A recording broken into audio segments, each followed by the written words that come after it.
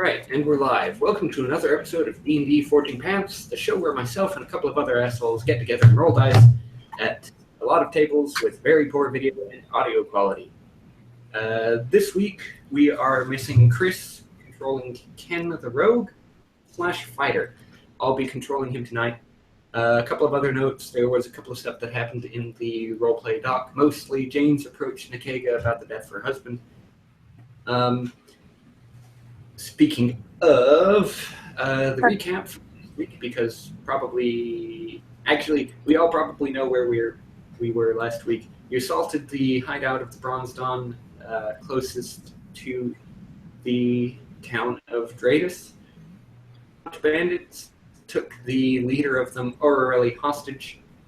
Had another run-in with that Rakshasa that you've been affectionately referring to as Brody.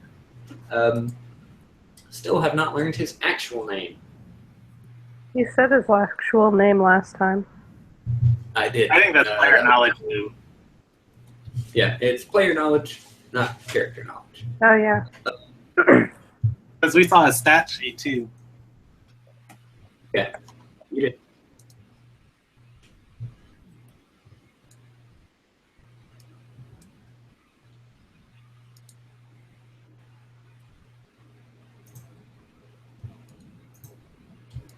Okay.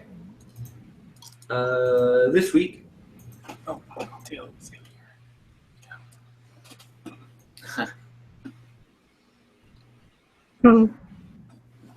Okay, so the journey back to Dratus takes the same 7 days that you guys took to get there. So go ahead and subtract the rest of your trail rations. Oh, I was supposed to remind you about the reward special thing to whatever. Okay, I'm just reminding you because you told me to. Yes, that's fine. Let's see. I reminded you on the group chat. Remind me, and then you messaged me immediately. Okay, don't forget about it. Thank you, Taylor. Mm-hmm. He's such the group chat deserves. Just looking out for you. Thank you. Okay, so starting off, the journey back to Dratus is by and large uneventful. It's a bit overcast on a couple of the days past, immediately following the events at the hideout, which seems to reflect the somber mood that has overtaken the traveling party.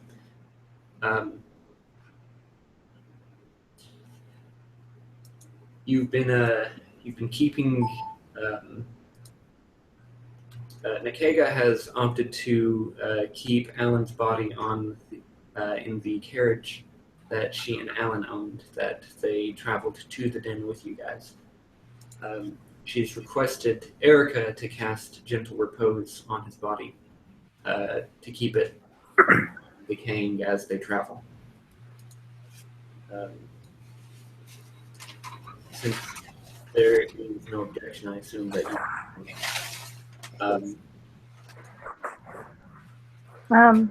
you cut out on my end, so I didn't hear any of it until like the last part. Yeah, the internet. Oh yeah, that's the other thing. Dawn and Leah have been having internet issues for the past week. It tends to cut out, in and out for a couple of minutes at a time.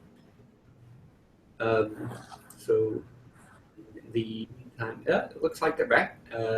Leah dropped from the call entirely. Can you hear me, Dawn? Yeah. Okay.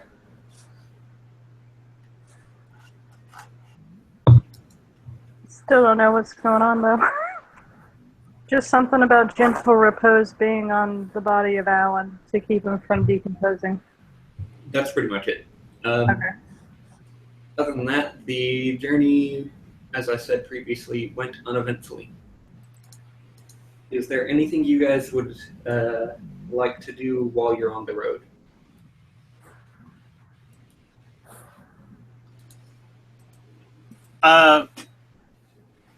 Makana travels in Nikega's carriage. If you said one person needed to travel with her to keep her calm, or to drive their carriage. No. Oh, okay. Never mind then. Yeah. James has approached Nikega a couple of times, and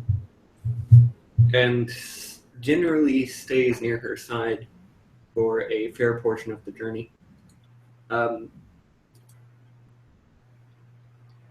During this time, you notice that Nikega is quite unlike the way that she was on the journey to the caves. Rather than being rather cheerful, just generally down in the dumps for good reason, obviously. She doesn't approach anybody. And the more perceptive among you note that she barely eats either.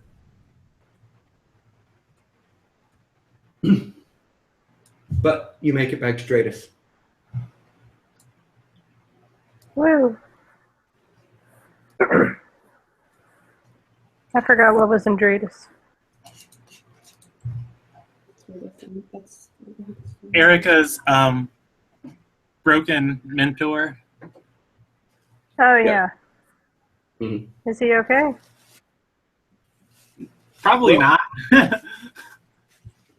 Well, you The make only it. guy who could probably help him is now dead. Yeah, his brother, Sean. Once you make it back to Dratus, Nikega tells you, "I have a couple of things to attend to, but I will meet with you this evening at the inn that you are staying at. There's something that I would like to give you."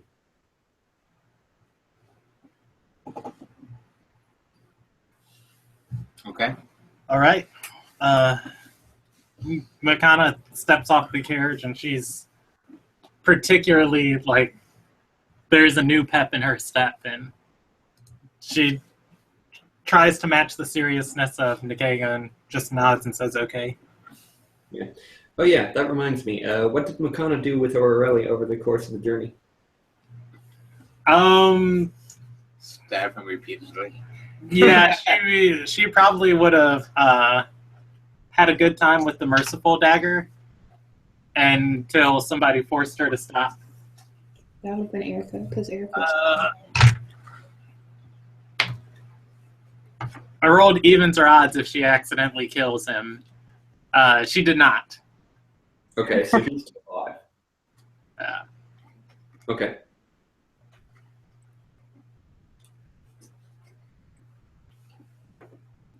Yeah. Makana's going to look to the rest of the group and say, we don't have to turn him over to the authorities.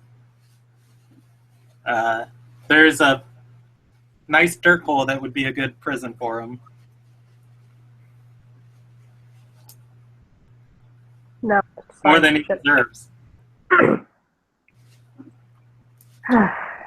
Let's turn him over and see what else he knows. Aureli says, "Actually, I kind of like that hole in the dirt idea." Oh, he's not gagged? I assumed we'd gag him. Oh, you gagged him? Okay. He mumbles against the gag. I say we put him where he needs to be. I say we turn him in. Okay. You go and turn him into the authorities. The authorities,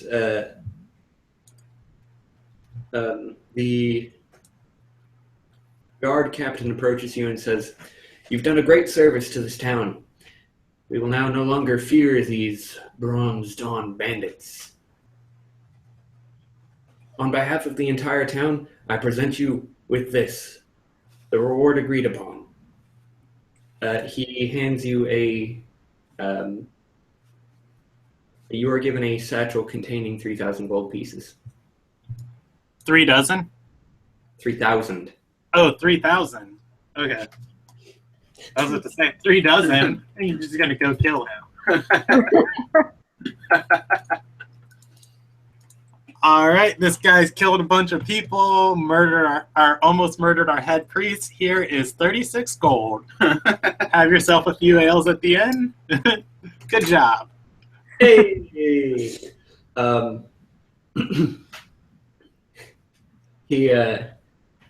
He says, your names will go down in the history books as heroes of the town. Right.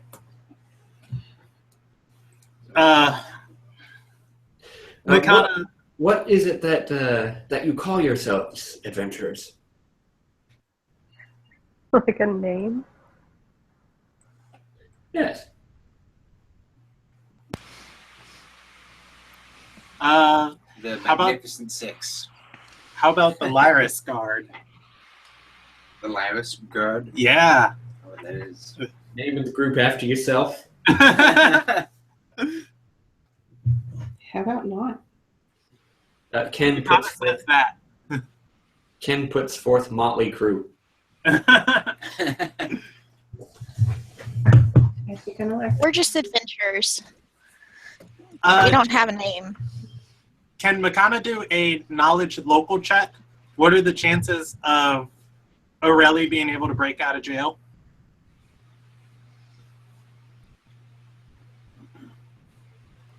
Go ahead. Okay.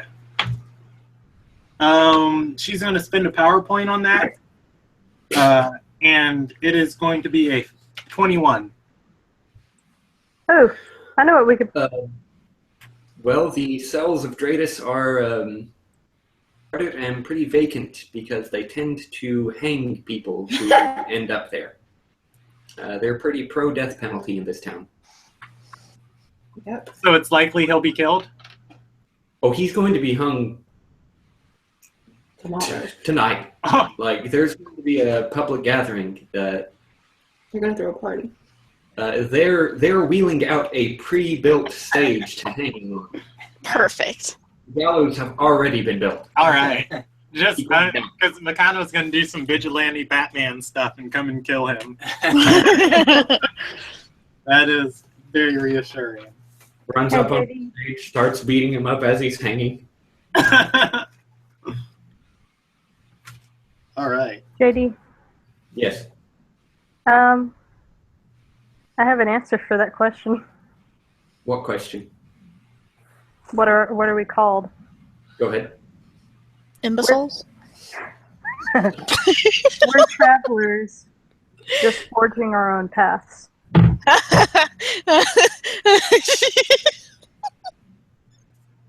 The path forward.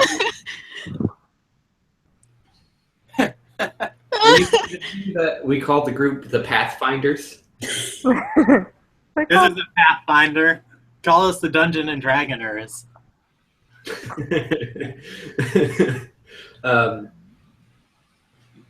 The guard nods and says, henceforth, you shall be known as the Travelers.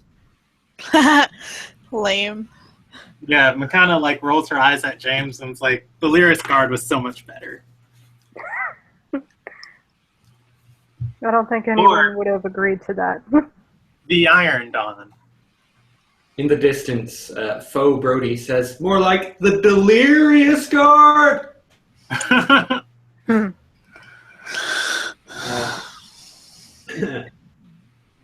Jokes aside, Aurelie dies tonight. There is no mistaking about that. He's bound by several chains and gagged. Cool. That's why he wanted to be left in the ditch. Yeah. Justice is both thorough and swift in Dratus. All right. Neat. Get behind that. Neat.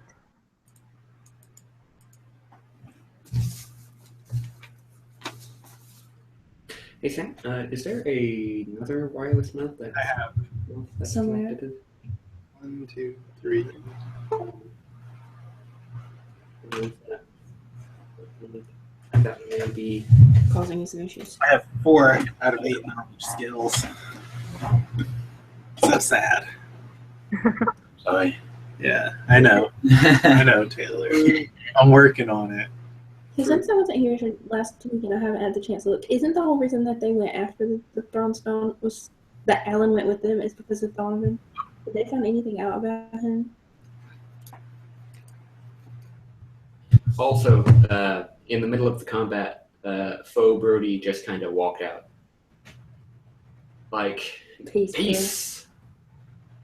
And considering that he had just taken down the raging barbarian with 150 hit points, nobody thought, hey, maybe let's stop that guy. No, nobody thought let's stop that guy. Everybody said, yeah, we probably can't stop that guy. Well, let's just leave that guy alone. Fair. You blasted a hole in the wall before you left. You did. That said, everybody gets 500 experience points for turning in the quest. Hey, Chris is level 7. I would level up Ken, but I have no idea whether He wants to level up Fighter. Chris wants to level up Fighter or Rogue. And if Rogue, how many, which skill points he wants, that sort of thing. 1,050. Or how he would distribute them. Any of that. 22,000 Words. Yeah. Stuff. Things. I'm 10 points away from level 7. Wow.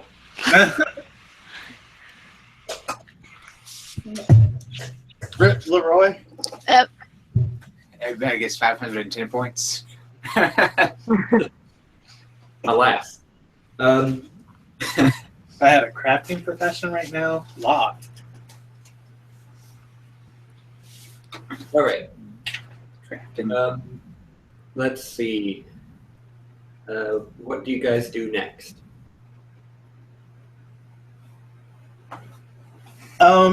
Makana's gonna try and go visit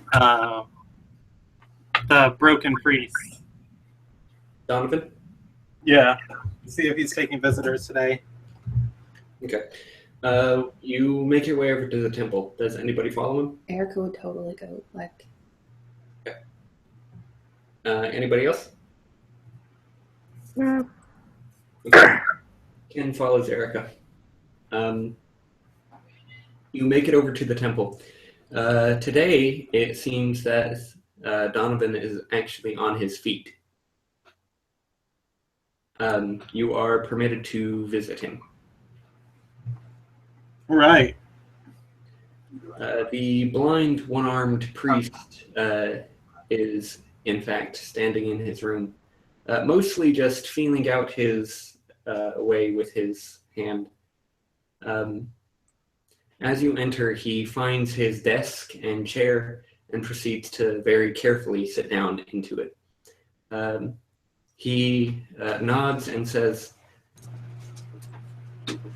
I am told that that this is my apprentice and a pair of adventurers that visit. Is this true?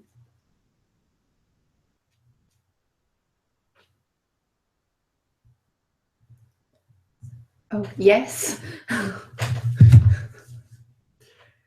He reaches out and says, Pelor's light upon you, although I question whether I am allowed to give that blessing anymore.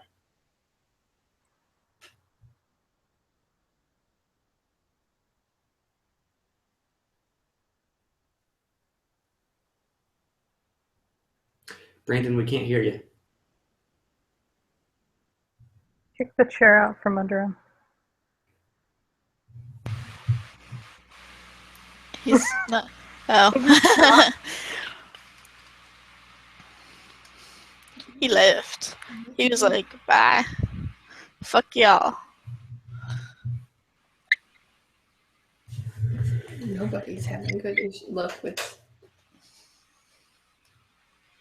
It's all technical difficulties all the time. Welcome Yeah. to technical difficulties, the show. Mhm.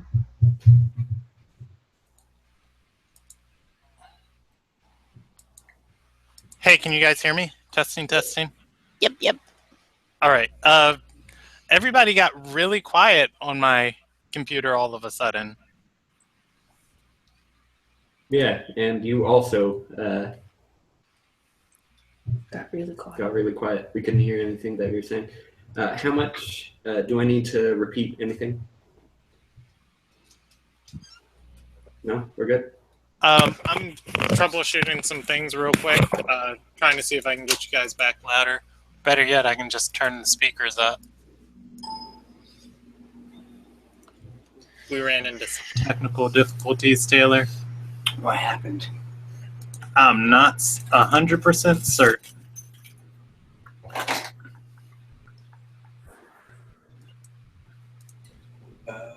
Where's your charger? You guys want to try saying something? Sure. Words. Thanks. All right. We can hear you.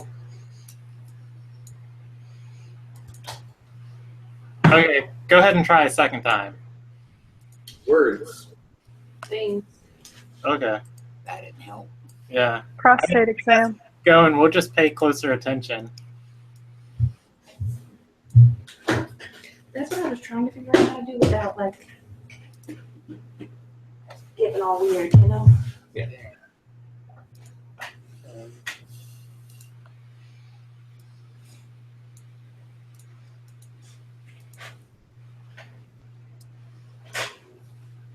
Okay. Proceeding. You are in front of Donovan. He has acknowledged your presence. Well, Wakana's the one that she had come here. What did she want? Yeah. What, in fact, did Makana want? Brandon. Yo, I was just turning up the sound real quick. All right. Ha! I think that's it. You want to say something? Oh, hey, you're loud again. Nice. All right, and we're on that microphone now. This Like, one? yes. Okay. All right. What happened? You are in Donovan's office. He has acknowledged your presence. Right. Yeah, Makana's does he know that his brother is dead? Or rather, I guess she'll introduce herself and she'll step forward and say,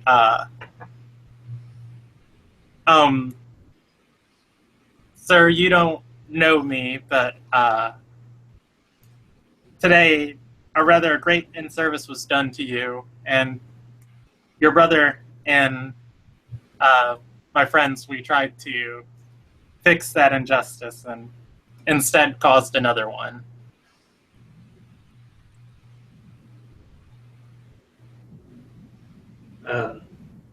Donovan nods and says, well,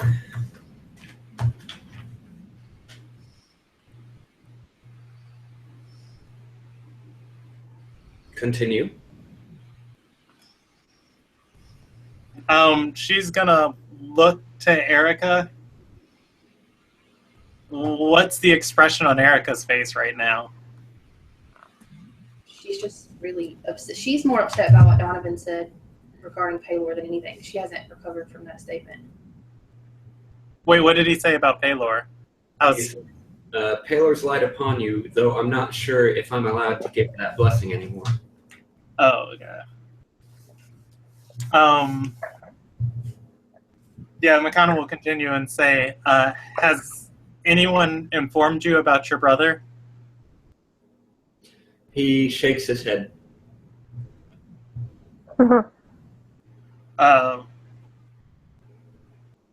He sought out the bandits that attacked you with us, and unfortunately, he lost his life in the attack on them. However, the men who caused you harm and that did that to your brother are brought to justice. Donovan nods, placing his hand on his head.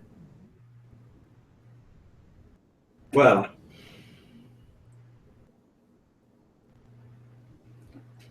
that is unfortunate. He was not a terrible person, but I can't say he and I were very close. We did not agree on a number of things. I devoted my service to Pelor and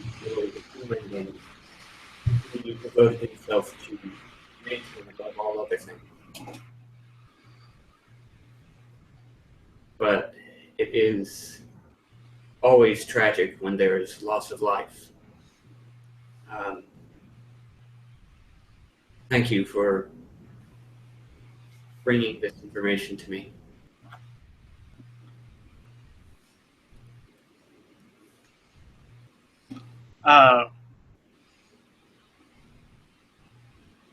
Makana's gonna just kind of speak out of turn and say, he fought valiantly and seeking vengeance for you and in the name of his God, as I'm sure you fought days ago against the bandits in the same manner.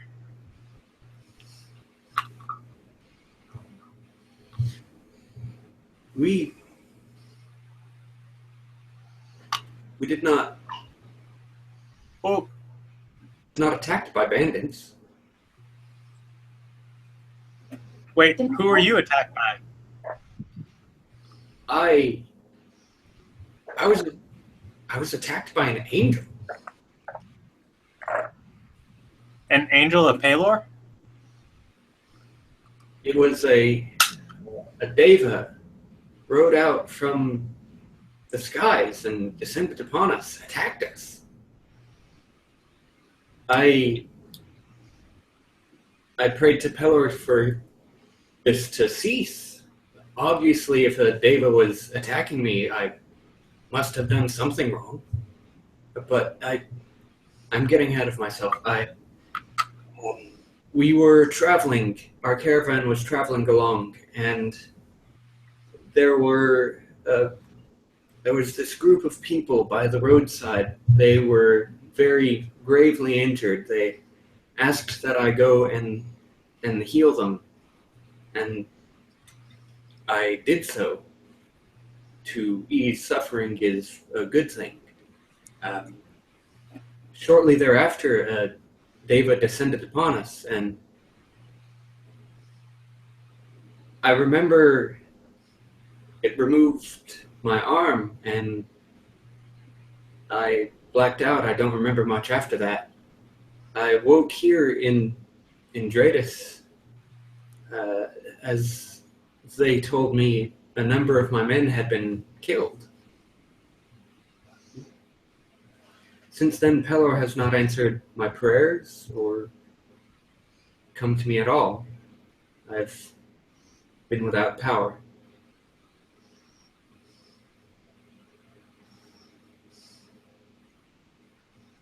You're muted, Brandon.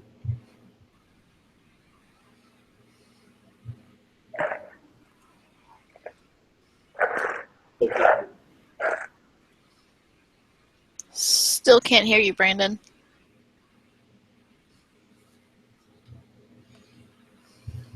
Gesturing intensifies. I have an inclination as to what's going on. There we are. We can hear you now. Oh, you can? Okay, legit? We can hardly hear you then. Yeah, I have an inclination as to what's going on. We just gotta disable that, do that, and then volume mixer, turn that back up. All right. You can hear us though? Yeah. So, say again. Makana said, you are aware they found a shield belonging to the bandits we killed.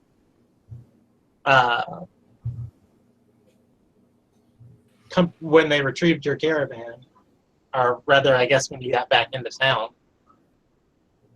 He shakes his head. I was not informed of that. Donovan, can you describe this creature? A deva is a sizable angel.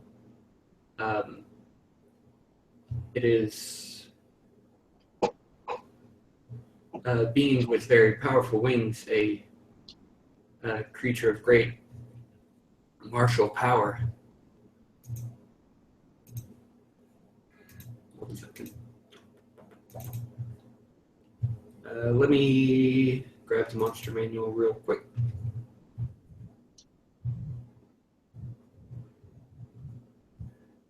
It's on the desktop. Yeah, I've got it. Let's see. Should be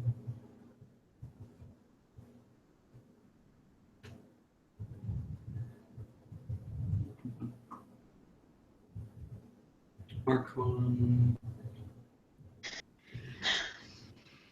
Angel. There we go.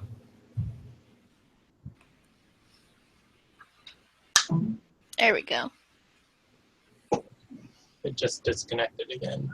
It is an angel that appears like a red-skinned human, but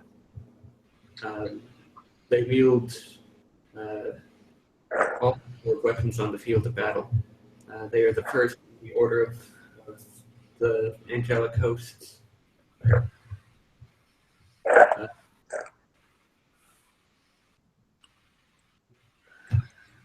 Are they archons?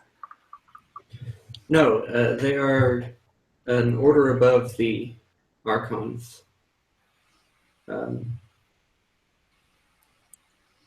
Much more powerful.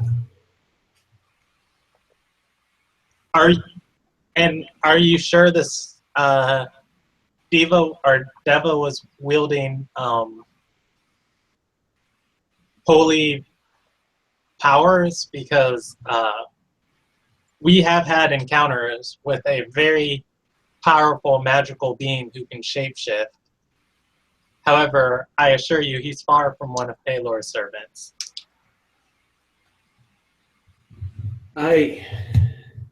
And that being was working with the Bronze Dawn. I felt its aura of good as it approached. It commanded holy powers just the same as I used to be able to. What about the creatures he healed? They ran when they saw it approaching. The Deva cut down a good number of my men before it reached me.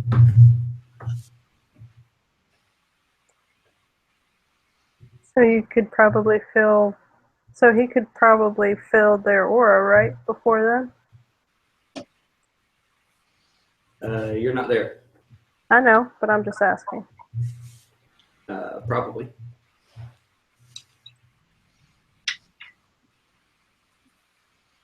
Nobody's going to ask that. Well, you're not there, so... Nobody thinks to ask it. Yeah. Oh.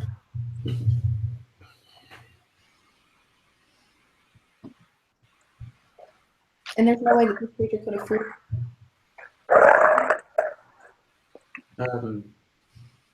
Donovan hangs his head and says, I do not know. There are a great number of things that I'm not sure of. If it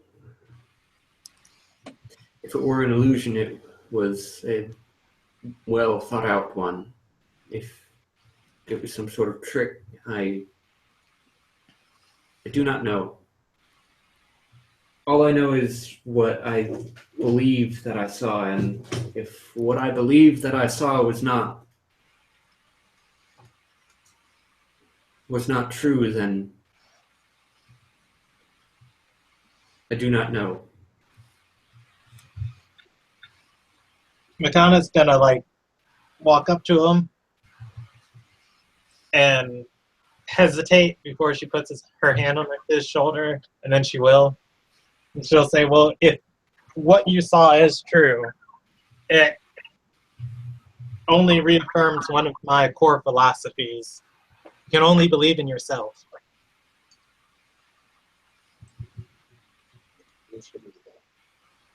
The truth.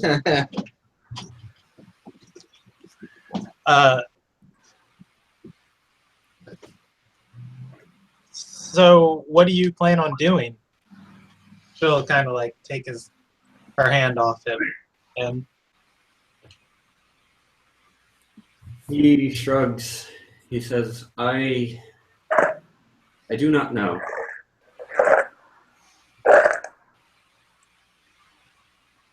I do not know if there is anything that I can do.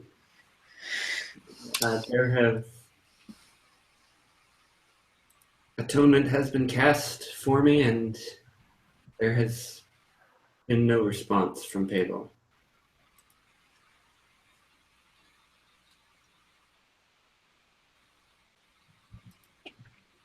And as soon as I am able and have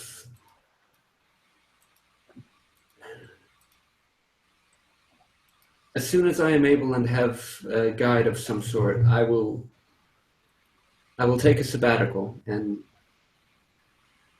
see if there's something that I am to learn. See if there is something that is making me unworthy. McConnell is going to ask, do you still wish to do your good works and everything? More than anything.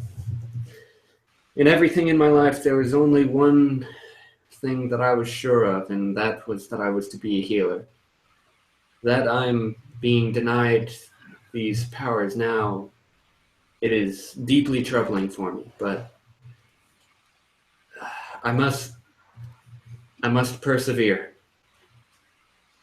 McConnell's going to lean in and say, like quietly, there is another way for you to still channel those powers. If you'd like, I can teach you. He shakes his head and says, I know my path. It is unclear right now, but I will walk it.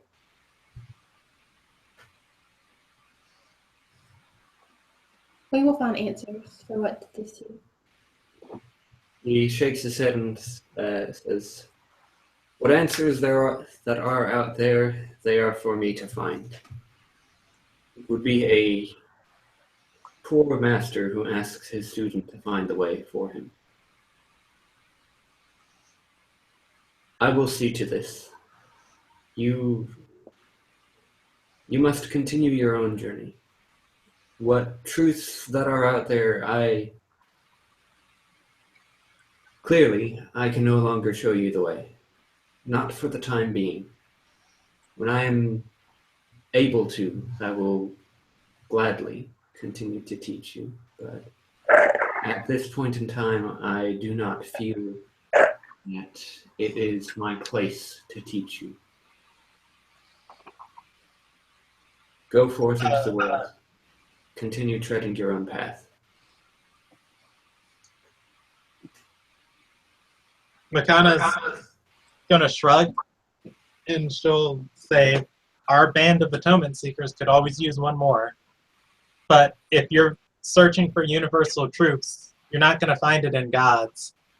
You're gonna find it in here. She's gonna point to herself. You can't see her, he's blind. Yeah. Yeah.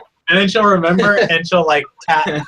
She'll tap his chest, like where his heart is. He chuckles and says, then you misunderstand, for I have given my heart to the heavens long ago. I already found truth. That with me now is proof that I must keep looking. He is now an undead. He has no heart. That's why he has no powers. That's a terrible, terrible, terrible, worst possible thing you could possibly say to a servant of Pelor. Terrible. Well, it's a good thing he's not there. Well, you know, that's not James talking. That's just me. I know, that's what I'm saying. That's the worst thing that could possibly, like...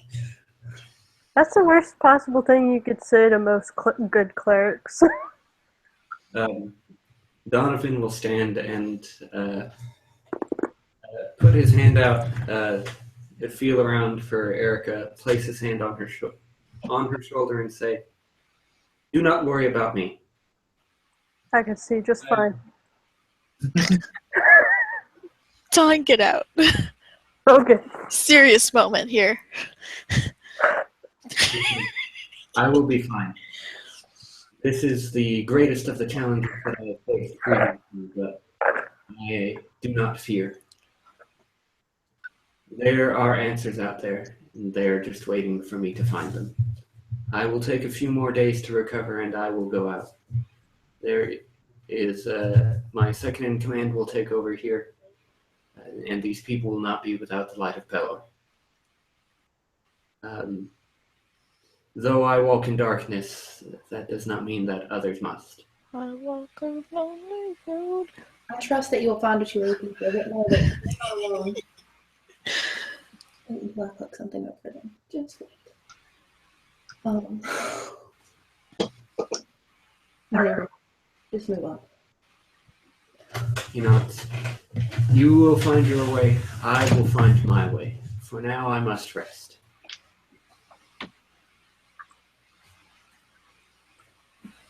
All right. With that, you leave his office. Yeah, McConnell will leave. Okay. Meanwhile, elsewhere, it is about. It is late afternoon now. Does anybody have anything that they want to do, or shall we skip directly to the evening? I wanted to go see the prisoner. Okay. You go and speak with Aura.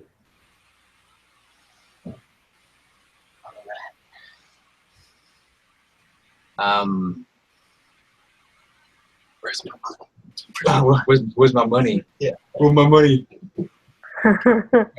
You confront Aura. He is in the cell in front of you. Okay. There's a prison guard nearby. So you're the head of the Bronze Dawn? He nods. Are there any others?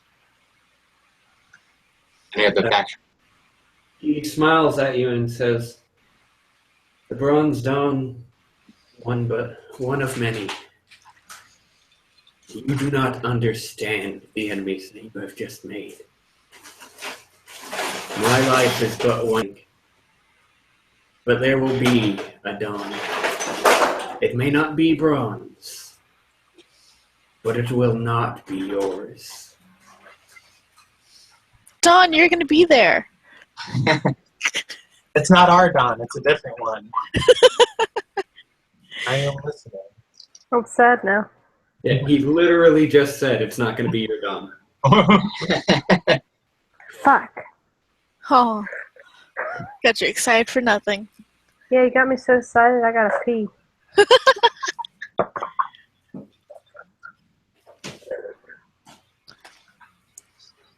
I'll be right back.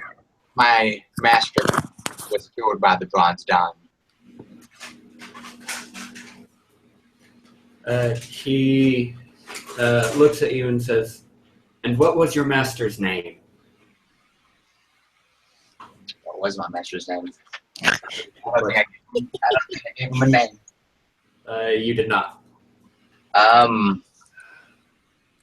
Master Dumbledore. Please don't do this. I'm pretty sure I don't need to elaborate on why we need him back. You want me to roll you a random one, Taylor? Yeah. All right, we're rolling random. How about bismuth? Bismuth. Yeah, because we just totally need a crystal gem in here. Yeah, I was about to say. That's the crystal gem. I regret everything. All right. We got. Oh, Marielle? Oh, hold on. Let's go with male, I'm assuming. Yeah. Yeto? Did Cass? you just assume his gender? Hold on, we'll go at 7. There you go. Alatar. That's a good name of a wizard, dude. Alatar. Master Yeah. Avatar. What were you going to say? O'Reilly shakes his head and says, "Doesn't ring a bell. Must not have been that important." Damn! Have you always been in charge of the Bronze Dawn? No, but I was hands down the best leader that they had.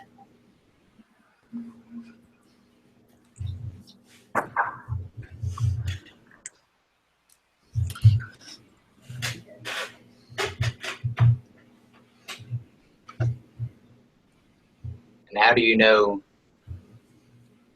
Makana? Don't get the ass backstory. Oh, wait, did she not tell you? Ooh. So Oh. we're going to have a fun conversation after this. In fact, she was supposed to be the next leader of the Bronze Dawn. That's how highly my predecessor thought of her. Unfortunately, I live by a different set of rules than most of the common people. She was part of the Bronze Dawn. Yes. And was almost the leader.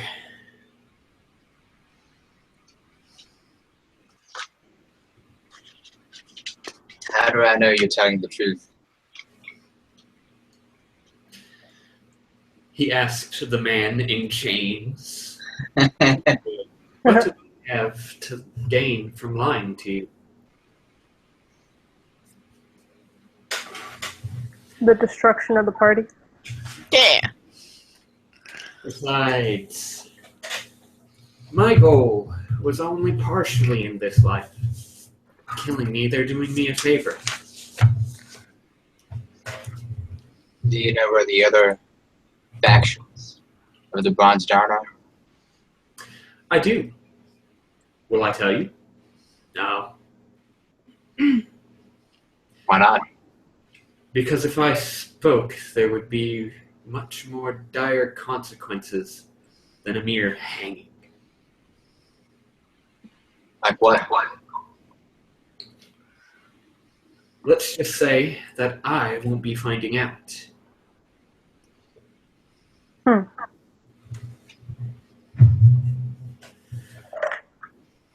I will tell you this, though. You tamper with forces far greater than your own mortal comprehension. If you released me, I'm sure we could arrange something. But I get the feeling that you're a little bit too bitter to do anything such as that.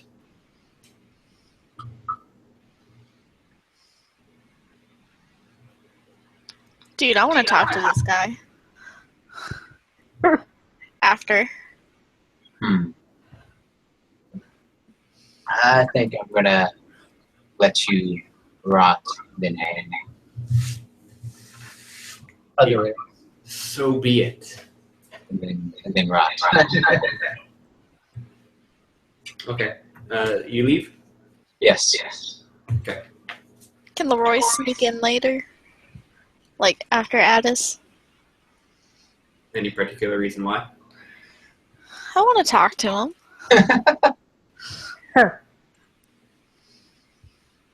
Okay. Everybody had a little kissing experience with Zuko. Okay. You approach his cell.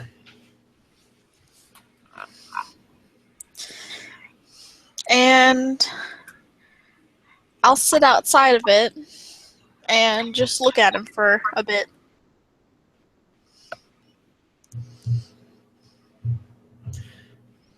Come to confess that I've killed your master, and now you seek revenge because that's the only thing keeping you going in life?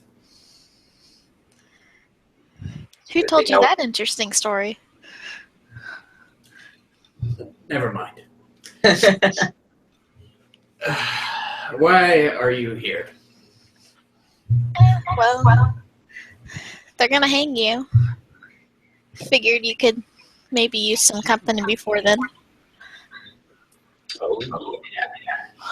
Not that kind of company, JD. Oh boy. It's loud.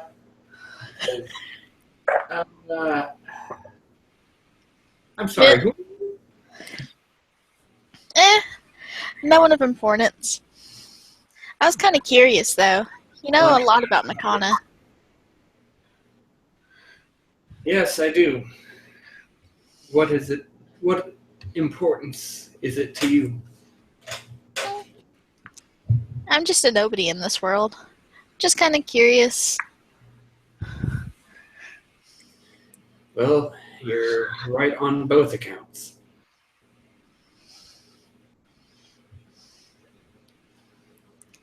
He'll shrug and he'll just... God damn, the fucking echo. I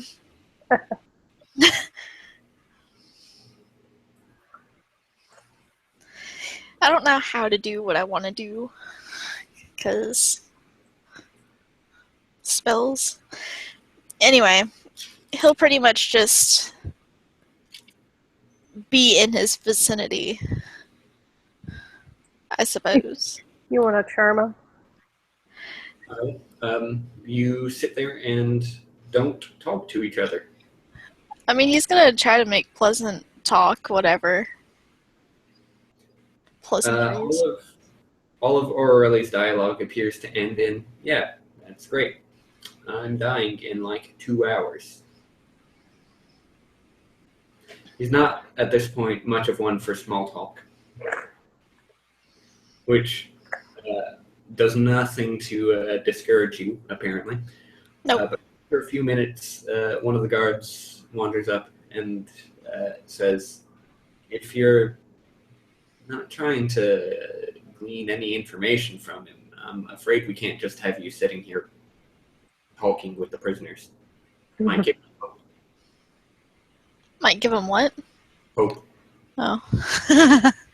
You have that. Hopeful people try stuff.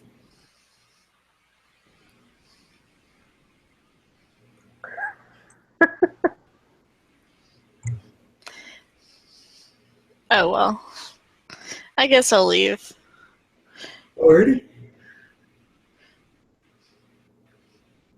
It's hard to execute plans. Especially with people who are about to be executed. Yeah. All right. 10 out of 10, turn a phrase. Wordplay. All right. Anything else?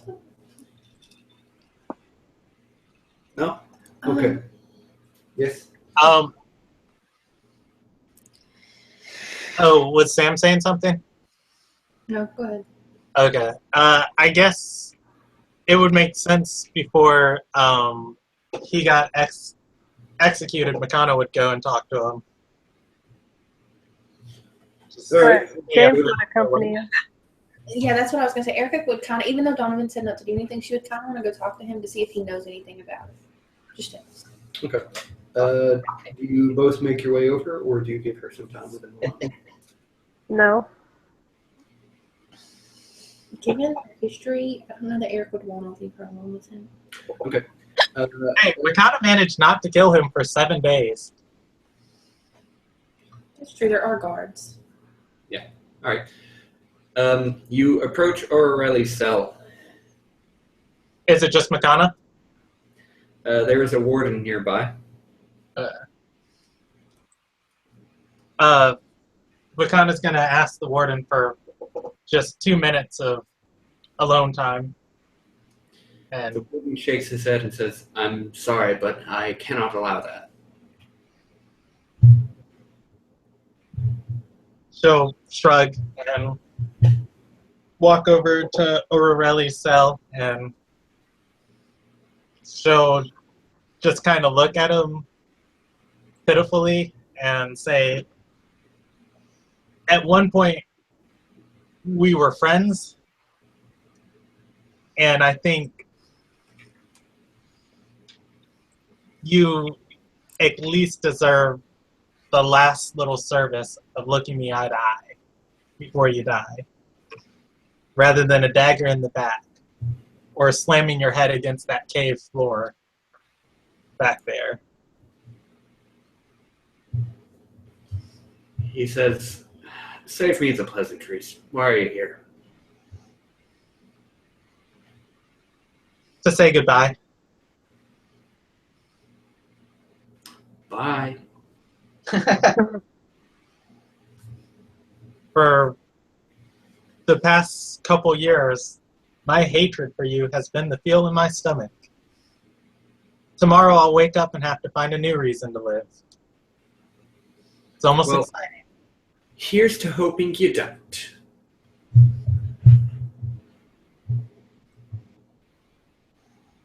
She's gonna kind of grind her teeth and like feel the dagger at her side and say, I wish I just would have killed you on the carriage.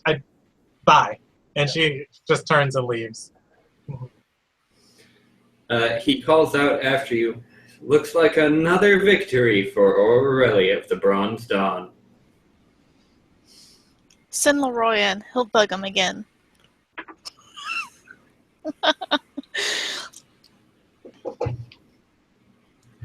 All right, Erica. Okay, now it's my turn.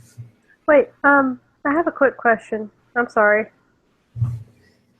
Was it ever explained where what's his face was met by that angel guy, or? No, it didn't get mentioned. Didn't Alan, the very first time we meet him, say where they found his carriage? Yeah, it was a while out. A good mile and a half from Dratus. They were almost back home. But wouldn't that be basically where they? So didn't that answer Dawn's question? Yeah, more or less. Okay, thanks. All right, Erica, you are at Aureli's cell. Oh. Well, that's just porn.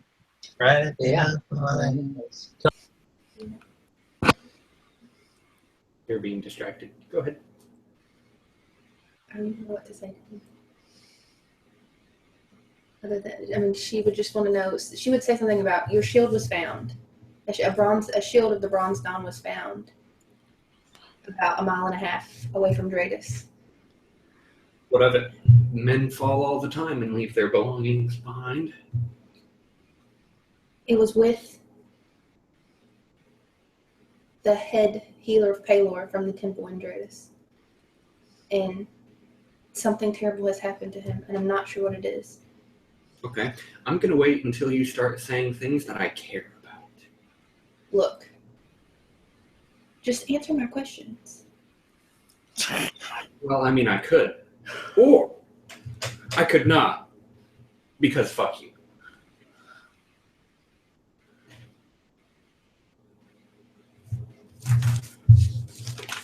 Let me explain it to you this way. You have no leverage. You understand the concept of leverage?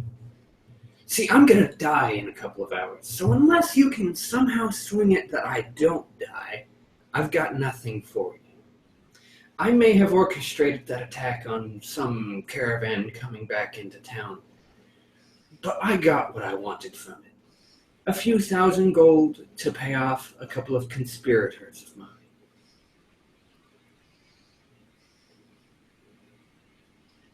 Erica's just gonna shake her head and walk out of the room. Okay. All right. Anybody else want to talk to Aureli? No. Okay. Good, because that was like 4 people out of the 6-person party. I actually just wanted to explore the town. Okay. I would be rolling gather information checks, but I don't have any ranks in it. Okay. Can I do that? I have gather information skill points. You want to come with me? Yeah. What are you trying to gather information on? Well, How about Bredrick Gibson and the other girl, Lena? How do you know Gibson Bredrick? Because it was mentioned from Armos. yeah. Yeah. Okay, yeah. All right, roll it. Holy shit! I was so happy. 23. Holy Okay. shit. You find out that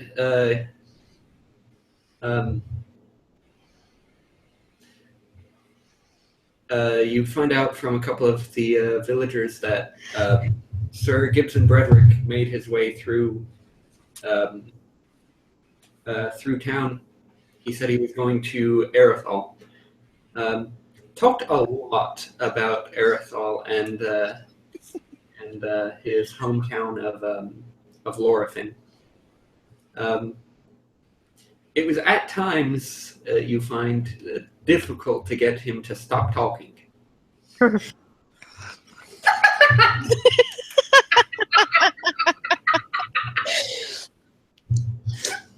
Sorry. What about Lena? Whatever her name is. Lena Vadst. Nobody in this town has heard of Lena Vadst. Okay. He'll ask if Gibson was accompanied by anyone. Nope. No? It's his horse, which he seemed to talk about a lot as well. Everybody knows that horse's name. He called it the pain train. Oh, God. Oh, man. That's He great. went on and on about how his horse was outfitted with cold iron horseshoes. That was how he knew it wasn't a fey trickster. And also, it really hurt to get hit in the head with those.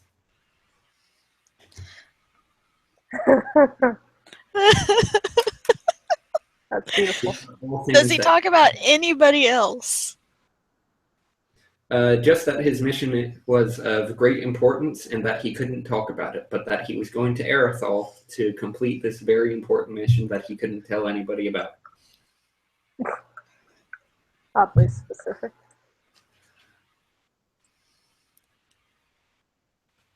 Okay.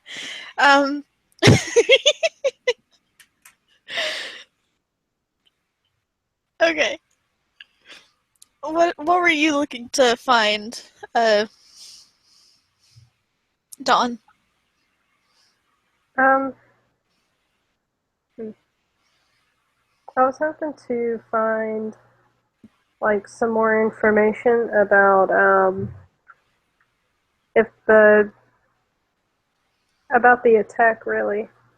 I know no one would have any more information than probably the guard he was with, but he said that everybody was dead, right? No. He mentioned that a lot of the people he was with died.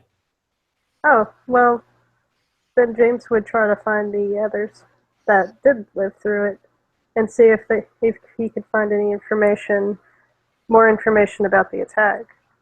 Okay. Leroy, you want to go ahead and roll another gather information check? Yeah. Okay. Let's see. Where's my sheet? That scares 18. me. Okay. You manage to track down the guards, but they apparently don't want to be talked to.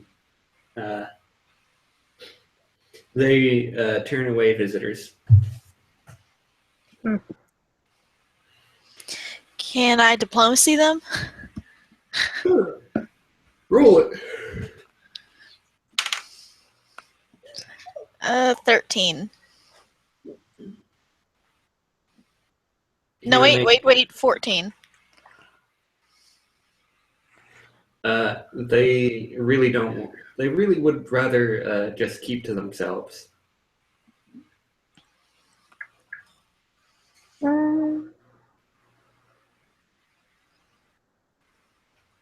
Hang on, I'm seeing if I have anything. I think we should leave them alone. Best not to pry. Yeah. Yeah, they seem shaken about it. Let's leave them. Okay. Let's see. If that satisfies everybody's in-town actions, we're going to go ahead and jump to the evening. I was not satisfied. Okay. What else would you like to do? No, I'm just saying I'm not satisfied with the information I got, Okay. which was 0. All right. Well, we'll jump ahead to the evening then. You're given free meals for the day and a free stay at the inn since you brought down the bandits that attacked Donovan's caravan.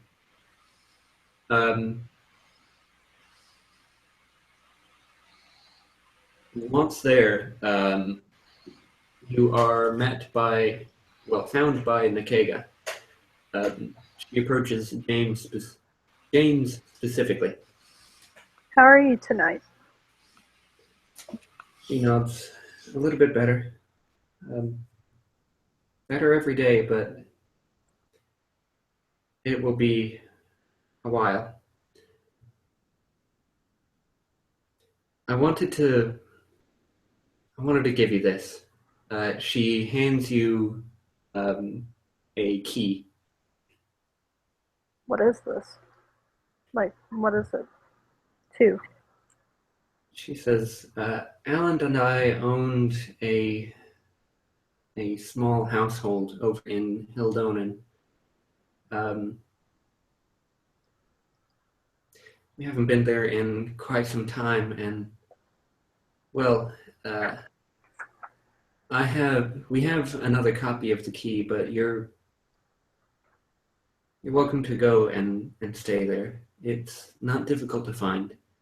It's within walking distance of the town hall in Hildonen. It's large enough to keep yourself, your horses, what have you. I just wanted to thank you for keeping me company on the road.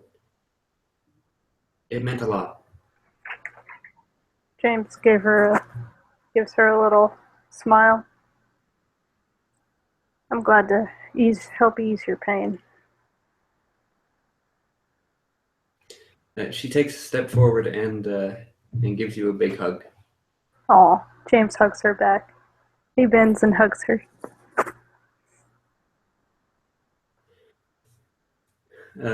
She takes a deep breath and lets out a sigh and says, I'm going to travel around, find somebody that can raise my husband.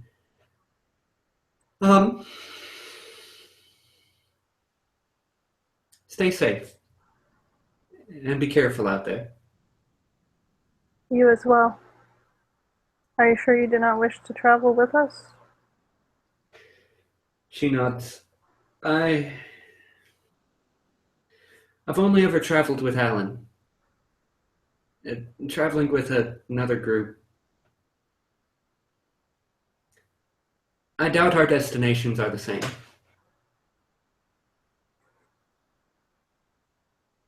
Well, we do make quite a few stops along the way. True, but I'm going to head north. I'm going to try Fort Breck first, and then I don't know. I'll see where the road takes me.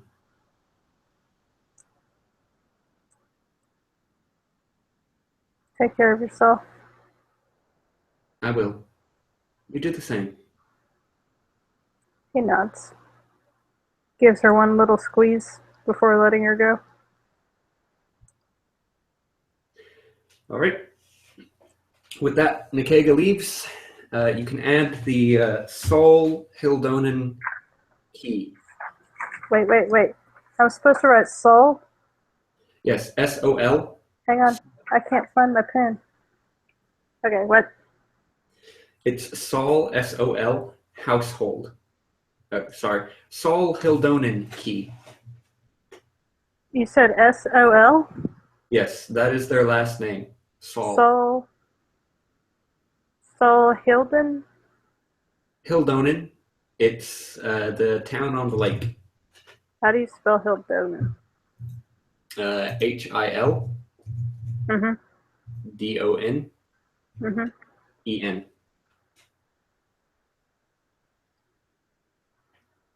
Oh. So Hildoden key? Yep. Hildonen. Okay. Hildoden. Alrighty. You guys stay the night at the inn. And what is your next course of action? Are we gonna watch him hang? Sex. Oh yeah, I guess you can, Makana goes to the hanging. yeah. He gets hung. Fantastic. There's no flashy lights. They announce this is this dude's name, and we're gonna hang him. I bet he has a clone. And then he gets hung, and he dies. He'll be back. He has a clone, I bet you. I bet you somebody brings him back. Yeah. After he's hung for good measure, they chop off his head and stick a stake in his heart. Make sure he's not a vampire. Well, see, the thing about the stake through the heart is the stake through the heart works on a lot of creatures, not just vampires. Yeah, but that's a for sure way. They have one of the priests of the temple. Wouldn't say sanctify, but they purify the ground around it, just to make sure that he doesn't like rise as a zombie or anything. Oh yeah, that's just what we need. Yeah, a zombie breakout. And he is buried. Can't be as bad as the vampire apocalypse. Are you sure you can't burn him? Are you sure he burns well? Oh, they have a mass grave outside the town limits. Whenever there's a criminal executed, they just dig up a plot and throw them in. Obviously, it's 6 feet deep because, respect for the dead and whatnot. That's not how it goes, but okay. Anyway, what did you say, Leah? I said sex. Okay. How did I know? Lol. I know you said not to, but I'm still thinking. Roll a check. What check? Charisma or appearance, whichever you like. A what? Charisma or appearance. Definitely charisma. 23. Okay.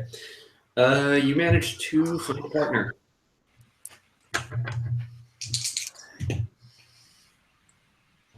It's not anybody in the party, is it?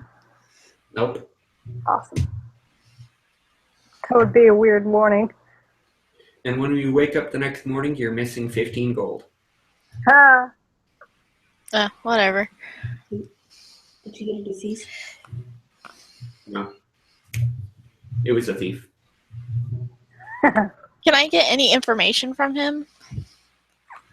Like, can I roll a gather information check for any kind of information he has? While you're doing it? Yeah, pillow talk. Well, you can talk during. Well, it's not going to do during dawn. I was going to say, maybe it's just me, but I don't tend to talk about, like, politics and the going-ons. I'm in the zone. I thought everybody did that. Yeah. I can see. So, what's a leper? Wait, what?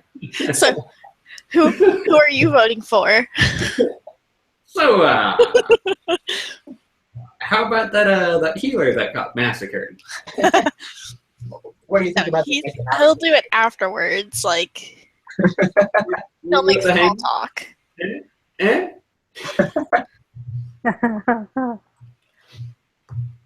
You gain no useful information from this person. Why do you think the sky is blue? Okay. Why do walruses make that orf, orf, orf, orf noise? They don't, seals do. Just saying. Okay. Walruses. You guys do have a thingy that Leroy agreed to do for Armos over in Erathol. You want to make your way over there, or Yes. do you want to just fuck off to another part of the continent? No, let's do that. Do what? Okay. Let's see. We're going to Aerosol? Yeah. Where's that? Damn it, Don. Damn it, me. Damn it, you. Why? Let's see. Half, 1, 2, 3, 4, 5, 6. Hang on.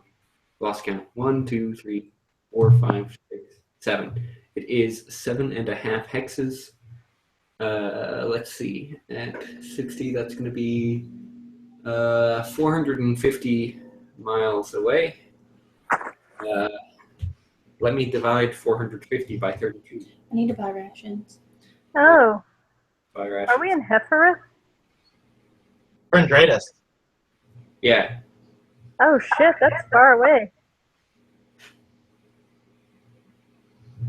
That'll be a 14-day travel, which means that as you travel, you will pass through the 3 nights of the full moon. Oh shit. Can I kill him? No, you need to be a cleric of 12 level. No, we don't. I remember it removed curse during a full moon. You only have to be able to remove curse. We talked about this because that's what you thought, and then you're like, well, I'm not going to go back and change it now because you're the one that told us that the week before. Allan Sol told us. 1 second. I'm confused. Loading. Yeah, me too. Yeah, I keep forgetting this, so let me look it up real quick. Because I was like so angry. Yeah, I kind of got mad too. Like the level of anger is unreal. Why were we mad? Because we found out we could have cured Hannah and we could have cured Leroy. And everybody else in that town.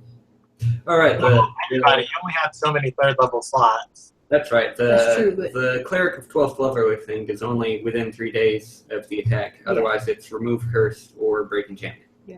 Okay. And there's also still a will save involved. I mean, I'm aware, but Okay. So, Well, I got remove curse now. Yeah. all right. When you go to the market to purchase trail rations for the journey, one of the merchants, as you're about to, hand out your gold, he puts up a hand and says, "No, you have removed the scourge of bandits from the path for me. I can now travel safely to Hildonen. For that is payment enough. Wait, where's Heldona? Where's are my thanks to you?" The party receives each 14 trail rations free of charge. Not even added to your sheet because you're going to eat them on the way over to Erathol. that's true. But I forgot to erase the ones earlier. Okay. All right. Okay, so if you want to go ahead and do the, you do know remove curse, right? It's on your list? Yes. Okay. All right. In that case, you've got 3 attempts. 1 each day. Yep. Alice? Okay. Yeah. All right, Leah. Roll a will save DC 20. Oh, he can. Leroy can take care. I rolled a 3. Wait, it's a will save. It I is a, rolled a 3. it's a DC 20 will save. All you need to do is get I think for you a 9. I would need a 13. Oh, you have 7 in will? Yeah. Okay. I have a higher will than you. Not everybody is a wisdom-based caster, Brandon. Yeah, I thought she had 11 in will saves. No, but I No, do. you're thinking of you. And me. Yeah, you're thinking of the 2 other wisdom-based casters in the group. Wait, do we have Al's wisdom? Can we cast that on her before the next one? I do. Yes, you could. Okay, can I do that? Okay, sure. This one you get a +2 on. Wait, what are we gonna do while Leroy's a puppy? +4. Leroy. We're Jenny, We're basically going to have you sit on him. is it not +4? I don't want to sit on him. 4 wisdom, but Plus 2 it's to a save. +2 to the save, yeah.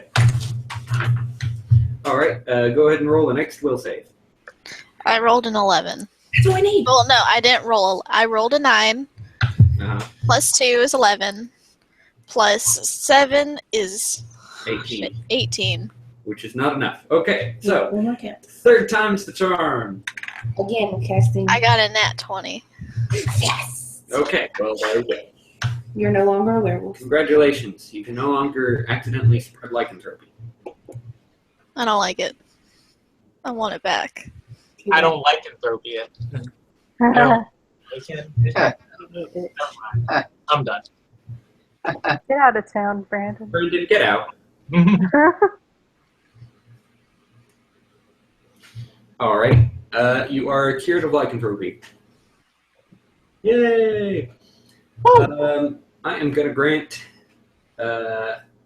Erica and Leroy both 100 experience points for getting rid of lycanthropy. Hey, look, she reaches level 7. Hey. Also, bonus experience points I'm going to go ahead and hand out right now because reasons. I'm going to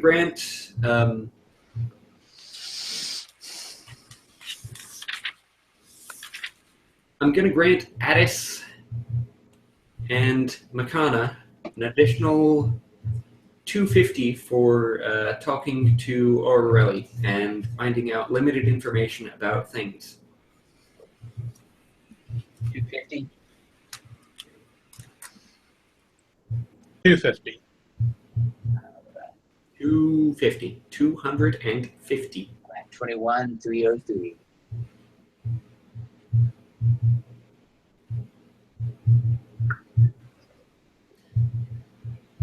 So,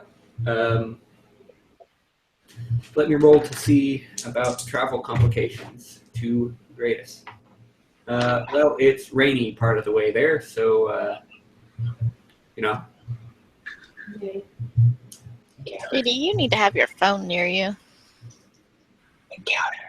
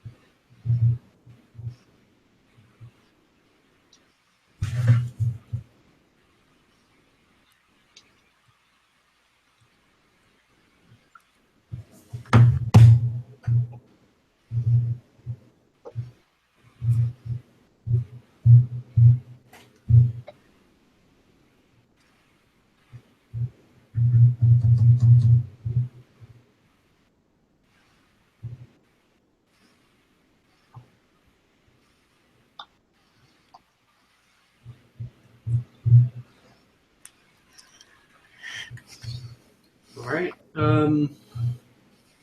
There's no encounter. You didn't pray hard enough, Taylor. Yeah, that sucks. Yeah, we're Can we have one anyway? What would that role be like if we were going out of our way to look for people? We're looking for trouble. Yeah, we're like America in we'll make it a 2001. double. 2001. We're post 9/11 America right now. We are planting weapons on people. Okay. Hey, it's raining. Freedom. But it's cold rain because it's winter. On your journey over, you do come upon an abandoned wagon. Neat. Is there anything in it? Yeah, the group finds 10 trail rations. Gross. The centaur doesn't eat. That's enough for 2 for everybody. Gross.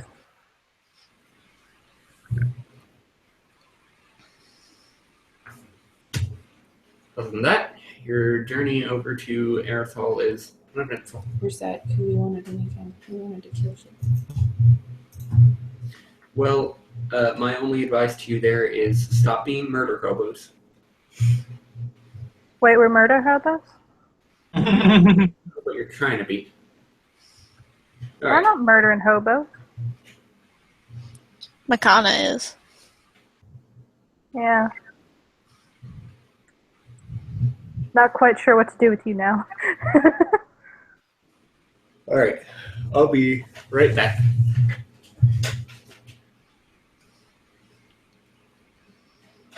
I'd say everybody is pretty much tied for kills. I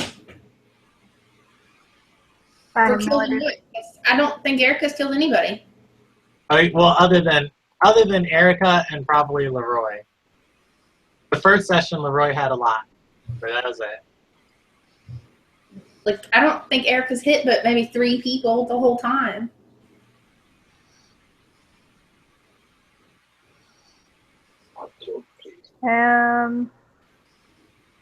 That's a good thing for a healer, right?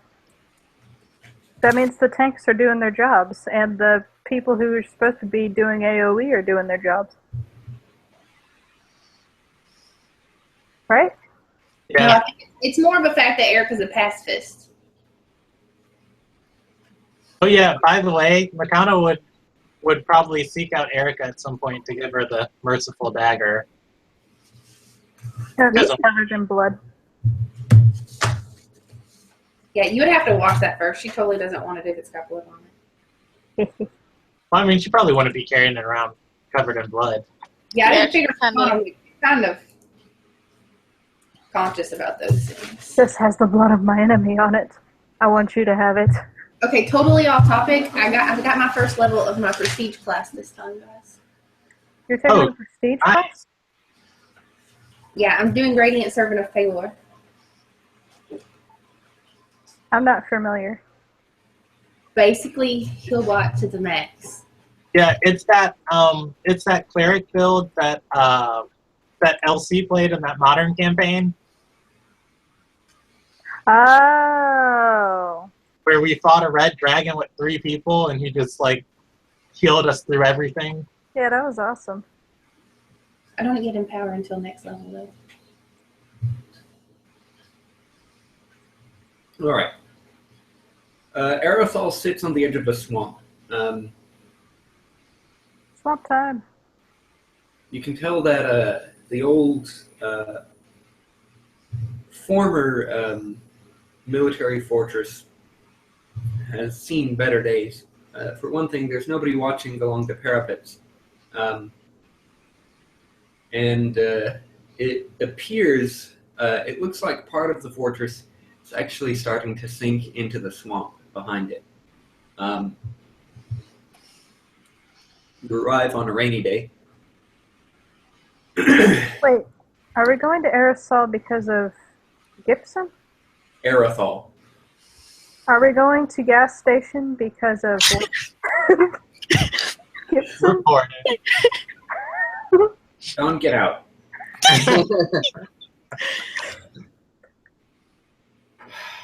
I'm sorry, I'm a little salty.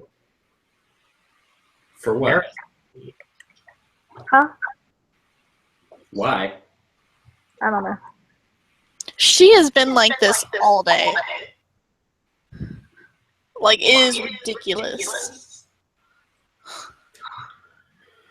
All right. I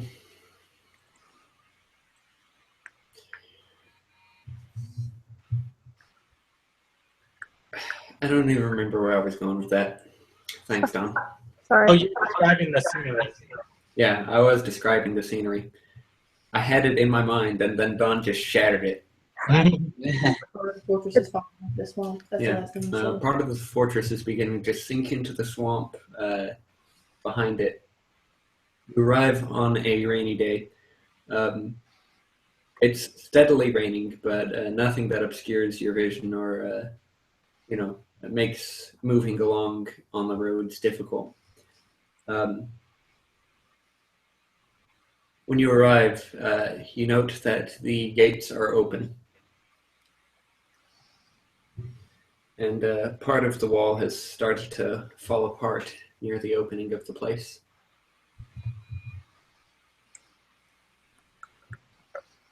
Are there any people here? Not at the gate. Huh.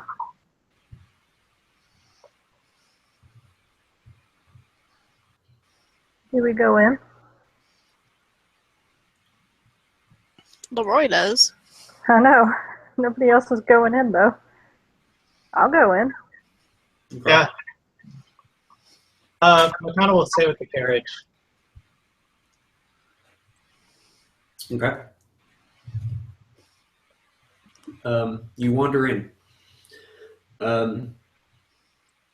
You go down a long hallway. There are staircases, stairwells on either side that presumably go up to the watchtower and parapets. At the end of the hallway, there's a large room. What was once probably the training grounds of the fortress now serves as some sort of impromptu marketplace. There are stalls on either sides holding with food vendors and whatnot. As you enter, you do notice that there is a man. There's a man and a woman standing in the center of this impromptu marketplace. The man is a gray-haired, well-statured sort of person.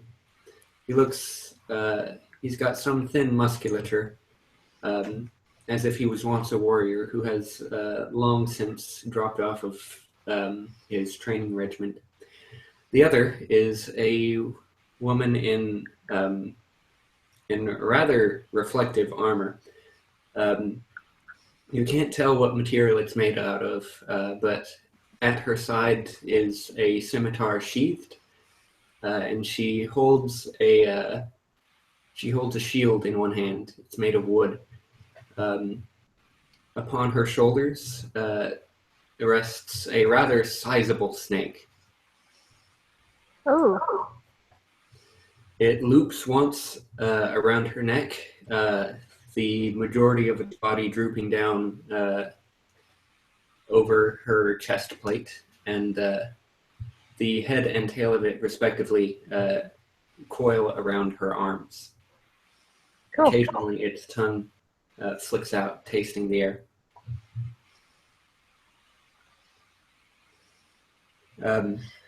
These two people are notable because they are surrounded by a few other talking to them, merchants it would seem, or possibly not. A couple of the people talking with them are vagabonds. Or what? Vagabonds, What's that? like a refugee. Okay. Leroy's gonna walk up to the crowd and he's gonna nudge the closest person that isn't the two main people and ask what's going on. The person looks at you and says, new around here, ain't ya? Well, that there's Landon Legate and Krista Kelray. They kind of run this operation. This operation being... Are you there? Yeah, I Yeah. went in with Leroy, remember?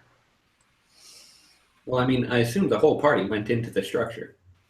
But are you like right there next to Leroy? Yeah, I assume so. Okay. He says, yeah, they basically just keep the peace. There's a place refugees and people who ain't got no home.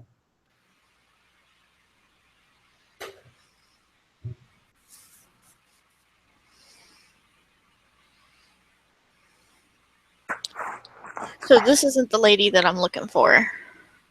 No. It would not appear to be. Okay.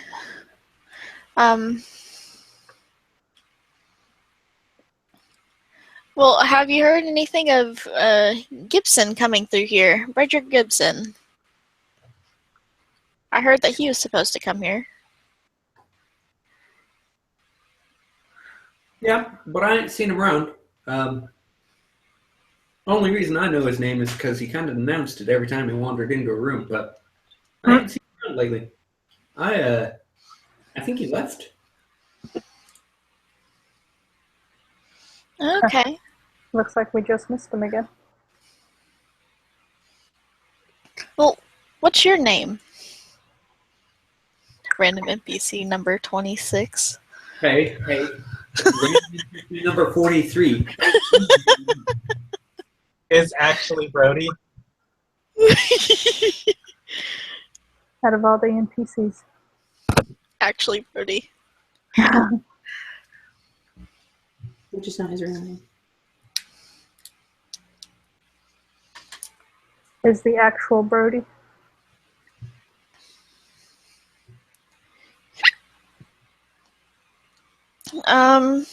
He says, you can call me Filbert. What? Silver? A name? What? Just so it stings more when JD kills him later. No. Sounds about right.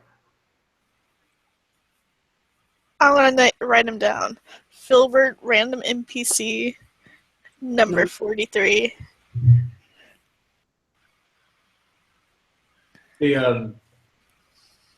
He runs his finger across his nose and says, yeah, I kind of know everything that goes around here. That's impressive. I mean, not to brag, but I was homeless for 3 months prior. Now I live here. I have no money, but look how well I'm doing. Got Well, me a new shirt. Well, you certainly look fantastic. Let me tell you. That's my only complaint as of this moment, is that my loincloth itches. That is a problem I Well, cannot I have solve. a cleric that could fix you up. He says, oh, no. It's much too private to show to anybody. Trust me. That's crap. Yeah, well, a little loss of privacy to cure an itch would probably be the best. You know what, tiny little man? I like you. What's your name? Well, my name's Leroy. Leroy? Well, what about you? Very big man? Horse? Man? Horse? Man horse? Man horse. Centaur. I No, am that's a called. man horse. I seen them. Wait, what? That's a man horse. Don't you know your basic mythological creatures? Man horse? Guy? Horseman. Leroy's gonna look to James and look back to Filbert and look back to James, and he's just gonna be like, No gopher? "You gotta know your Wart? mythological creatures, James." Gives you a look. Is Makana there? No, you stayed behind with the carrots. Water remember? person? I know them all. You seem rather knowledgeable. Well, I don't mean to brag, but I had the best education growing up on the streets. Oh, I know. That's always the best. Books don't teach you nothing, right? There's just words on paper. I don't trust them. I totally agree. How about we go and get a drink sometime?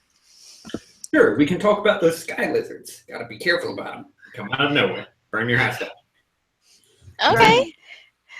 Incidentally, I always love a good story. Sky lizards. Dragons. Dragons. Sky lizard. Sky lizards. What are you talking about? Can everybody just ask him where he used to live? Because she is with them. Oh yeah, I used to live. Well, it was kind of. It was a little town called.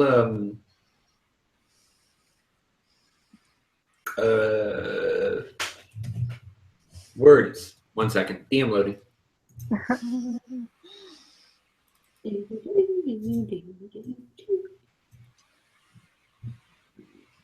It was a little town a little bit north of Antizadel. Maybe you've heard of it.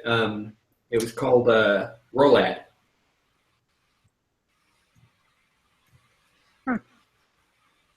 What lad? Rolad. Rolad? Rolad. What would I have to roll to know anything about that? It's not even on the map. Yeah. Is it not on that? Well, yeah, probably because it burned down. It down. Wait. I have a question. This is out of character. It is exactly the place that you think it is. Okay, James is just going to frown. Yeah, James knows the place.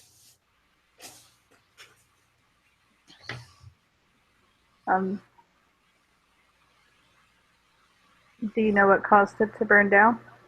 Sky lizards. Sky lizard. That's right. A dragon. Sky lizard sat on my house, then belched fire on it. Then it. Man, that sky lizard is not nice. And James just sort of stays quiet and walks away.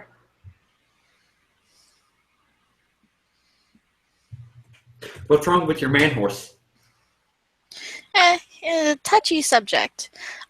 So tell me about. I understand completely. Sky lizards are very sensitive. I think it burned down my village because I was bad mouthing sky lizards the night before. My bad. Well, maybe we shouldn't talk about them because we don't want them coming here. No sky lizard could break into this place. I mean, look at it. It's Don't jinx it. Nah, trust me. They don't like stone. Is this guy? So tell me about Landon. Landon. Yeah. Oh, he's great. He's an old adventurer. Doesn't do it anymore. I think because his sword ran out of magic juice. Okay. What about his partner? Pretty sure that's how those work. Oh, they're not together. Co-worker? No, she Companion? started off like 4 or 5 months ago, and then just started also running things like Landon. Okay. So, what kind of things do you have here? Do you have any special attractions? Wonderful eating place? We got Inn? those merchants over there. We got those merchants over there, and then on the second floor, we've got where everybody sleeps in the same room. Okay, that sounds pretty lovely. Well, no, actually, I tell a lie. Landon sleeps in a really fancy room that he maintains with, I think he said MacGuffins, but I think I saw a red herring in there once. And also, that lady, Krista, yeah, she found a room that was full of rubble, right? But otherwise was fine, right? And then the next day, all the rubble was gone. Now, between you and me, I think she's a Rakshasa. It's this really rare, weird creature that kind of looks like a cat. Huh. But the thing is, its feet are backwards. So it has to walk backwards all the time. I'm not making this up. Leroy is gonna have the most interested fucking look on his face. It's really magical, which to me is the only explanation for how she moved all that shit out of the room. Now you know. Or she could be a sorcerer. Nah, those are fake. Those are fake. Those are fake. Well, what if I could prove you wrong? Well, then, if obviously you would be a wizard. Duh. Well, what do you have? What's the difference between a wizard and a sorcerer? Well, wizards are real and sorcerers are fake. Well, Take his word for it. He leans over to Erica and says, "I don't think this one is too smart." He says he doesn't like whisper it or anything. He just kind of strains his voice like that. You totally heard him say that.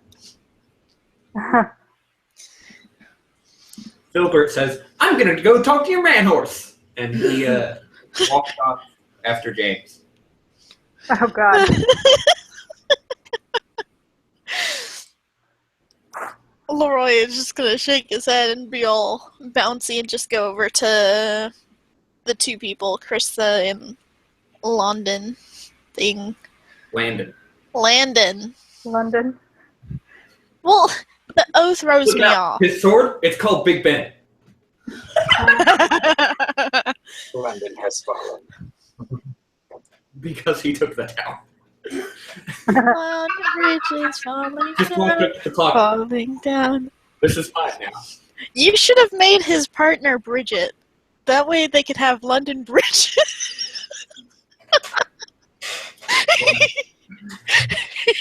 And reported. All right.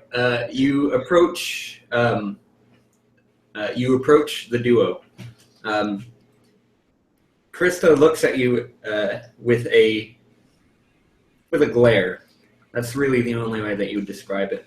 She does not look happy to see you at all. We don't know her, do we? No. The snake slithers a little bit further down her arm and sort of points its head towards you. It flicks its tongue at you. Does it look threatening? It looks like a really big snake. It looks adorable. Fuck. Um, Can't pull it. Leroy doesn't have a sense of danger. so we got that. Oh, we're Yeah, okay. I picked up on that. A while ago. Yeah, he's gonna smile down at the snake and probably like lean down to check it out. The snake's on top of her. It's not on the ground. Okay, well, whatever. He's very interested in the snake. It's eye level with you right now. Awesome. Nick. Is she eye level with him? Because if it's on top of her, that would have to make her short. No, like him. it's slithered. It's coiled down her arm. The snake measures about 10 feet in length. It's about the same length as a snake. No, it's longer. No, it's How's Molly reacting? Molly is very uncomfortable. She does not like the snake. Molly, it's fine.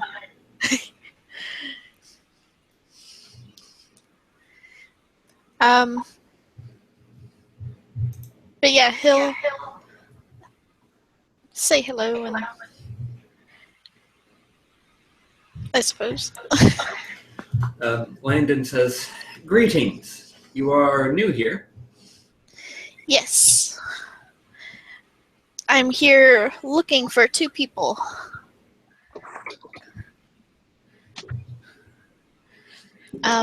One of them is Sir Bredrick Gibson. Or Gibson Bredrick, whatever. And yeah. And the other lady that I can't remember because fuck that name. Lana or Lena. Lena. Yeah. Lena something. Landon sighs and says, "We haven't seen Gibson in a while. We think you went gallivanting off into the countryside. As for Lady Lena, sorry, Sir Lena, she's in the common area. Wait, he's a sir? She's She's a knight. Yeah. Knights are called sir. Where might that be? He points to a staircase. Well, it was fancy making your acquaintance. I hope to talk to you soon. Well, I know that my party will probably talk to you. He looks at Chris and says, "Get that snake out of his face. I would like to welcome you to Erathol. We are a community of refugees. I can only imagine what might have you here, but just know that you are safe now." Can Eric Thank step you. forward and It say, says 10 feet. are you guys in need of a healer while we're here? I would like to offer my services. Landon shakes his head and says, "I picked up a fair amount of medical knowledge on my journey. Back when I was of the adventuring age." As he says that, he runs his hands through his silvering hair. And he says, "But I've been able to make good use of what medical knowledge that I have to keep our tiny little community well for the most part. The more serious illnesses have fortunes that bring in magical healing with them in the form of potions and other such things. I don't believe anybody is in need, but you are welcome to ask around." You notice at this point Krista is giving you a rather nasty glare. Dude, she not like people? Erica's just going to kind of side-eye her and go about her business. Can James finally walk towards them now? Or is the guy still following him? Leroy's gonna try to at the snake before going up the stairs. Filbert went to go find James, but he got lost on the way. He How? found sky lizards. No. He found something far more interesting. A vendor selling food. Oh, Oh, that would distract me. Lizards. All right. So, anybody else have questions for these two? I forgot what we came here for. it's Leroy's mission. Oh, that was it? Mm-hmm.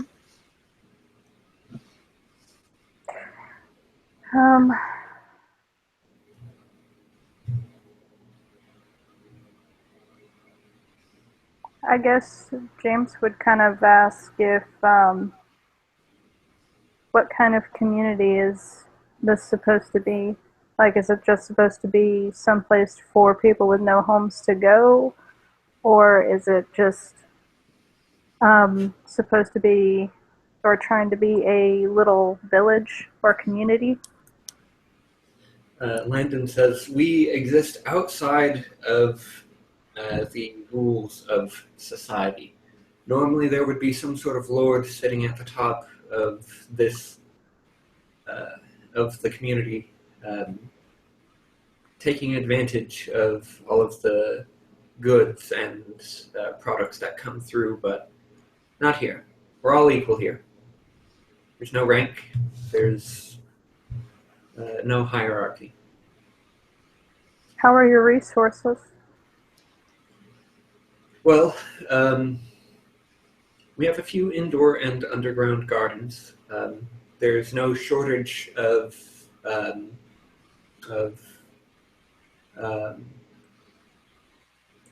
of organic material for to service as fertilizer. The swamp is rife with dead and decaying material. We do have a small economy here. It started when I was when I attracted a few of my old friends turned merchants, and they spoke of the taxation-free economy that we have here, which was ideal to some, not all, but some. I'm able to purchase, sell, trade, invest as it suits me, and with that, I keep the people here fed. What do you happen to grow in your gardens? Any number of things. Whatever will grow here, we grow it. I'm personally rather tired of the abundance of potatoes, but what it is. Have you considered trading potatoes with other towns for something else? Yes, but tomatoes are not quite gold coins. Hmm.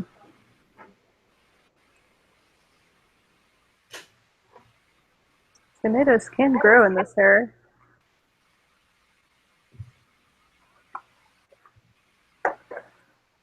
He nods. Somebody else puts a hand on his shoulder, and he turns and begins having a conversation with somebody else. Rude.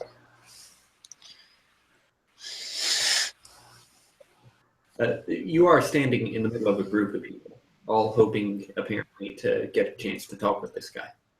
Oh. In the You failed to say meantime, that. Leroy has slipped away once more and has gone up the stairs to the commons to talk to this lovely sir. Okay, and you'll wait your turn. Brandon, Taylor, what are y'all doing? Lakana will be watching the crowd. Should I do a spot check or anything? She's just looking for shifty characters that might mess with the carriage. Okay. You're looking around, and somebody approaches you and says, we do have an impromptu stables, if you would be interested. Where at? He gestures towards the end of the marketplace. There's a large double door opening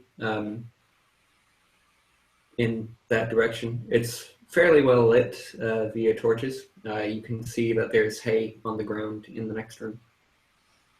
And who tends to the horses? Well, all of us. We take turns. Can she do a sense motive on it? Sure. That is going to be a 26. This guy seems sincere, like he wants to be helpful. She'll thank him and ask, do you have any rank here at the town? The man looks at you and says, oh no, there's no rank. No hierarchy. We're all equals here. So what's it take to Communism. what's it take to set up one of those merchant stalls? Well, you just wait until one of them is freed up, and then you set up there. You hawk your wares. If there's a need for them, you can barter. You can add to the community if you want. Interesting. All right. Lagana's gonna tell everybody who's left on the carriage, who's what, just Addis? Just me. Yeah. Say, I'm thinking about parking this carriage and trying to get a stall. Okay. Let's do it. All right. She'll park the carriage, and then she'll grab some stuff off of it. The fortified light hide, the extra chain shirt,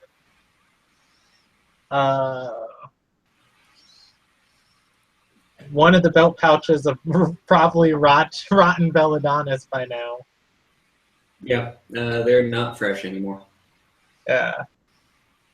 And the heavy wooden shield. Okay.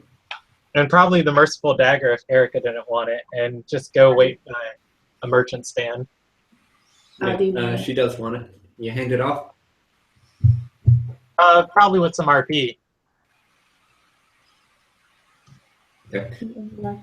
I'm saying Makana would give it to her. She's not just going to give it to her, though. Okay. You guys want to handle that in the drive?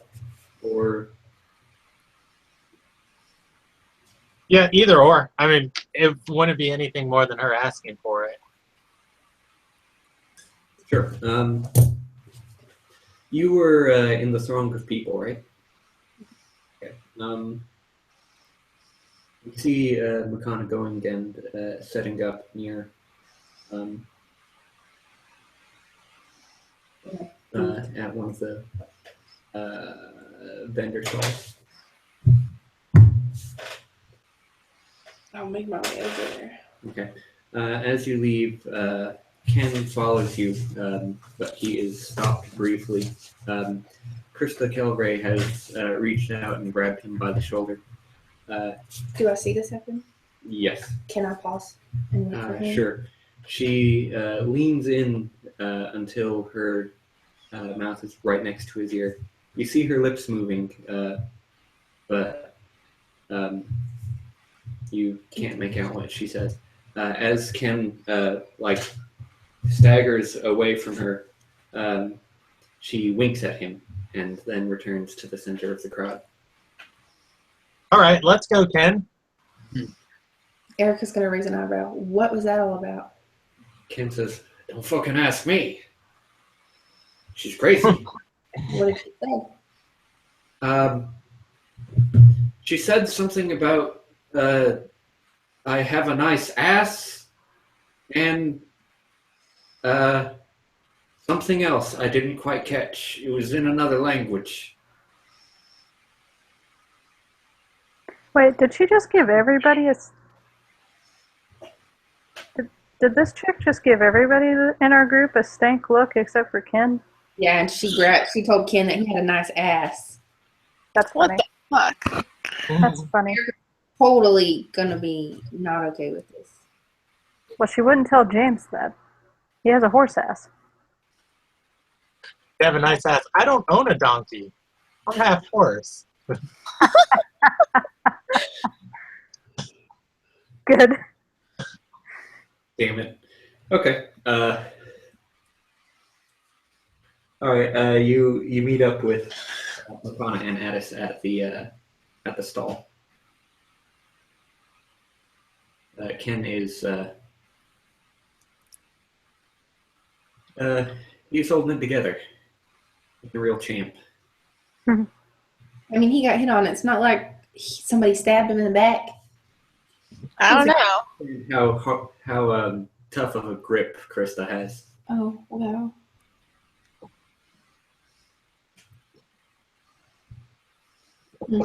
She wants to pound that ass. Done. Why With do a all the hammer? nice girls go for the assholes? Wait, what? Oh, wait, I get it.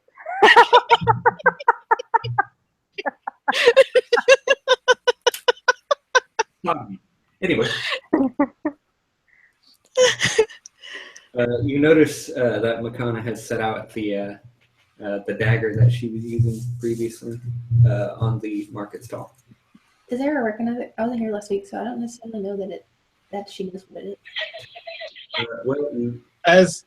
As they come up, Makana gives a very extravagant sales pitch, and she'll say, "Come one, come all, to browse my wares collected from near and far, from the icy tundras of that town up north to the pleasant forests of Gillenshire." And she'll like extend her hand towards Erica, and it's like, "Look, this lovely lass here has even caught the eye of a cleric." Surely it can catch the eye of more people. He's trying to use me as a sales pitch. Just please state for the camera, we have no prior relationship, right? No, I'm kidding. She doesn't say the last part. I have no sexual relations with this man.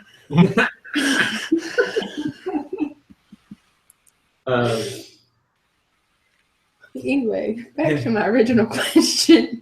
Anyway, you see her set out the dagger that she stabbed Aureli with several times. Erica's just gonna question her about the dagger. What is it useful for? Where did she get it? Because she wasn't there when she got it. Didn't you pick it up in Dratus? Yeah. But I wasn't in the marketplace. I was with Right. Donovan. Makana's. Well, your character did witness Makana stab somebody with the dagger and knocked him unconscious. Several times. Yeah, several times. Probably for nearly a week straight. That happening. But Makana's just gonna say she'll take out the blade and gesture for your hand and say, "You want to give it? You want to test it out for yourself?" Just to illustrate this properly, this would be like somebody with a gun that's loaded with blanks, taking it out from behind the shop counter, pointing it at your head, and saying, "Hey, you want to try it?" Oh no, she's like gesturing for her hand. She's not like threatening to stab her and she's gonna say the blade is extremely deadly, but not deathly. A master of the English language. Yeah. The merchant who sold it to me said it won't kill anyone. That is, if you will it so. Erica's gonna think about it for a second and say, "Makana, is that something you think I could have?"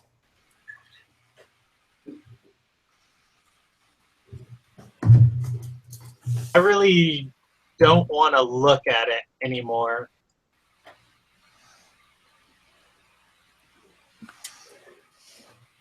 Because it's a weapon of mercy. No, because she used it to torture someone, and she rather light at one point. She's gonna say, I think it's worth quite a bit more gold than what I bought it for. Can I try it And out? I'll tell you what, I'll sell it and I'll buy you one 10 times as nice. Can I try it out? Makana, I have an opposition to killing people, and I think it would benefit me.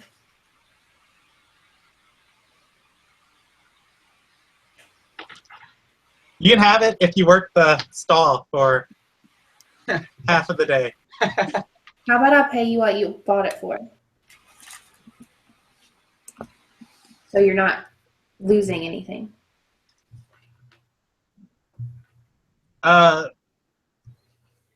Makana gives you the dagger and she's gonna say, I don't want your money. Just don't want the stupid weapon. And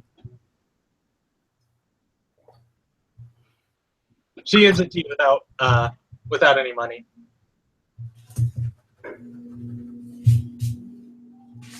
She's Well, gonna say, get away. You're scaring away my customers. Erica's just gonna frown and shake her head and walk away. I guess James would walk up at this point. Makana's gonna apologize and say, I don't have anything that fits you. James just sort of chuckles and was like, I see what you're trying to do. And that's all right.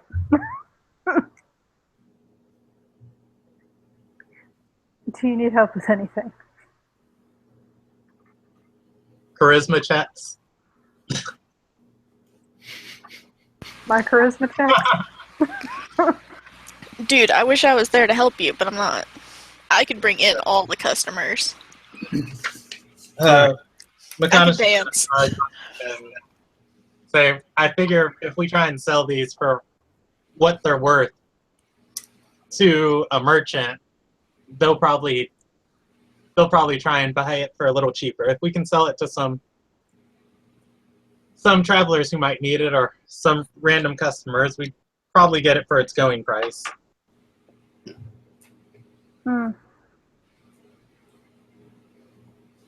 Well, I'm not And sure. she'll hold up Dev's light hide and say, besides, all this stuff it does is bring back memories I don't want right now. Hey, JD, quick question. Yeah. Those lessons, so those supposed to be getting from that guy in Hecrith? Or wherever it was? Califax? Califax. That. Would those apply here? Or do I still need more training? What lessons? The tricks. How to The do tricks. tricks? Oh, yeah. Yeah, you could do some of the stuff that you learned there. How? You have performed dance. Oh, do I? Do you? No. I think you got it as a performance skill. I thought you did. You got like +1 in your miscellaneous ranks or something, or +2. That was for? I think so. I don't know, you didn't specify. I think it was like circus act or something. I don't know. Do what? Either way, give me a dexterity check.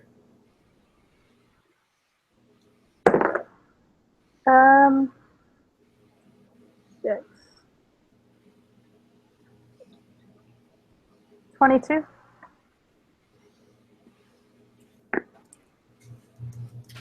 Yeah, you managed to attract some attention to your stall. Brandon, shoot me a message of the things that you're displaying Okay. In the group chat or privately? privately. We're gonna switch over real quick and see what Leroy's up to. You went up the stairs and you find your way to the commons. There are a lot of bedrolls laid about. In a couple of the corners, there's just piles of blankets and pillows. There are apparently a couple of areas in the room where people have decided that the commons are communal places to sleep, and they've taken that a bit more to heart than others would have. You mean they're literally sleeping together? Yep.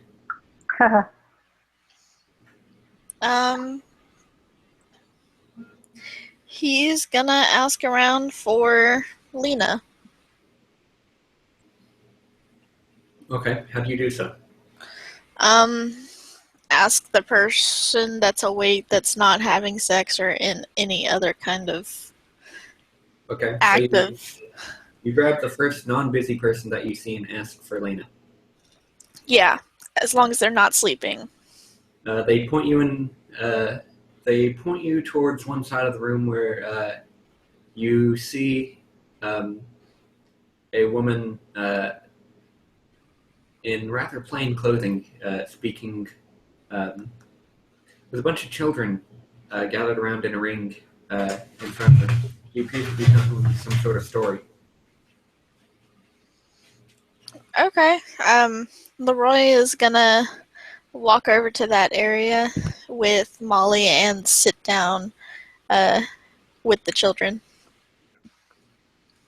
He's gonna try to be as silent as possible while doing this to not attract the children's attention. Okay.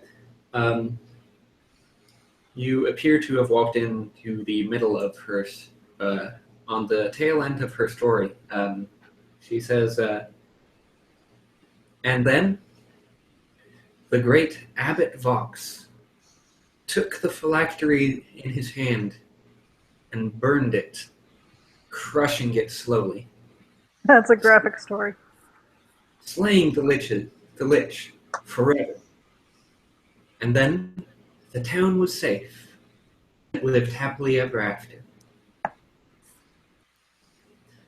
A few of the children jump up in excitement, but one in particular says, "Well, that was boring. We knew he was going to win from the start." Elena shrugs and says, "Well, I don't know very many fairy tales, so I don't really know what else to say about it." One kid says, "But Mr. Filbert was talking about how there's sky lizards. What about sky lizards? Tell us a story about sky lizards." Lena gives the child a confused look and says, "Sky lizards?"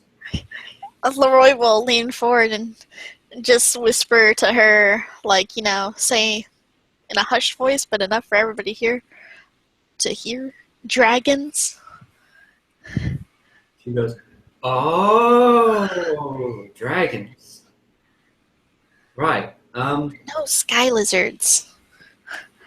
Right. Well, there's a rumor, I guess, that somebody in my order is a sky lizard, but I don't really have a story about that."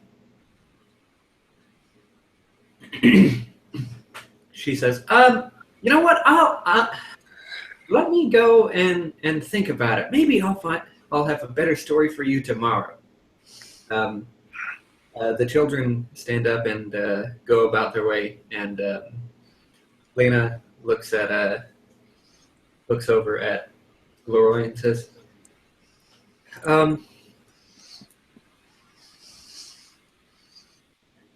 "What can I do for you?" I was sent here to check up on you. You're Lena, right? Oh yes. She drops to her knee and says, "Sir Lena Vance, at your service, knight apprentice."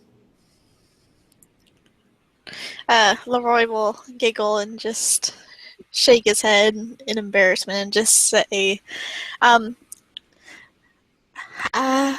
Armos wanted me to check up on you. He said that he hadn't heard from you in a while and he was worried." She nods. "Oh, is that all? Well, Armos always worries too much about me. I'm fine, just a little bit confused and frustrated. I came here to meet up with Sir Brederick, but I can't find him. I was apparently only a couple of weeks behind him, but he's not here. And I don't know, I'm kind of anxious about carrying on our task without him. Because he was supposed to oversee the whole thing, and I don't know. I guess I'm just a little bit lost. I don't really have a lot of direction, and it's kind of supposed to be my first task outside of the temple." You poor girl. Well, I heard that he was supposed to come here, but I guess he never made it here. That's going to be a bluff. Why? Because you know that he got here. But he hasn't been there for weeks. Yeah. He did make it here. So Okay. yeah. Never mind.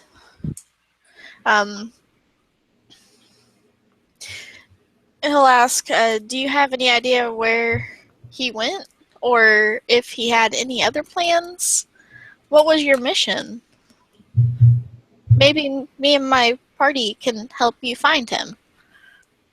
She looks around and says, "Hang on, but before I tell you, would it be possible to meet up with all of your group? I'd like to. Well, I'd like to use some divination so that I can tell that you're trustworthy. I really can't afford to be spilling this sort of stuff around." He'll nod. I can show you the way. He'll stand up and he'll offer a hand to her. I'm going to let you guys let that image sink in for a couple of seconds. The halfling is offering a hand to the kneeling. Hey, he is 5 foot. Leave him alone. Maybe like 4'11". He's a tall halfling. Yeah. She stands up on her own and says, "Right, lead the way." He'll pat Molly and be like, "Come on." And then he'll lead her down to the marketplace and to his group. Okay. Everybody's kind of just congregated at the stall, having put away the carriage and wagon in the stables in the back. Yep. Did we ever sell those items? Let me see what was being sold. You mean, is this supposed to be hide armor of light fortification? Yes. Okay. Which would make it a +1 hide, right? Yeah, it's magical. So it's light fortification hide armor +1. Yes. Okay. All right. You hawk the best offer that you get for the heavy wooden shield is 6 gold. I sell it. Okay. The chain shirt, somebody offers you. How much is a chain shirt normally? Is it 200? I think. 400.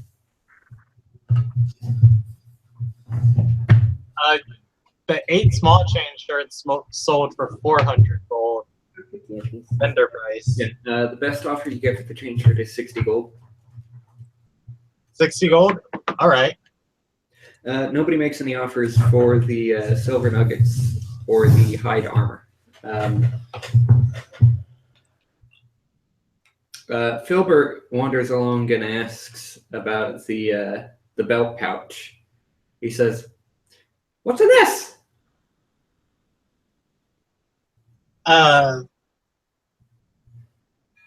Makana doesn't know who he is, so she's gonna ask. She'll lean in real close and say, "You guys got any laws around here?" He looks at you and says, "None whatsoever." And she'll say, "Well, I'll tell you what. You give this to somebody you don't like, and it'll really upset their day." Well, I don't like Skyless. Can I give it to them? Yeah, she'll like scratch her head and say, "Yeah." And in her mind, there's easily enough belladonna's in there to poison a lizard. He looks down at it and says, "What's in the pouch?" He picks up the pouch and opens it and says, "Well, there's just leaf crumblies in here." Why are you trying to sell leaf crumblies? The leaf crumblies. It's about what the leaf crumblies can become. And she'll like give that overt wink again. And she'll say, it makes poison. He withdraws one of the leaves of belladonna and turns it over in his hands, and then holds it up really close to his face. And takes a bite. In one swift motion, he kind of does this hybrid of an action, which is cramming it up his nose and snorting it. Oh my god. He gives you this strange look, although you're not surprised at all by it. You're kind of just a little bit shocked about this madman that just wandered up and snorted a belladonna leaf. That was poisonous. And he rubs his nose and goes, "Core! Whoa!"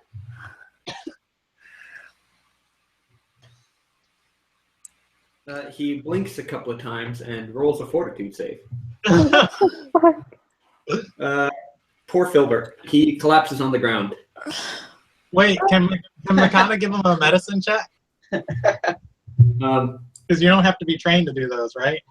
You do not. Oh God. Oh man, yeah, he's probably dead. That was, Is there something Erica can do? Sure. What? Yeah. Check on him, see if he's dead. Erica's gonna check on him. Is he dead? He is not dead. Okay, now what can she do? Well, as you reach into your bag to grab your medical kit, he sits bolt upright, nearly smacking you in the head with his own as he does so. And he just stares wild-eyed around at each of you before he stands up and walks away. Makana's gonna like stop him and say, "Wait! You consumed some of the leaves. I'm gonna have to charge you for that." He looks down at your extended palm and he shakes your hand and says, "Good day, Governor." And, he continues walking away. Dude, he's fucked up. He's high on belladonna. Makana's gonna scratch her head and wait. Did he take the pouch? No, Okay. the pouch is on the ground where he dropped it. She's gonna say, "Did I just get swindled?" He took one leaf. James is going to pick up the bag of belladonnas and sort of like, I don't think we should sell this. I think it's even more potent and it's worth more money now. She's gonna take it out of James's hand and says, "I was asking 20 for it, but 50 now." Maybe you shouldn't sell it here. Always Sunny title card. The gang becomes drug dealers. James didn't let Makana take it out of his hands. He just held it up higher. Maybe we should hang on to it. Leroy approaches with somebody in tow. Look, a customer. Lena looks down and says, "What? Oh, is this your group?" Yes. She nods and says, "Greetings. I am Sir Lena Vats." Hi. She's looking for Gibson. Yes. So are we. Oh. Well, I haven't been able to find him, have you? No? Our last trail ended here. Oh, well, perhaps you can help me. The primary reason that Sir Gibson was sent here with me was so that he could take over if things got, too dangerous, I guess. But if you don't mind, I'd like to observe each of you under divination. I just need to make sure you're trustworthy. James just shrugged. by all means. Okay. Makana shrugs and walks away, and she'll say, "Just leave me out of it." That doesn't look good. Lena holds up a finger and says, "But I just need to make sure you're not evil." Can she not sense my aura good? No.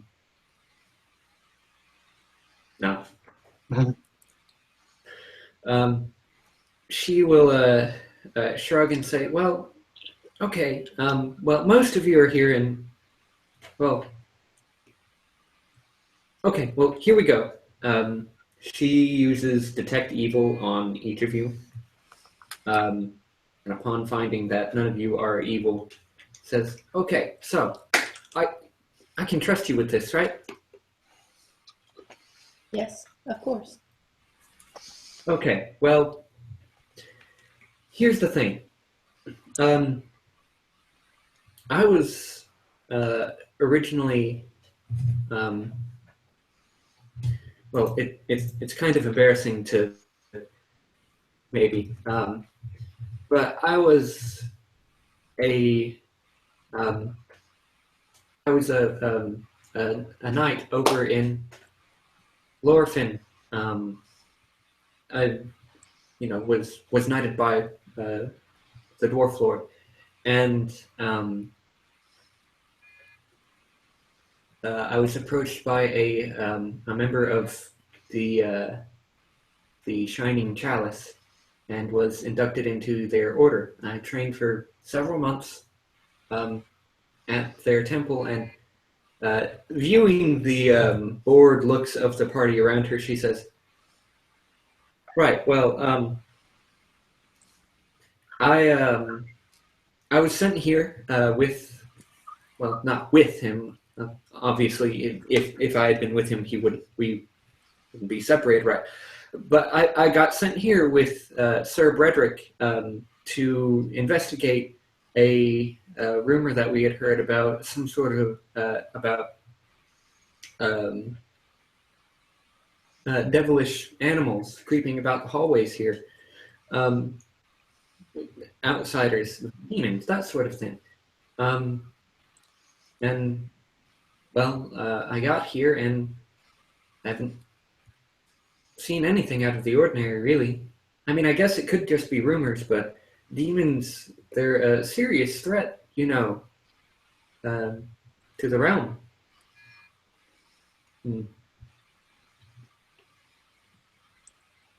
And like I said, Sir Gibson was supposed to be here to make sure that I didn't, get in over my head, because I volunteered to come in and investigate this, because, they don't assign things to you. You have to show initiative and strike out.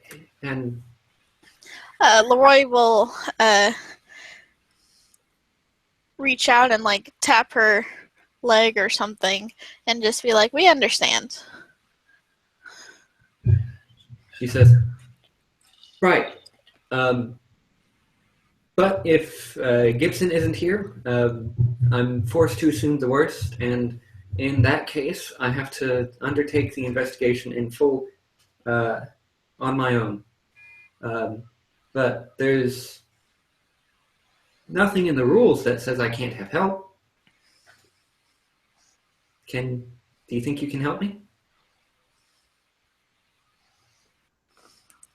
Well, if it's true, then demons are clearly out of the realm. Yes, we were helping. Yeah. She claps her hands together and says, "Splendid. I have a couple of ideas.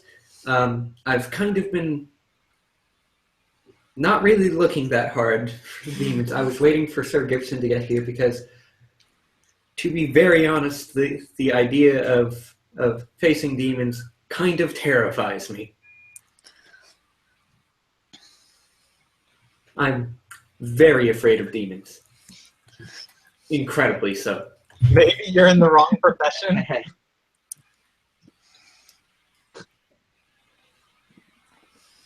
Well, you could be a knight and still be afraid of something. Yes, and I've faced terrifying things before, but well, when you're in the moment, when you've got your sword out and you're swinging at things, it's different than sitting and sipping at your tea and thinking of all the terrifying things that a demon could do to you if it captured you. Which is neither here nor there, I guess. Right, so, you just got here, probably, maybe. I don't know. I've not seen you around, so I guess you're new here. We can take a night's rest to get you comfortable with Erathol, and we can investigate tomorrow. How's that sound? Sounds marvelous. Great. I'm going to see if anybody needs help in the market. If you have any ideas or thoughts, I'd love to hear them. You can come and talk to me. Just come find me. Okay? Could I accompany you? Sure, she says. Okay. Yeah, Leroy will just go with her. Okay. The two of you wander off to go and investigate the rest of the market. We know what Leroy wants. No, you don't. Yeah, I do. No, you don't. You want that tail? She doesn't have a tail. She has an ass. That's not a tail. That's another word for ass. No. Yeah. Anyway. She's chasing tail.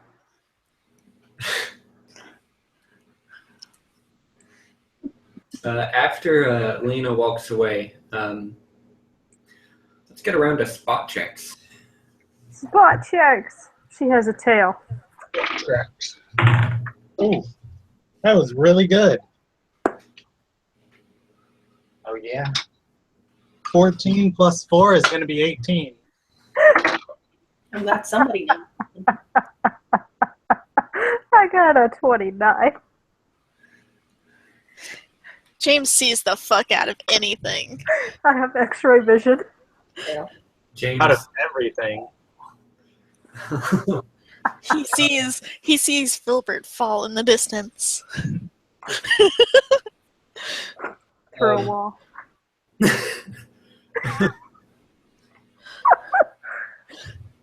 Goddamn. All right.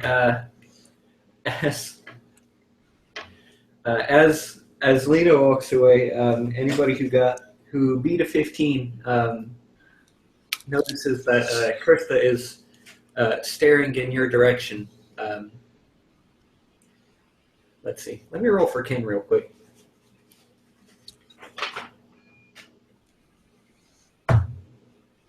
Oh yeah. The lady who hit on Ken. Ken notices and kind of shrinks away. Upon noticing Ken shrinking, her demeanor changes and she begins walking towards your stall. Oh, fuck. What? Why? Can you get a little closer to Ken? Sure. Like put her hand on his back, kind of like flaming him. She looks over each of you quietly. Her snake is making more noise with the flicking of its tongue than she did walking over here in her plate armor. Giving each of you a stern glance, except for Ken. Ken receives a... You're not sure what to call it. It's some sort of mix between come hither and I will crush you, sort of. But she... Devilish look. She says to the group at large, "You will cause no trouble at all. Is that understood?" Do we look like troublemakers? Trouble takes all forms. What? Could you repeat that, JD? Which part? The one you just said. She said, trouble takes all forms. I trust that during your stay at Erathol, you will not be one of them. We will do our best to stay out of trouble. Do they look troublesome? She looks at James, and somehow you feel very small next to her. Even though she's looking up at me? Yes. Even though she's looking up at you, you feel small next to her. She says, I don't know, Centaur. You tell me. Man horse. We're not here to make trouble. I trust not. If there is any trouble, you can rest assured that I will make sure that you come to regret it very quickly. Why are you so interested in us? I'm interested in all newcomers.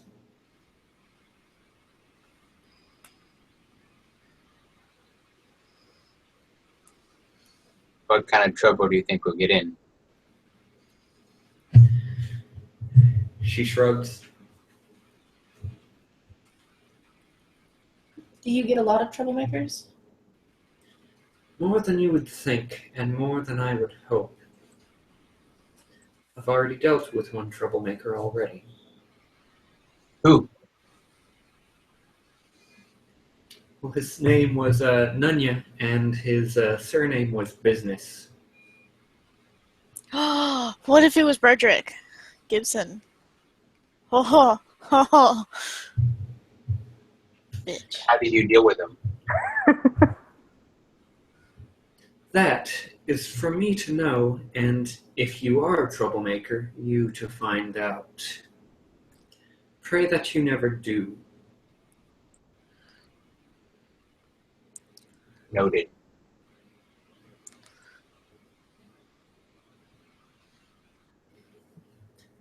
She approaches Erica and says,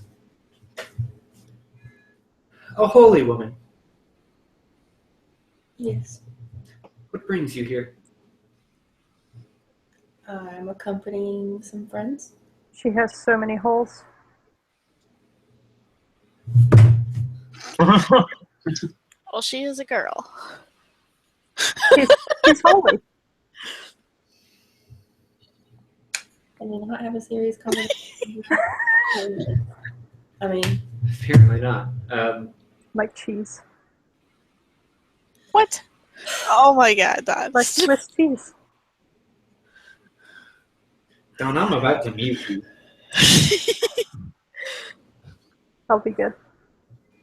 No, you won't.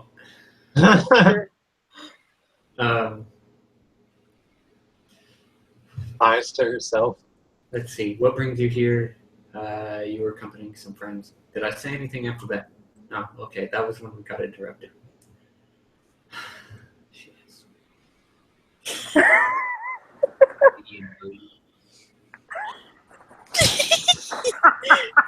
Hey, you're marrying her. I Is know. it grand? I still gotta make wedding plans with your mom. I know. good luck with that. Thanks. I love you, Don. Love you too. I really hope you don't tell Pastor Bryant that he's full of holes. I will. Um, Oh my god. Anyway. I'll call him cheese. she says, well, as the moral authority of your group, then, be sure that they stay out of trouble. I will do my best. She cocks her head and observes Ken and says, except for him, I think I might like a bit of his trouble. As JD drinks milk. Erica's gonna raise her eyebrow and be like, Ken, for his part, says,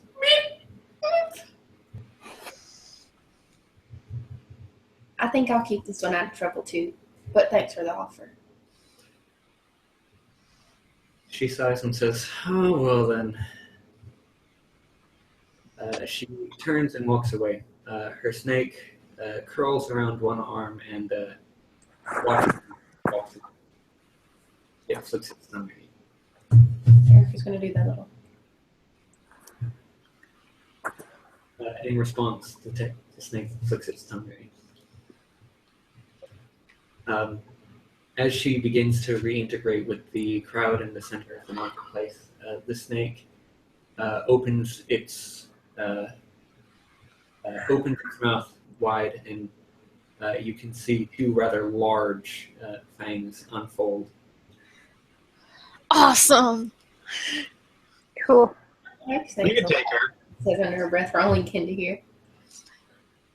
And says, "I don't like her."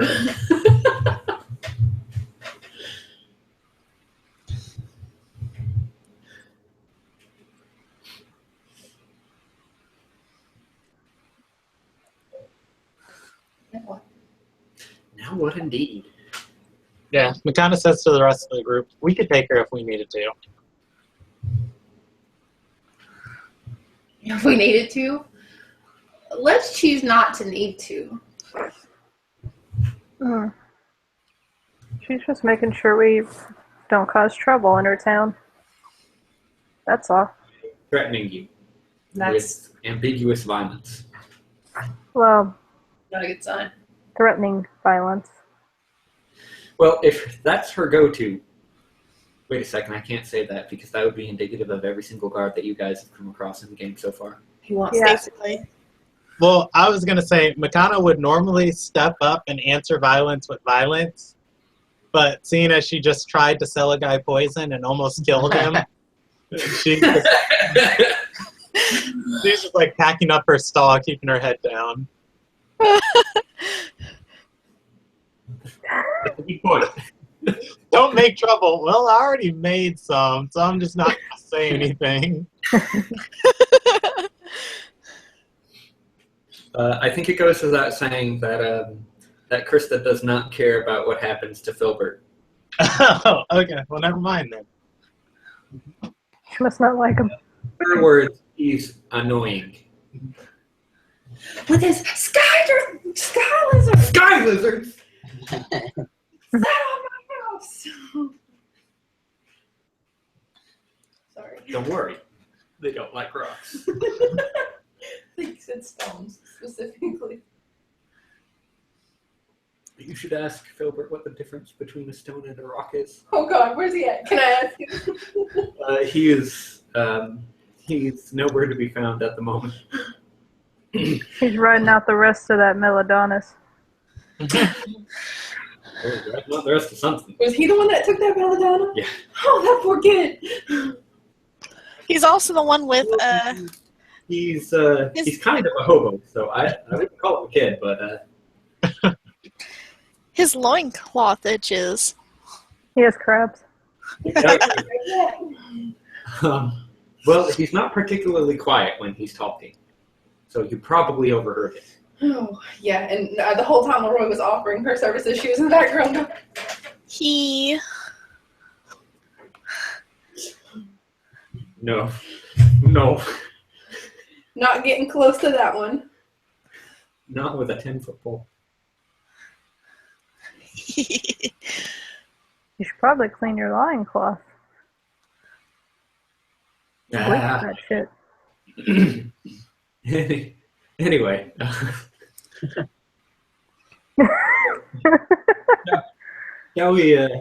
Shall we fast forward to the next day? Yes, please. Okay.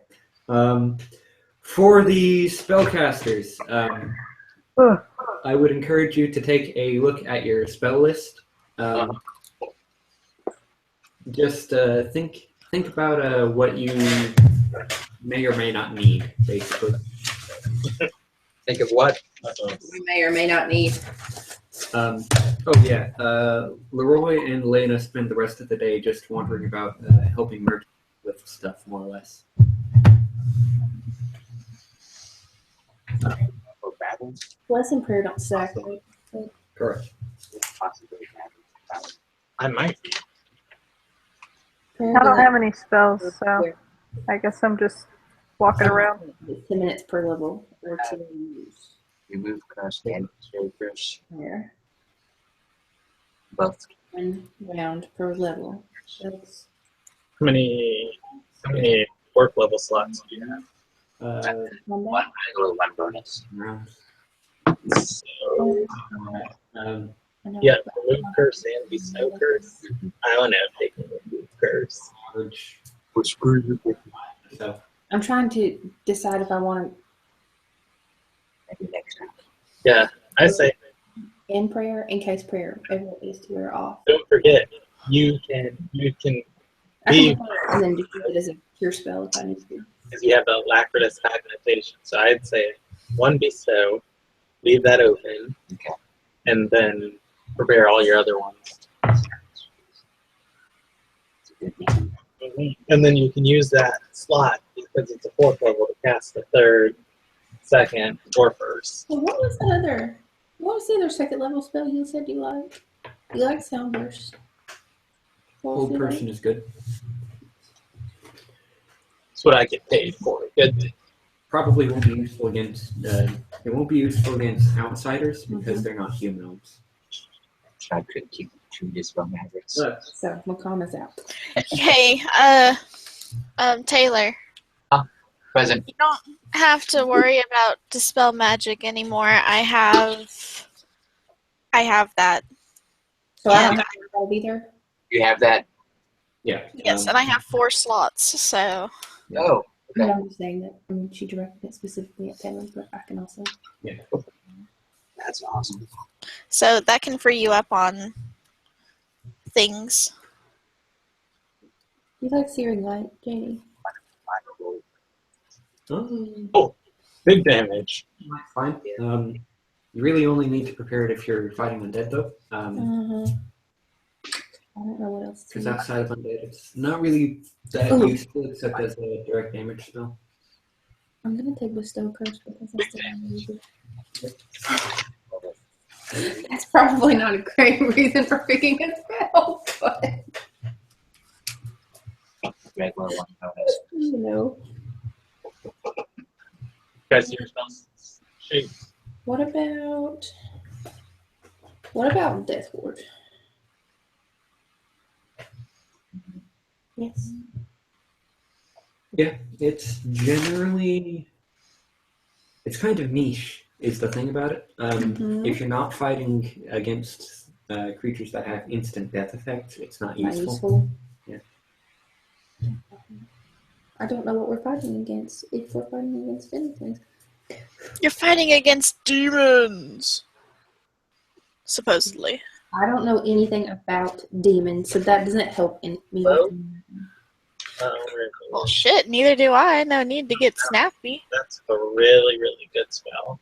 One Oh, creature per level, I'm just saying 30 that. foot burst around you. They can only take one action a turn, or move. Okay. They can either attack or move, Okay.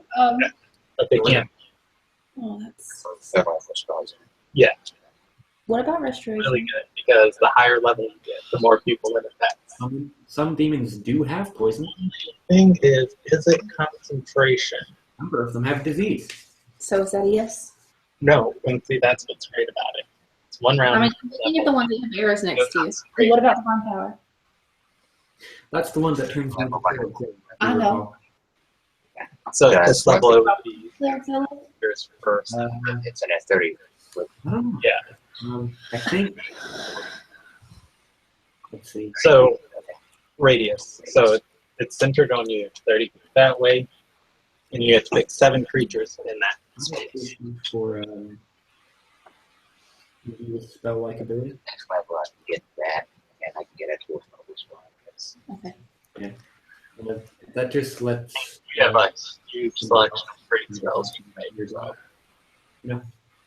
Okay, so that means I have 4.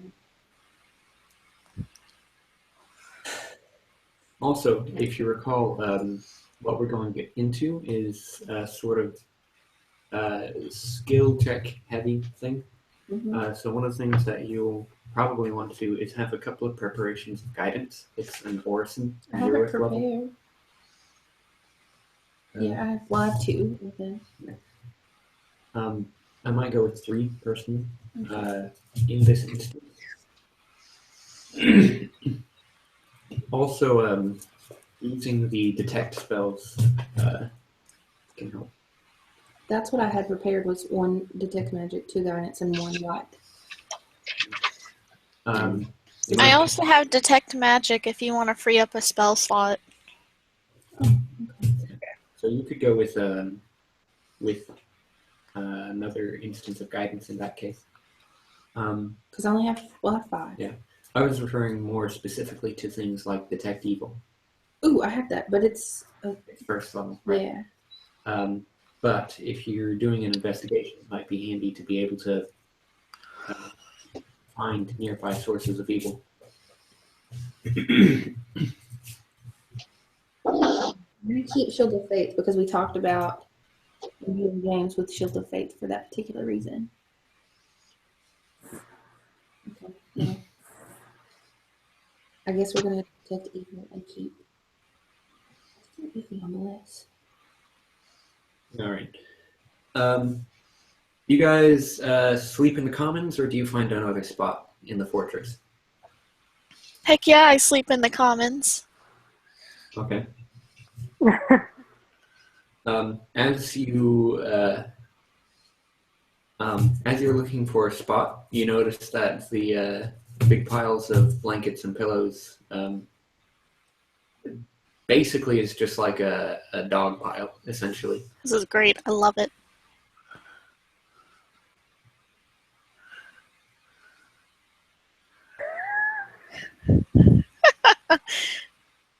I don't know how to react to that.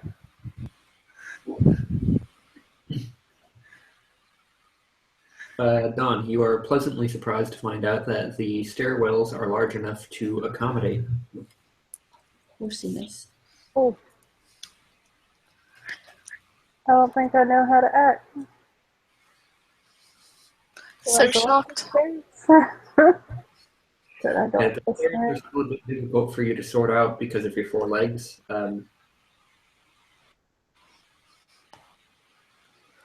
But It'll probably just take me a while.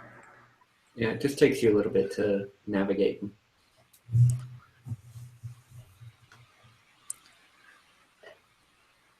Okay. Lena has her own place in the commons. Does everybody just go in the commons?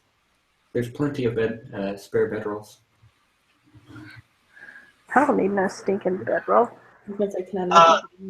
I don't like other people's shows. And Makana would probably try and find someplace either private or nice to sleep in. Oh, lol. Nice. If you want, you can find a corner and then James's body could just block it. Yeah, I'm just saying that's her personality. Okay. You can search out. You can go and find another unoccupied place in the fortress. It's rather a wide, sprawling complex. They're not even using half of it. Okay. We'll sleep there. Okay. You manage to go and find a private place for yourself. It's not as nice or as clean, but it is solitary.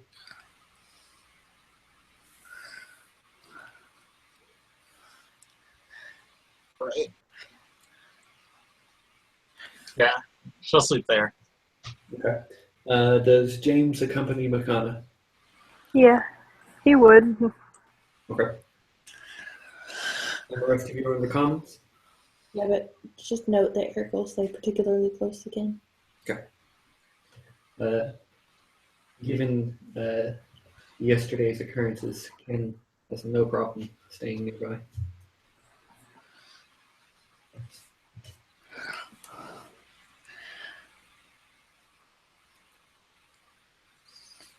Yeah, Lori's gonna be with Lena. Okay. Lena insists on her own bedroll. Okay. He's just gonna be near her. I like her already. Okay. Noticing your closeness, she does say, she says, I don't normally sleep this close to anyone. It's just to keep the demons away. By having a demon in your bedroll.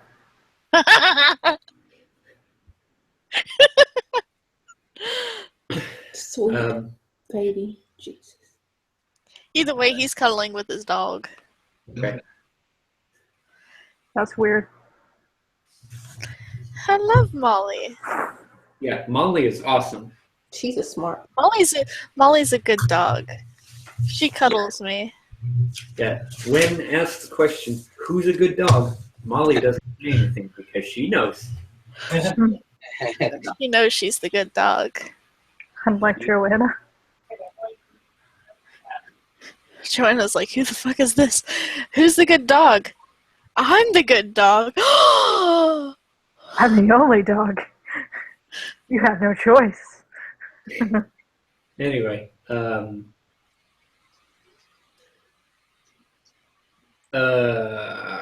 right. Sleeping awkwardness aside,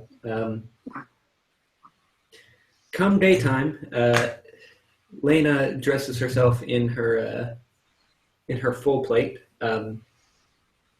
and straps her longsword to her waist. James would already be up. She takes extra care to place a ring underneath one of her gauntlets and make sure that it's tightly on. She nods at each of you as you group up in the stables, which oddly she requested to meet up in the stables. This is appropriate.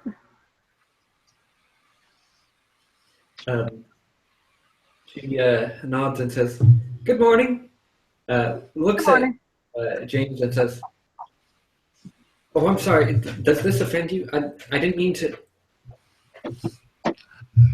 I'm sorry. It's okay. I grew up in a barn. She cocks her head at you and says, "Really? Yes, really. Oh. Oh. Well, okay. Long story short, grew up on a farm. All right.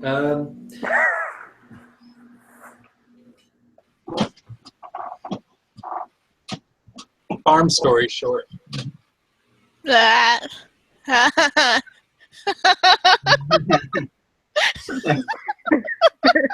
Alright, it wasn't me that time. I didn't point it out. You guys weren't supposed to laugh that hard at it. It was a really stupid joke. Oh, not yet.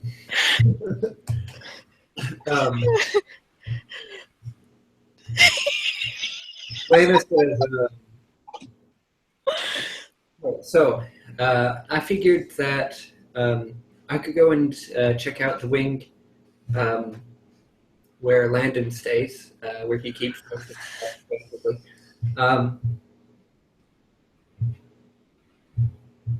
And I don't know.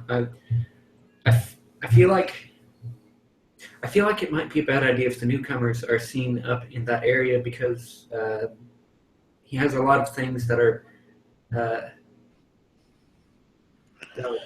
He has a personal collection, and he gets nervous about it sometimes. So maybe it would be best if I went up there alone, because I've been here for a little while now, and he's told me that he trusts me. So.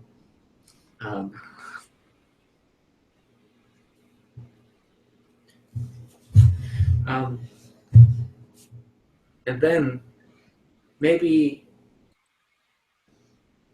you all could split into two groups, and one of you checks out the ramparts, see if you see anything up there. I think I saw the sun shining today. It should be fairly pleasant. You should be careful, though. Some of the moss up there gets pretty slippery. And maybe the other group could go and check out the wing, the northwest wing. Mostly abandoned, I think. There are a couple of rooms up there where a couple people have staked out like private little abodes. I'm sure if you're polite to them, they wouldn't mind letting you take a look around. You should be careful up there, though, because Mrs. Kelray, she's set up her own quarters in that wing. All right, so I'll be in the northeast, one group to the northwest, and one group to the ramparts. Sound good? I don't really like the idea of splitting up. Just How gonna many voice groups are we split into? 2.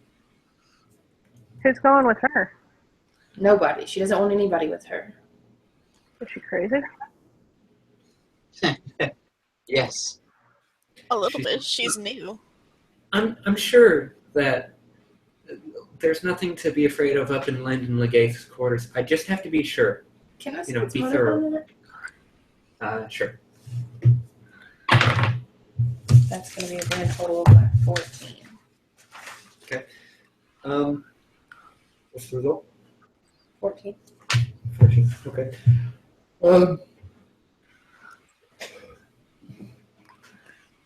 She seems eager to prove herself. But getting yourself killed does not equal proving. Okay. Yeah, so she's going into the northwest wing. What wing was Kilray's? The northwest one. Northwest. And she doesn't want any help going up there, does she? She was going into the northeast. Okay. Is the wing that has Landon's quarters in it. Connor will volunteer to go to the northwest. Which one has the least amount of stairs in it? Because I'll be slowing people down if I go up a lot of stairs. The northwest wing, going up onto the ramparts, takes you a good 2 stories higher than the wing is, and it's also kind of it might be a bit treacherous for people with more than 2 feet. Okay. I guess I'll have to go the other way. Okay, you'll go into the northwest wing. Yeah, okay. Okay. You guys don't have to split up if you don't want to. I'm just voicing that concern to my party members who seem to not care. Stick together.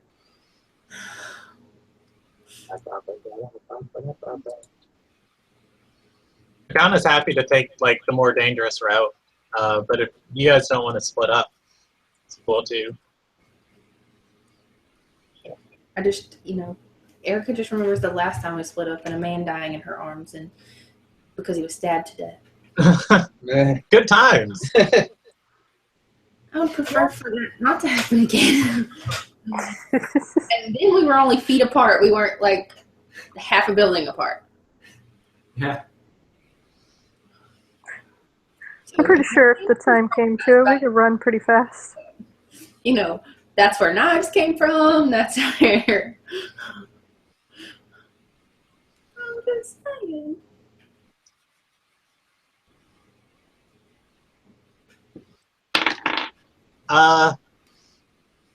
Fine. You don't want to split up? We don't have to split up. What are the consequences of not splitting up? You covered last. Yeah. I mean, I think If we had another tank, it'd probably go better if we split up. Takana's just gonna like slap Erica on the back and say, "Don't be a wuss." Says the girl without PowerPoints and almost got us all killed. Hey, she's full today. For now. Till she uses PowerPoints to re-roll or add. Well, I don't know. I mean, if we went to the treacherous well altogether, I'd still be slowing people down. Okay, so whatever. If you guys want to split up, that's totally fine. But stay out of trouble and. Trouble's our middle name. Yeah, I know, and I'm sick of being in it. My middle name's Horde. Welcome to D&D. All right, so Erica and James have volunteered to go into the northwest wing. Is that right? Yes? Yeah? I thought Takana volunteered to go to the northwest. Because James said the one without the stairs. Well, without as many stairs. Right, and there's the ramparts, which were also suggested. As an alternative, you guys could, Lena walked away to go and investigate the northeast wing already. You guys could just, go to either of the southern wings if you'd like. Holy fuck, I'm confused. There's You a dropped the price. So did she? I'm sorry if I missed this. Did she express a One reason that she second. wanted us to go to those specific wings? I'm going to draw us a diagram. Yeah. Yay! We get to see his artistic skills. No. Lol, no. Oh, skills. What skills? Alright, the camera might be inverted, so this might not make any sense. Is the camera inverted? It might be. It doesn't look like it. I don't think so. I mean, that's his right hand. Yeah. Is it? Okay. Alright, so basically, you've got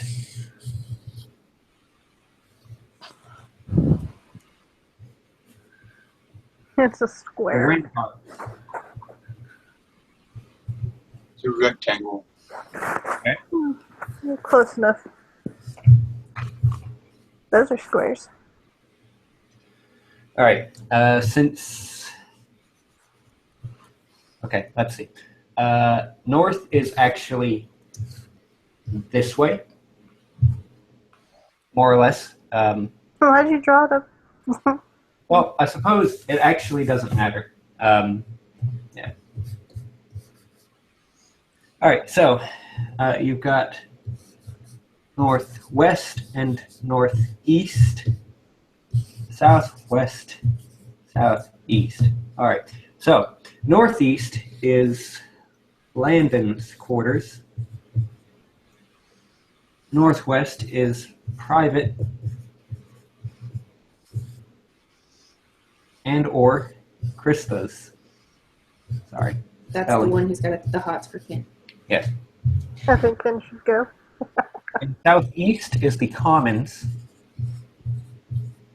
And this is all second floor stuff. The first floor stuff is all like public areas, Merchants like and stuff like that. the marketplace, the stables, and the rubble-filled areas. And in the southwest wing is by and large unused.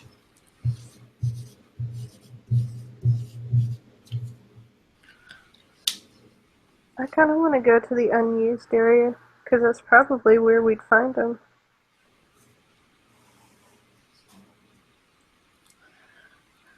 I know Ken. He's going to say he wants to avoid Krista's quarters at all. Course, yeah. Ken volunteers for the ramparts.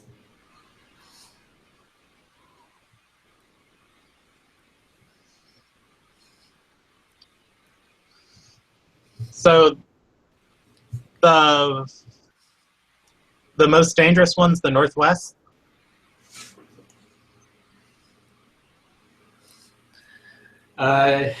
Potentially. The ramparts you could slip and fall off of.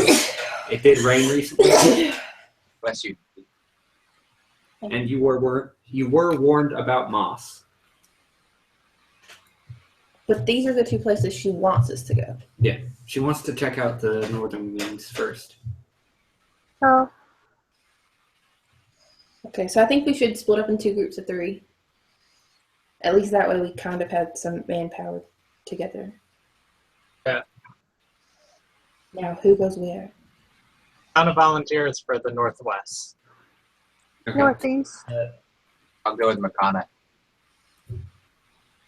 Erica's going to go with Makana and Addis because they're troublemakers and Nuh-uh. wants to keep them out of trouble. Okay. Don, you said northeast? You said that one's the least amount of stairs and stuff. No, I said the... Lena has gone to the northeast wing. Motherfucker. I said the northwest had fewer stairs than going up to the ramparts and was less dangerous than the ramparts for a centaur. Yeah. Good. I don't know. You already have 3 people going that way, though. We don't have to split up. That is true. And you also don't have to split up evenly. Makana wants to be wherever she thinks the action's going to be, especially if it means getting in the mean lady's grill. And Addis wants to shadow Makana because he doesn't trust her anymore. Okay. Fair enough. After that revelation. I'll pick after everybody else then. Okay, well, Ken's going to the ramparts. Neat. Where's Leroy going?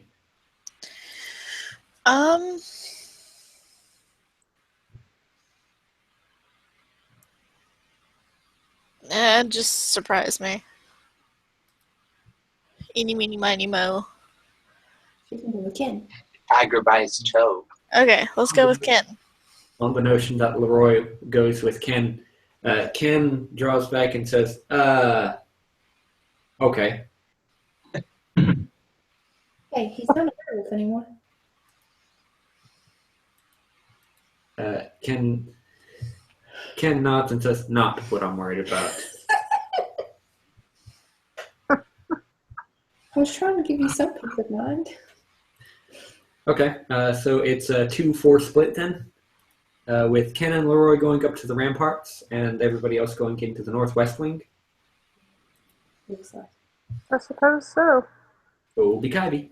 All right, who do we want to follow first? Bigger group. Bigger group? Okay. All right. The northwest wing, you take a stairwell to get up to the second floor of the fortress, which overlooks the marketplace underneath as if it were some sort of courtyard. It's a balcony. The walkway eventually takes you to a set of rooms on either side of a rather long hallway. The first room is all of the doors look somewhat the same, but there are a couple of markings outside of the obviously taken ones. Like names carved into the wood or that sort of thing.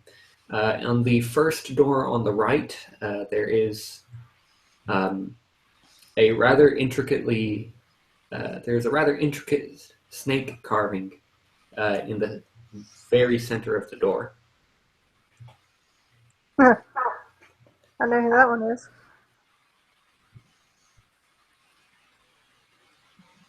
It's Christine. No, right? Krista. Krista. Oh, like the fairy.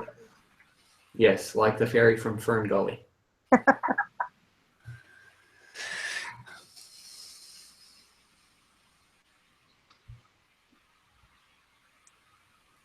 So do we go into one of these rooms and look around? I think we would knock first. Yeah, there are 3 rooms on either side.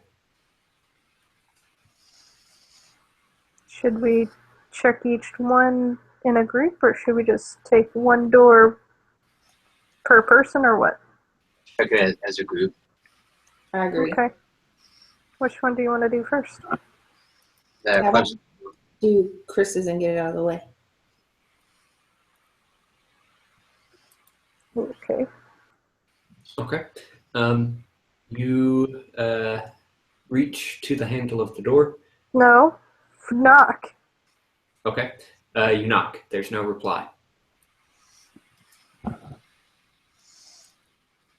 I Well, try to. James isn't just going to bust in. I will. I'll go. Okay. So Addis goes to knock, open the door. Uh-huh. Okay. You try to move the handle. It is locked. Hmm. We don't have our rogue here, so does anybody know how to pick it up? Because if not, we have to move on. Well, The handle's locked. Yeah, I say we move to the next door then. I didn't prepare it today. But you got a spell slot open. I do, but do I want to use that? Yeah, I don't. Let's just wait. Let's move on and see if she comes back upstairs. Let's try the other doors first. If nothing else, we'll send Ken up to her room. Okay. Huh. That seems like a good idea.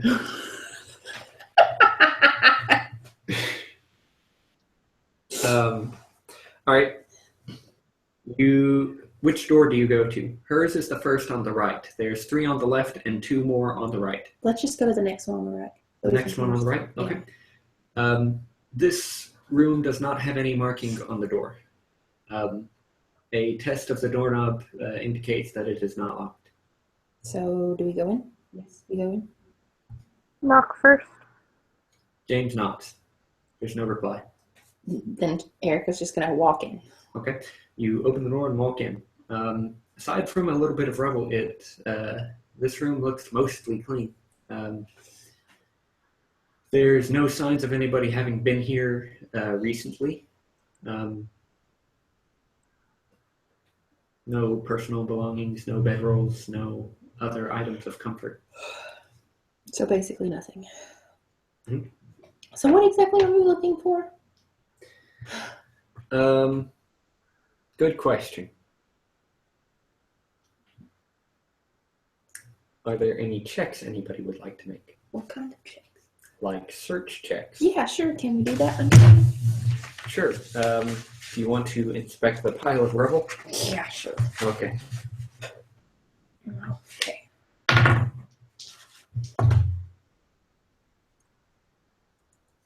That'll be a 14. Okay. You inspect the pile of rubble and find nothing. Beautiful. After glancing around the room for a little bit, Makana notices that there is an interesting mark on one of the walls. No, wait. No. After you finish investigating the rubble, Erica notices that there's a strange mark on the wall. It is the wall that connects this room with Krista's room. What does it look like? It's a small red circle. The circle doesn't appear to be paint or anything of a solid material like that. It appears to be some sort of... you place a hand over to where it'll cast some shadow, and the circle appears to give off a little bit of a glow.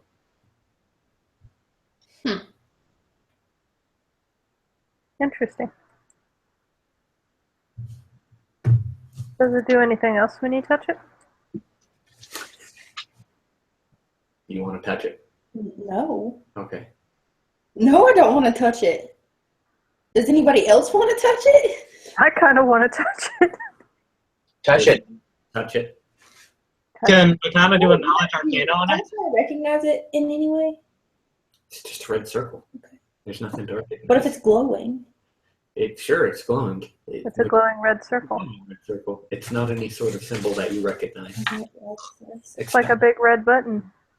Or Shut up, zero. I'm talking to you. Shut up. Okay. So James walks up to the red circle and touches it. Sure.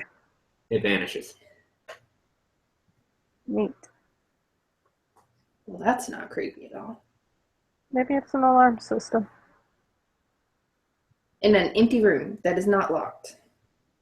Yeah, maybe it's an alarm system. I mean, who can resist to push a shiny red thing? Let's try the other door. What? If the roll was here, we could have detected magic. So wait, on the other side of this wall is the locked room. Yeah. Yeah. Room. How rubbled is it? This room? Yeah. There's like one pile of rubble, but it's apparent that this pile of rubble did not occur as is. It's apparent that that all of the rubble in the room has kind of been neatly gathered into this pile of rubble. As if somebody's been cleaning it up. Yeah.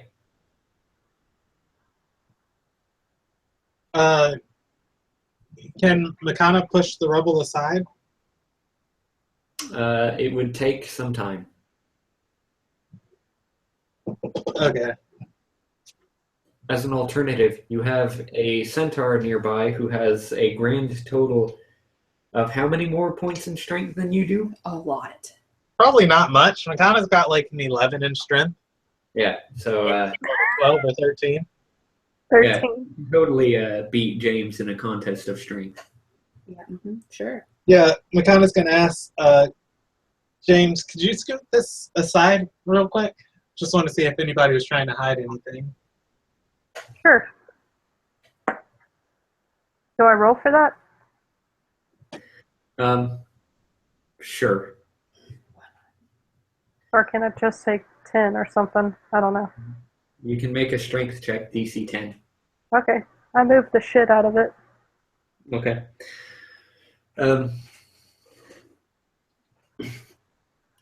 James effortlessly and very quickly moves the rubble aside.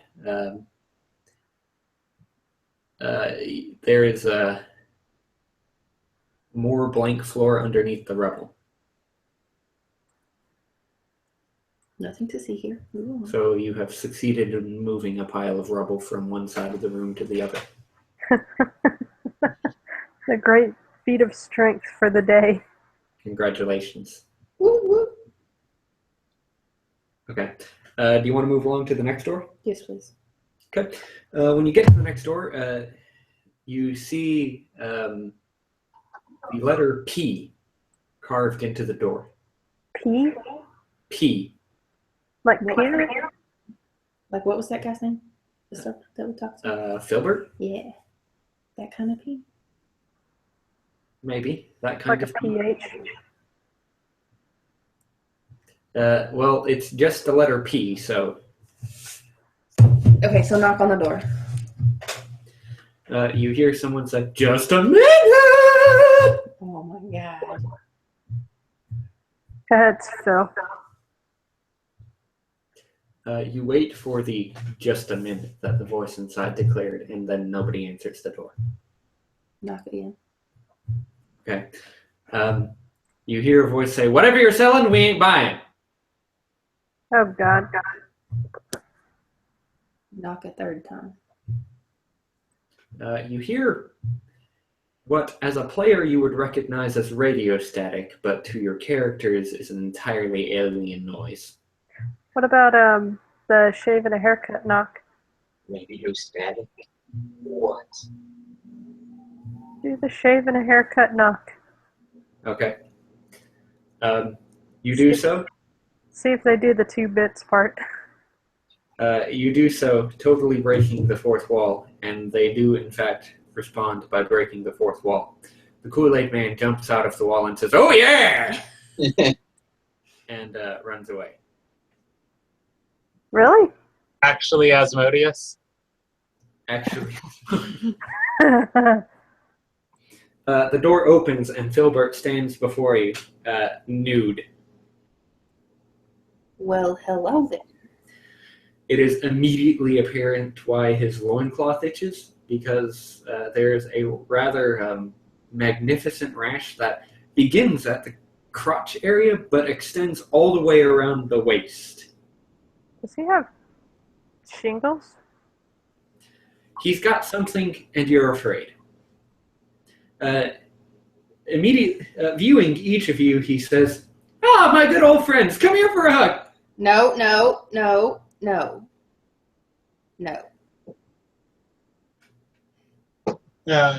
Makana won't hug him. Makana hugs him. No, won't. Okay. If anything, she'll like push his face away and say, "You still owe me money." James just sort of looks away and says, "That is lewd." Yeah. And say, thought we could help. He says, "Oh, well, that'd be fantastic. Lay it on me." Okay, what do I need to do to make that stop so that I don't have to look at that anymore? You have removed disease prepared. Do I? Did I prepare it? What level is it? It's third. No. Just splash a health potion on him and be like, "The power of Palor compels you." Do you have a bar of soap? Yes. Okay. Can I give him soap? Well, it's either that or mix up a tincture from your medical kit.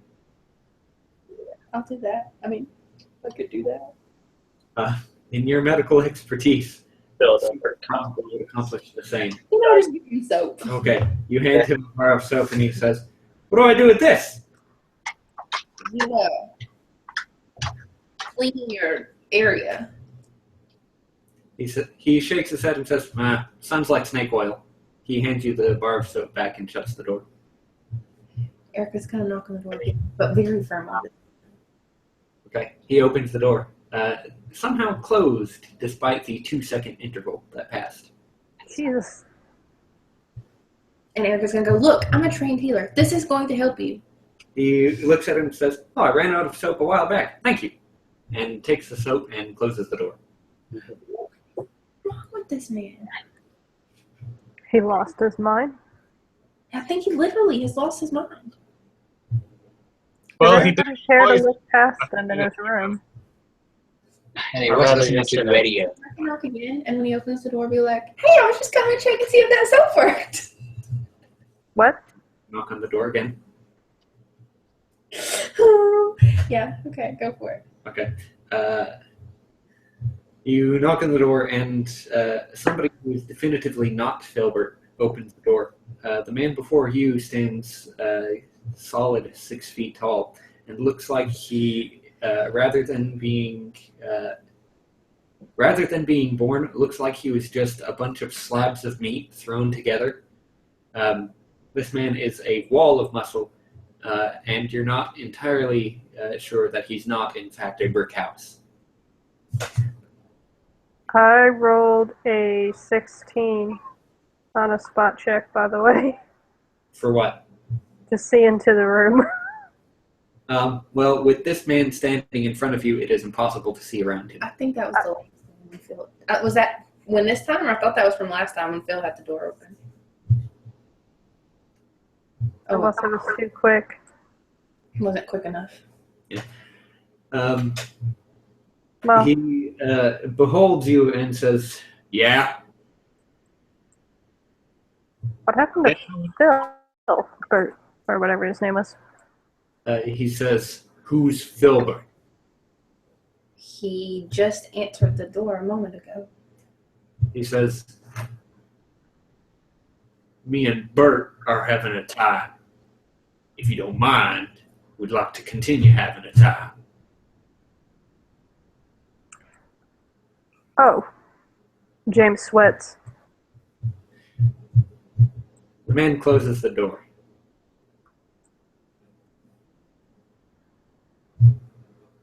Oh, Uh, Makana's kind of like snapping, like, "Filbert, bird. Okay, I get it. No. Well, next door. Let's go to the next door. Okay, you go to the last door on the you see you see several things. On this door, there's a series of hearts with 2 sets of initials in each. All except one of those hearts has been desecrated with feverish carving through of them with cross marks and X's and that sort of It's thing. like somebody got their heart broken. They were scratching their name out. But a few times, yes. That sucks. You notice that one set of initials is constant through all of the hearts. That's probably the owner of this room. It's not. What are the initials? Hang on.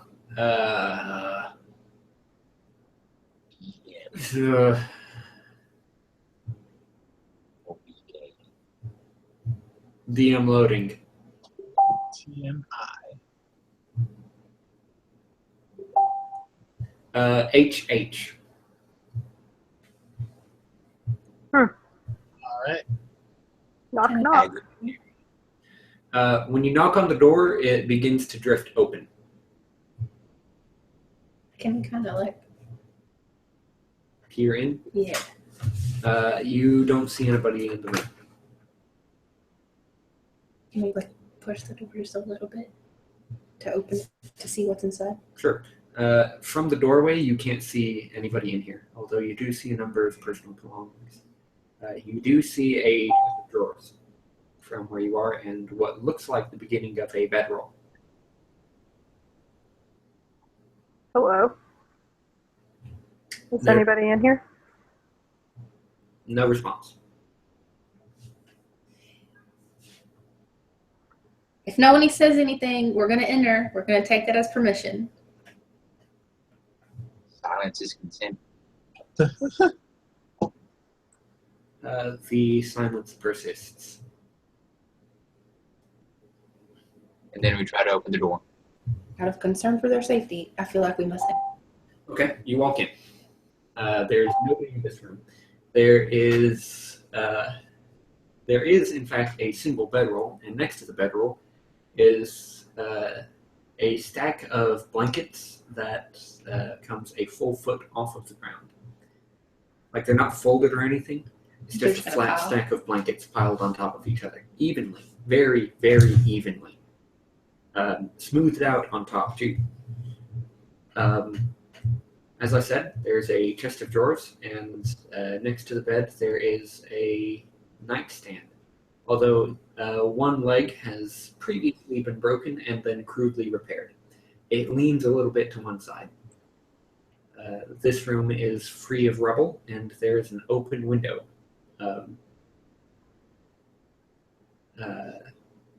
behind the bed. The bedroom. Can we search this room? Can we do like a search? Sure. What would you like to search? Oh, I don't know. Everything. Everything, but keep everything in its space because obviously they're super nutso. Roll a Anything, search touching check for anything.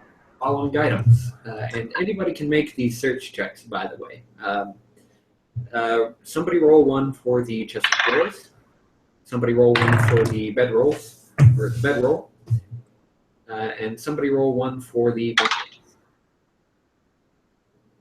What about the nightstand? And one for the nightstand. Yeah.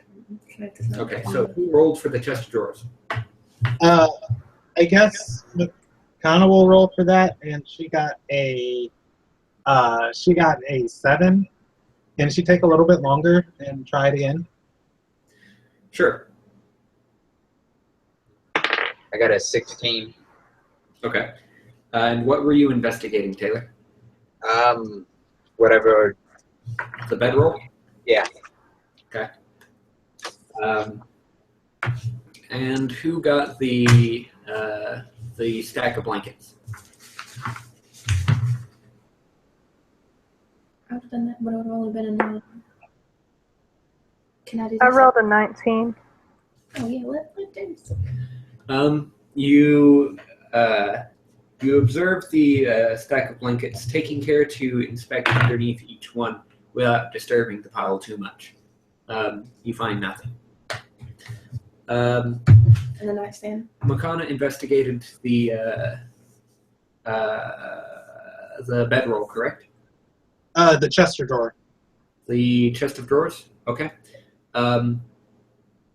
You open each of the drawers and poke around in each of them. You find sets of clothing in pretty much all of them. You manage to locate a bottle with a cork in it. There's a clear liquid inside the bottle.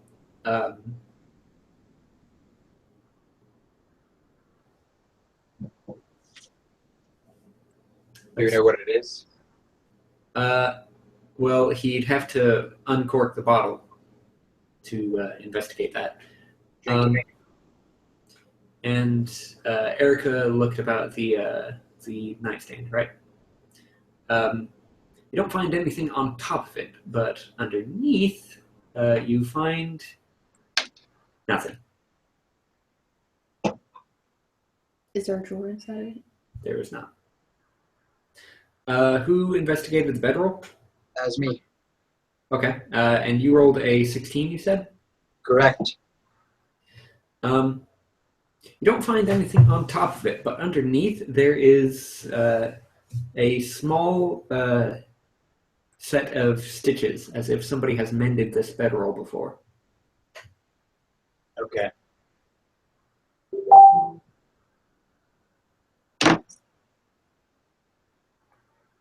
And we don't know who lives here? Nope. There's no indication. Can we check on the clothing if it's male or female? You found a bottle with unknown liquid in it. Now we have to uncork to find out what it is. I mean, you can't rightly investigate the liquid without investigating its properties. Like, what does it smell like? Does it taste like anything? Go for it, yeah. Does it burn when you touch it? I would suggest not touching it.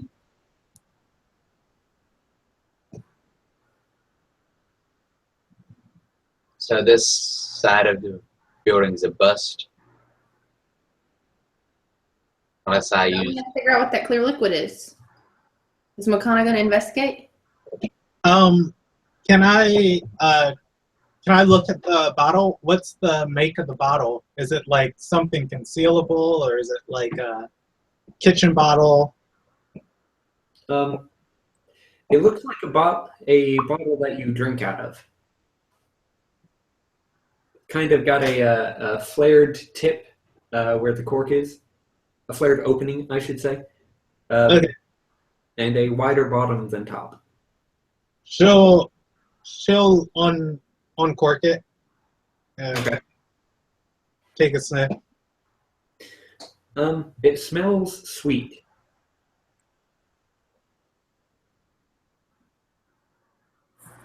Is it sugar? Kind of flowery, almost. Incense? She'll drip a drip onto the floor. Okay. As you tip the bottle over, you notice that the liquid appears to be a little bit, at least a little bit cohesive. It kind of adheres, adhesive. It kind of slinks out of the bottle at first, but once it tips out onto the floor, it splats kind of wetly, first dripping out into a long, drip, before detaching entirely and falling to the floor.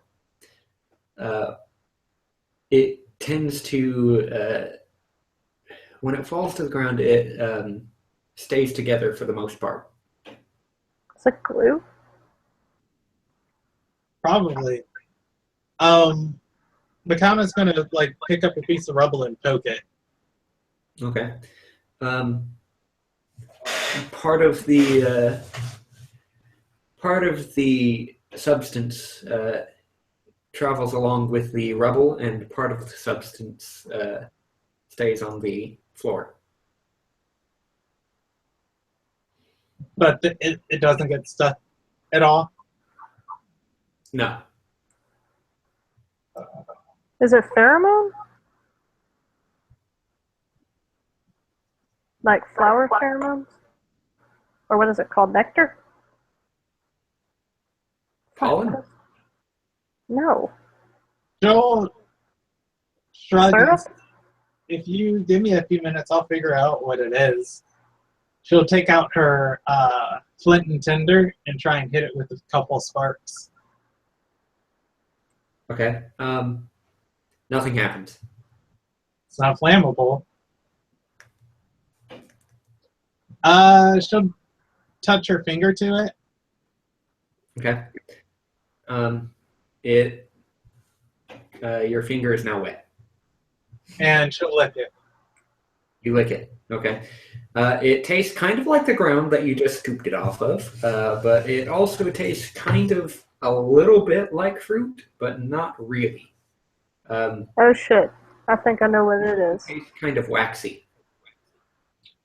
Does it taste like pineapples? No, it does not. Yeah, Makana's going to say it's a bad smoothie. Okay. It's lubrication. I mean, She'll put the cork back on it. you put the cork back on the lube. James steps out of the room and goes, nope. Nope, I'm done.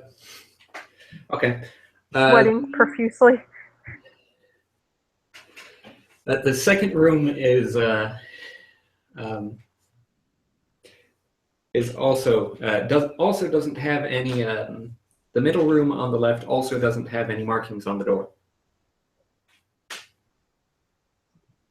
So we knock. There's no reply. So We go through the same process. Okay. The door opens. so we go inside. It's empty, completely empty. There's no rubble. There's no belongings. There's nothing. There's nothing on the walls. There's nothing. Well, there's a window, but That's done. okay. Do you try the next room? Yes. Okay. This one has a. Pardon. This one has a symbol that looks like it starts out with a sword hilt, but then there's the line that proceeds from where the hilt, the handguard of the sword carving begins, just sort of curls around and swirls and swirls and swirls. Okay then. Neat. It's like a wind blade.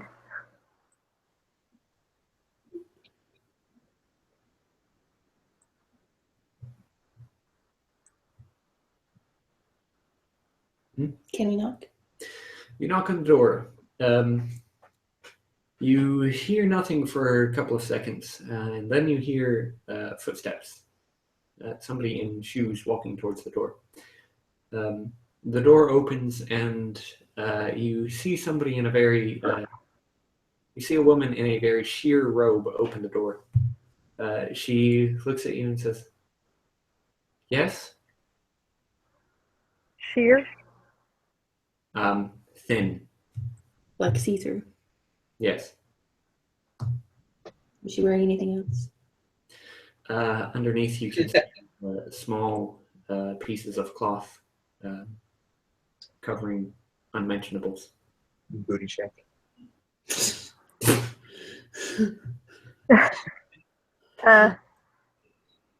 Only Taylor. James sort of closes his eyes.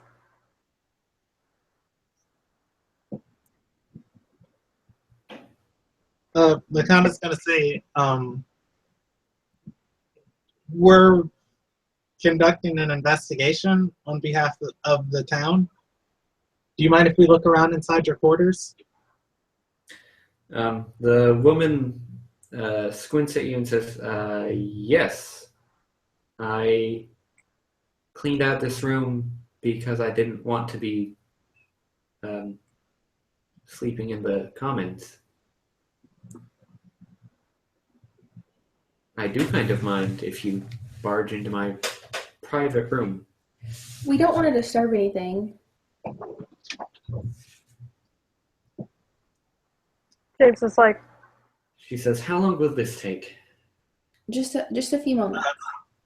Mikana will cut off Eric and say, well, just one of us can come in and look around. She says, all right. She points at James and says, that one. what? What? Who? James asks because he had his eyes closed. Who? The You. centaur. Oh. He squints and makes sure he's not looking at her unmentionables and walks in. Okay. He's obviously sweating. After James is in the room, she shuts the door behind him. Oh god.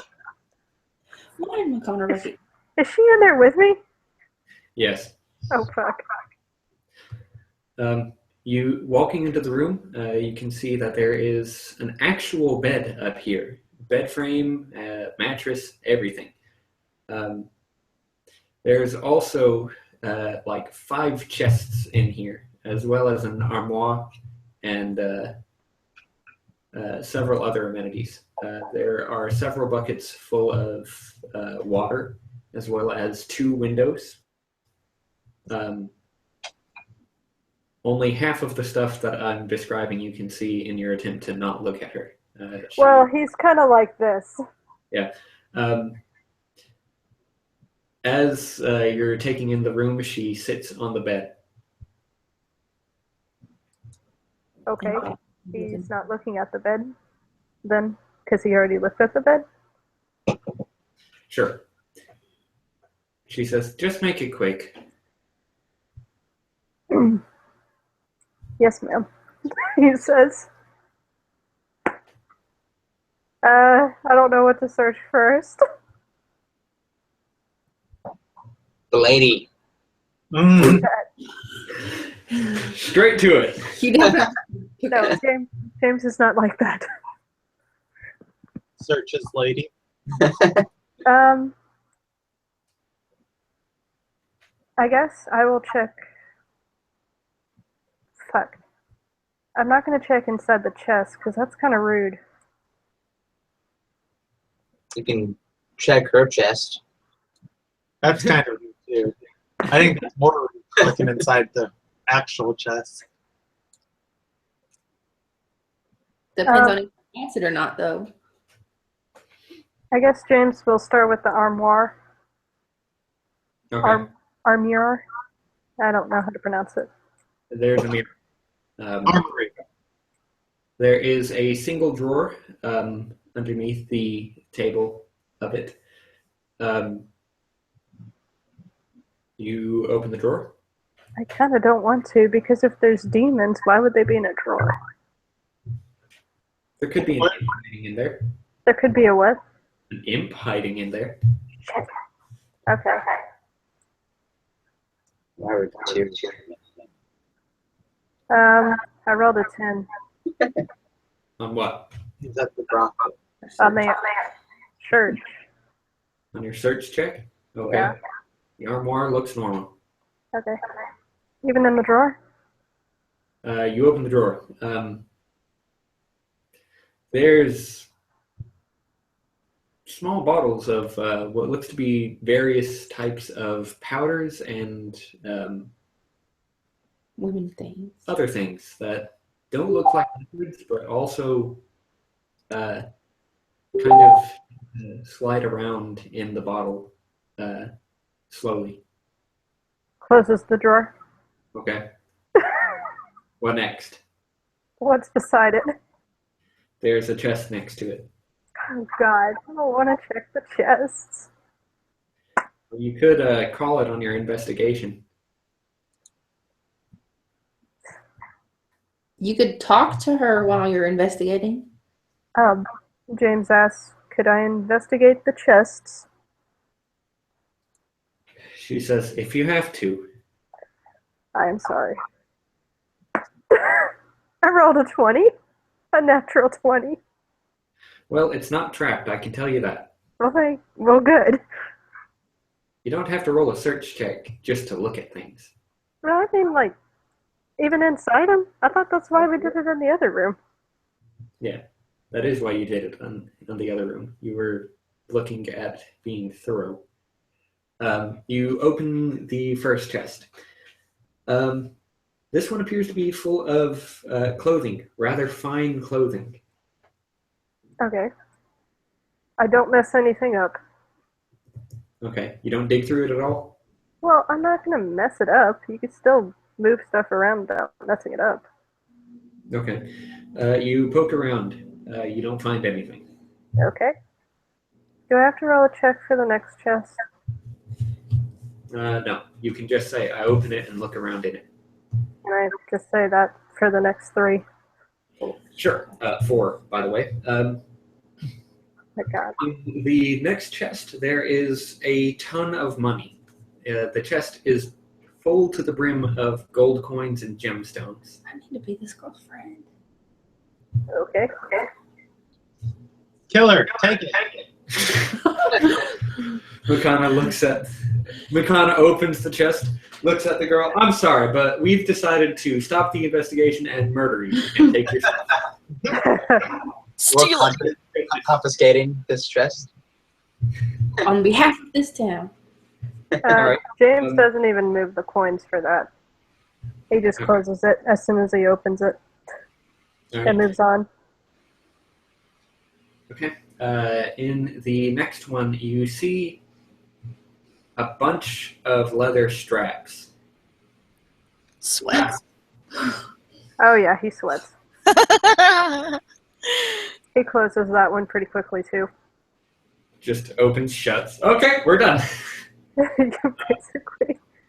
Dude, that's why she chose him. In the It's the last one, right? no, there are 2 more. God. Next one, you see a ton, like a bunch of scroll cases. Neat. I'm not going through each one. Okay. Do you go through one of them? He's not going to talk to her at all.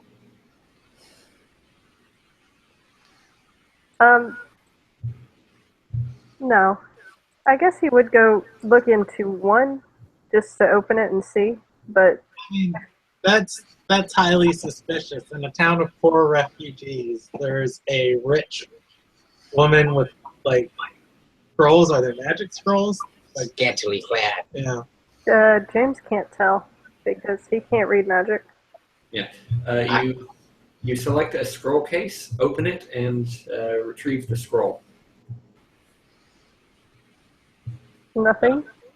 You hear her shift on the bed.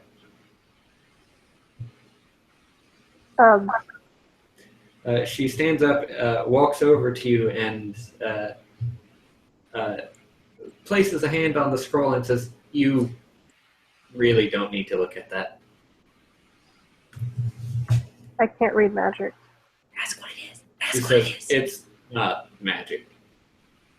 What is it? She blushes bright red. Oh my god, read it. Draw me like one of your French girls. Karma Wait. Sutra. Wait, what? I said, draw me like one of your French girls. I heard you, but I didn't hear JD. I said, she says nothing, just blushes. She goes bright red.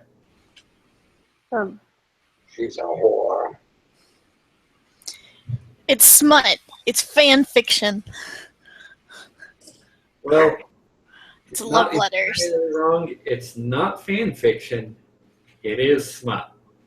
I totally has to look at that. Like, Do you Perfect. unfurl the scroll, Dawn? yes, yes. He does it, but he's kind of a little shaky because he's kind of scared at what he'll see. Okay. You start to unfold it. you see the beginnings of what looks to be some sort of sketch. As you unfurl it, you first see feet, and then legs trailing slowly upward. Are they entangled feet, or it's just one pair of feet? It's just one set of feet. But as you're going up, it slowly begins to dawn on you that the person depicted in the sketch is not wearing any clothing at all. You're hoping against hope as you travel up past the knees, lower thighs, then upper thighs. Still no clothing. The only thing left at this point is that there might be some sort of loincloth or something, but you doubt it. James kind of rolls it back before he goes any further. Could James tell if it was a girl or a guy in the picture? Definitely the woman standing next to him. Oh, yeah. You hear her give a sigh of relief. James is just like, oh, I'm sorry. He is blushing madly and is sweaty. And he closes it and puts it back in the thing carefully and puts it back where it was. Okay. Closes that one. And then, without a word, goes to the next one. And he's like, oh, God. His face is red. Okay. You open the chest. It is full of weapons. Oh, that took a turn. What does she do for a living? Obviously. There is all sorts of weapons. You see everything from a morning star, a mace, a bastard sword, a double-headed axe. Maybe she's a merchant that stays in the area. You see a falchion, a comma, a sickle, a kukri, a war pick. All sorts of weapons. So basically all the weapons that are in the player's handbook. Looking through them, you begin to notice this chest seems larger on the inside than it does the outside. Oh, cool. Just, I get there. She clears her throat as you're ogling the weapon. I'm not ogling them. I'm just surprised that there's weapons. Are you a mercenary? She says, something like that. You should ask her name. James closes the chest and looks her in the face. Looks her in the face. I'm not looking at her stuff, you know. Looks her stuff. in the face. Scraps of clothing. I'm James. Holds out a hand. I know this is awkward, but I'm James. She grips your hand, shakes it once, and says, Felicity. I'm writing that name down. Felicity? How do you spell that?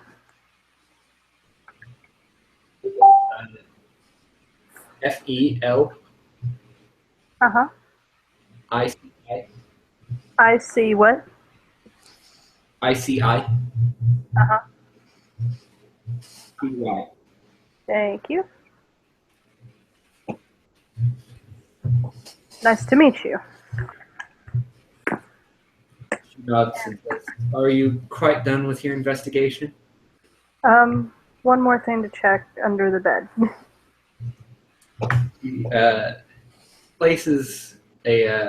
She puts a hand up in front of her and says, well, if you didn't like the one with the scrolls, you probably won't like what's under the bed. James blushes. It's not that I didn't like it.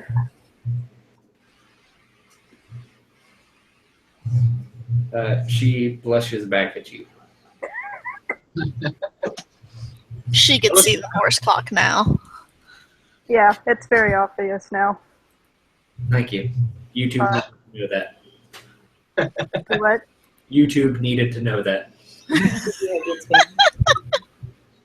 Hey, YouTube, horsecock with piercings. Video officially banned. Yeah. Gets banned. Oh, The one episode people would watch. Yeah.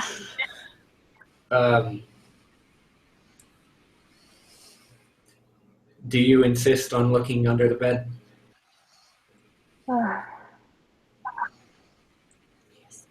Yes.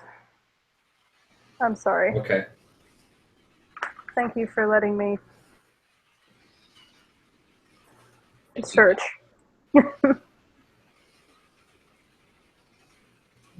Anyway, he looks. You lift up the covers to find that this bed frame actually stands a bit taller than you thought it would off of the ground. There is, there's a blanket underneath the bed, and on that blanket there is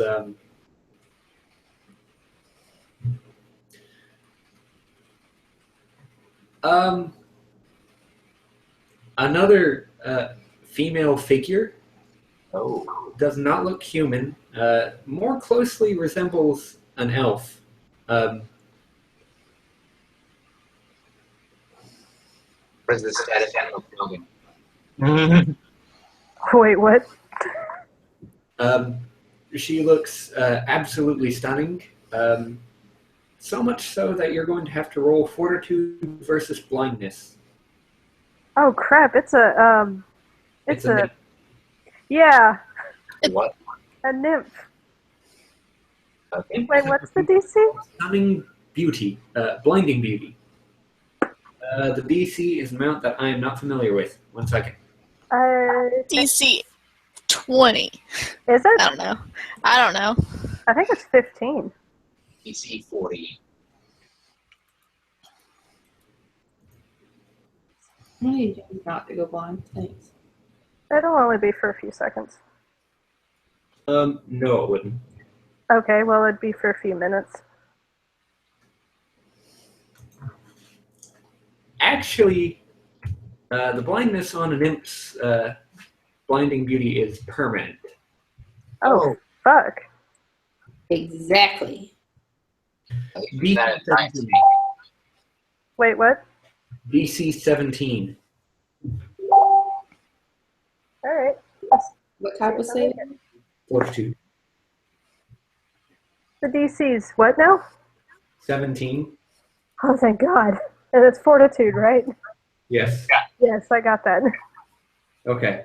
Upon you spotting her, she casts a spell and vanishes. Aw, Oh. at least it wasn't a basilisk. James sort of blinks for a moment.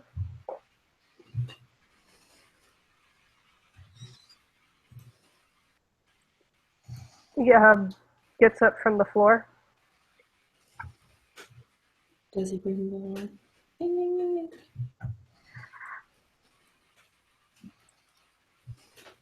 I'm sorry for wasting your time, he says. Thank you for letting me investigate. She nods and says, anytime. I said, but Nice to meet you, Felicity. He said, and you as well, James. I wish it was under better circumstances. He leaves. He, It could be later, she says as you leave. wait, what'd she say? It could be later. James actually turns to look at her. I appreciate the offer. I might be back. She's bright red and shrugs as you look at her. He doesn't look down at her, but, you know, respectfully. He bows his head a little and before opening a door, coming out and then closing it behind him. James has a boner.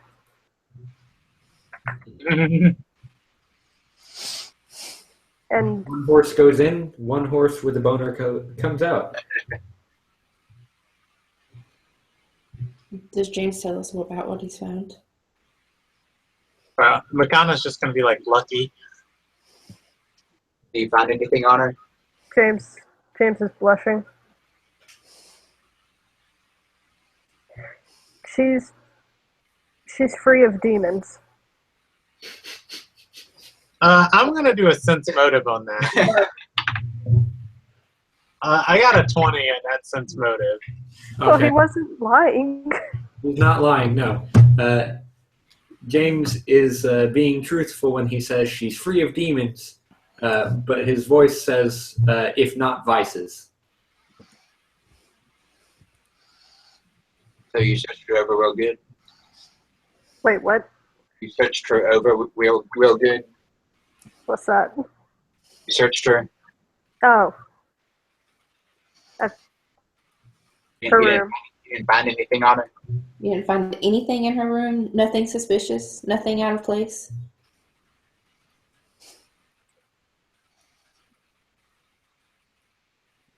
There are other suspicions in her room, but nothing we're looking for right now. What sorts of other suspicions? James is sweaty. Can we please just move along?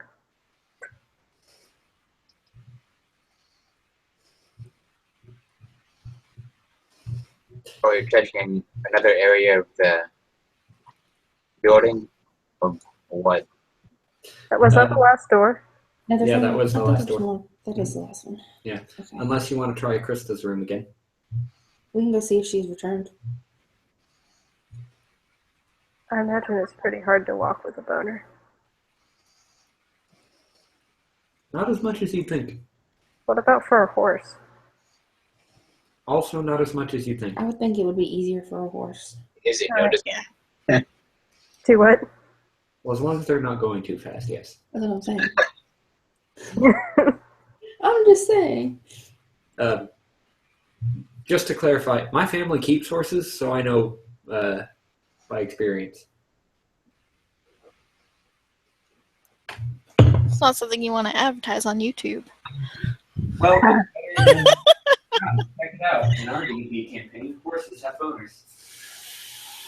I mean, Versus my family kept horses. I've seen horses do lots of things. that's gross, JD. We It didn't happens need. right in front of you. You go outside for a nice walk, it's happening. I'm just messing with you. That's hilarious. It's unavoidable.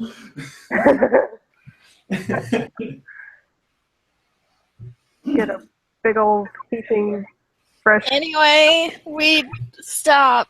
lap of cock. Stop, done. That's enough. Katie's family also cocks.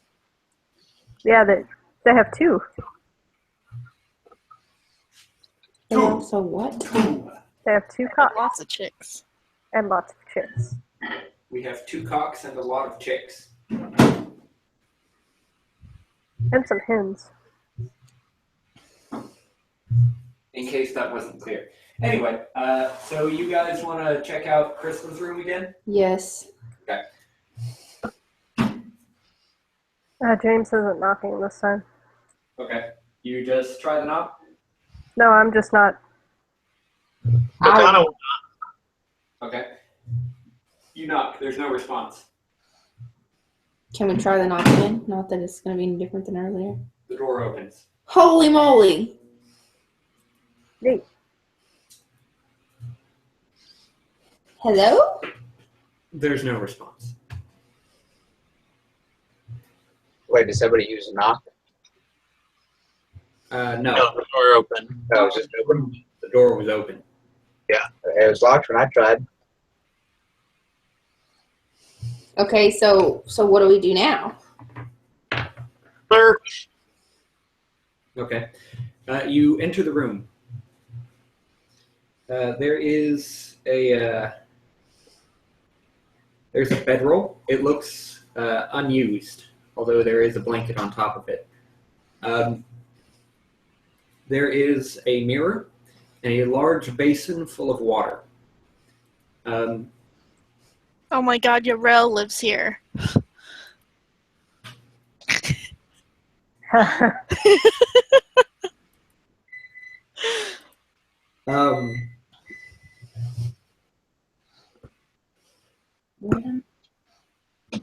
5th edition reference. Let's see, other features of the room. There's an armor stand and a weapon rack. There's also a rod lying on the floor. It looks like a simple rod carved of wood. But it has an odd nodule at the top of it. Finders keepers. Or not.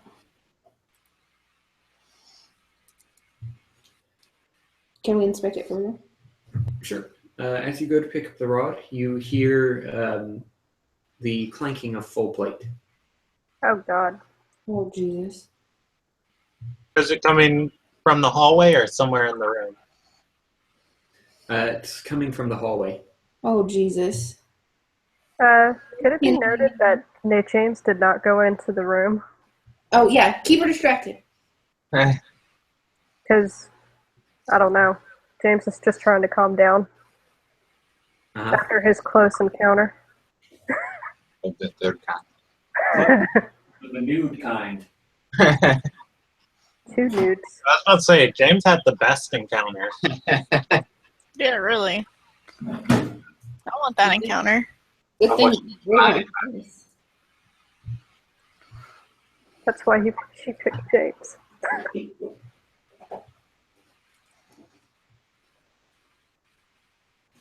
Say again? What? What am I saying again? Did you guys do anything? Well, I wasn't in the room, so is she like right there in the hallway? And can I see her? No. You hear her coming from the stairs. Can we get out really quick before she makes it up the stairs? Sure. You scramble out of the room. Shut the door. Pretend we weren't there. Mhm. Go to the door. Go to the room next door. Sure. Well, it wouldn't make... If you guys are doing it quietly, are you guys doing it quietly? Because she'll know you're in there if you ran. Okay. You all scurry out of the room. Quietly. Yeah, as quietly as you can. James just stays in the hallway. Yeah, you shut the door. And right as you shut the door, Krista emerges at the top of the staircase, looking at each of you. She glares and says, "What were you doing?" James' boner goes away. And flaccid. And flaccid. Investigating rumors of demons? No. I thought we weren't supposed to tell anybody about that. Oh, we weren't? No. Well, she cocks her head to the side and says, "Demons." Really, Lakana? Makana will just be like, what? I kid. Erica's gonna just ignore her. She doesn't know what she's talking about. Your reaction alone is probably going to tip her off. Yeah. No, I mean that's not how I would react. That's just I can't believe he forgot that she said that to not talk about that. No, she walked away. Why would you suspect there's demons about? Makana's going to shrug and say, honestly, I was just kidding. I have no idea. And she'll roll a bluff for the kidding part. On the kidding part, that's a 2 on the bluff. Right. She crosses her arms, and the snake slithers down her body, pooling on the floor, and then crawling towards the door of her room. She says nothing as the snake crawls to the door and then uses its tail to reach up towards the handle of the door.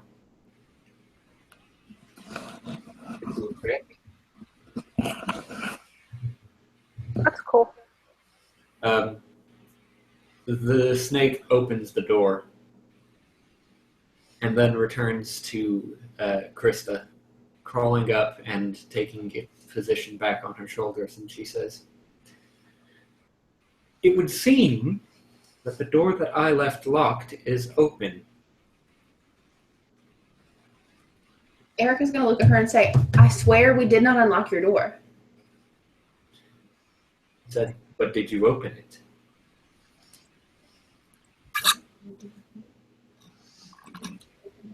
She meant you as a group. But Erica's going to say, no, I did not open it. That's a lie. Well, I thought it opened up by itself. Yeah, who opened it? No, I didn't open it. One of you opened it. Somebody said we opened the door. I mean, McConnell will take the blame for it. Yeah, I will too. She McConnell's said, going to step forward and say, okay, so it was open, but we didn't see anything in your room. "That's going to be a bluff check." We didn't see anything demon-like in here. Yes, I described the interior of her room to you. Oh, yeah, okay, I don't even remember, so. Oh, I don't remember. I don't remember you describing the interior of the room. Brandon. Something about a water thing. Is it a water? It's a Water? mirror in a pool of water. Oh, yeah, okay. I only remembered the pool of water. I remember we Hey. did start joking about Urel. A bedroll with a She's a blanket, kid. an armor stand, a weapon rack, and a rod lying on the floor. Cool.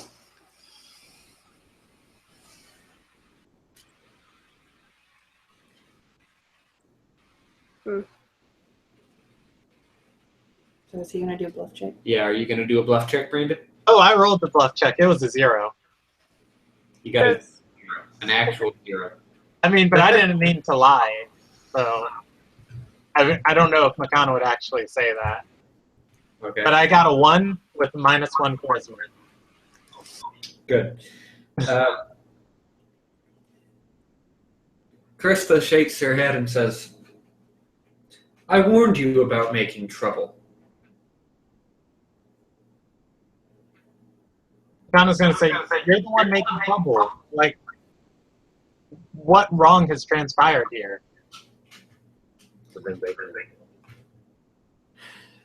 She Yeah, sighs and says, "Sneaking around in the private wing? Poking your nose into business that doesn't need to be poked into?" Actually, technically, we haven't done that. She says, "I'll bet you even bothered Felicity, that poor girl." She was a very nice lady. McConnell's going to say, who's Felicity? James says she was a very nice lady. Krista shakes her head and says, "Look, this is the private wing. You do not come up here unless invited. Now go." She stands aside and gestures towards the stairs. I am invited to come back. Krista cocks her head to the side and says, "Really? I find that hard to believe." She doesn't even do a sense motive. Maybe she did. Maybe she didn't. How's that hard to believe? But it is the truth, so either way.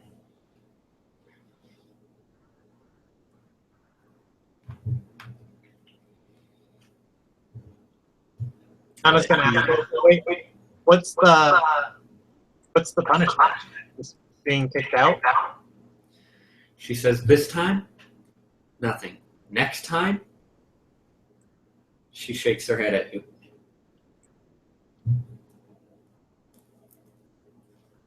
All right, I can get you here.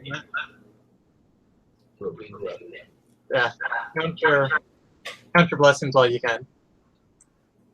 You see that, sure? No, we're counting our blessings.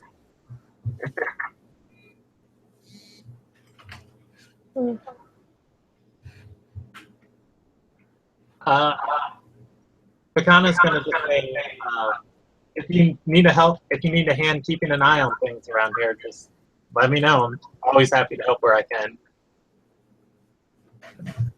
She'll stand at the staircase and wait for the rest of the party. Response to the thing, so she chants an incantation and fire appears in her hand. She says, I think I've got it covered. Check what spread that is. Sure, spellcraft. Hey, I can do that too. You can also do that if you'd like. DC 17. Oh yeah, just forget it. Just joking. I'm just not doing any good tonight, Judy. How big is the cell well? 21. That is Produce Flame. It is a druid spell. You can hold the flame in your hand and treat it like a torch, or you can hurl it. Oh, Jesus. Let's not kick How that. much damage does it do? It is a D6 plus 1 per 2 caster levels, up to a maximum of plus 10. No, plus 5. It lasts for a minute per caster level, and every time you use it to make an attack, the duration lessens by a minute.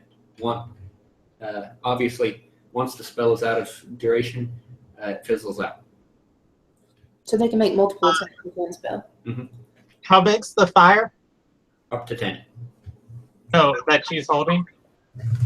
Up to 10 attacks. It's just like a small ember in her hand.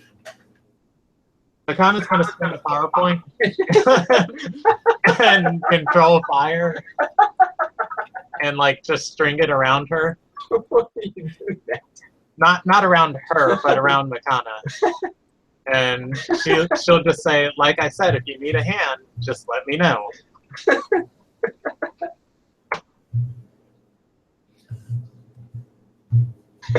I didn't want to, but I just felt like she'd show off.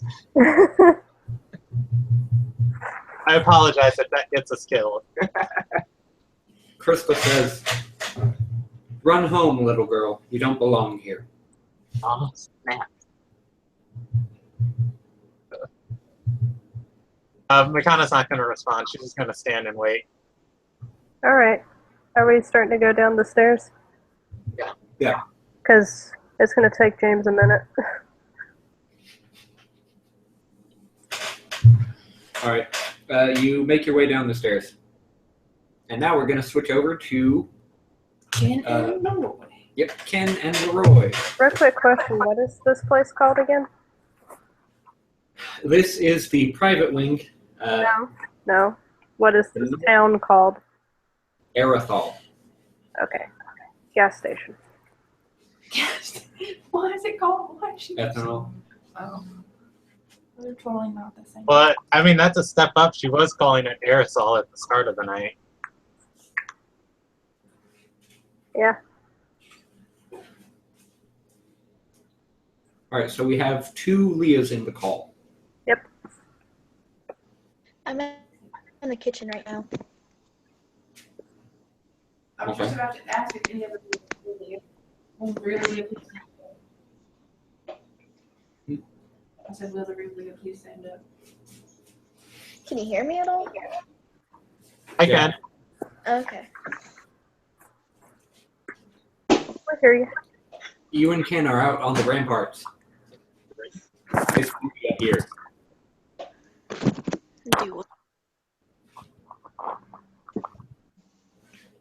Literally, Leroy is just following Ken around so he doesn't have to be alone. Yeah. Ken looks around at the ramparts once he gets up there and says, well, I don't see any demons. You?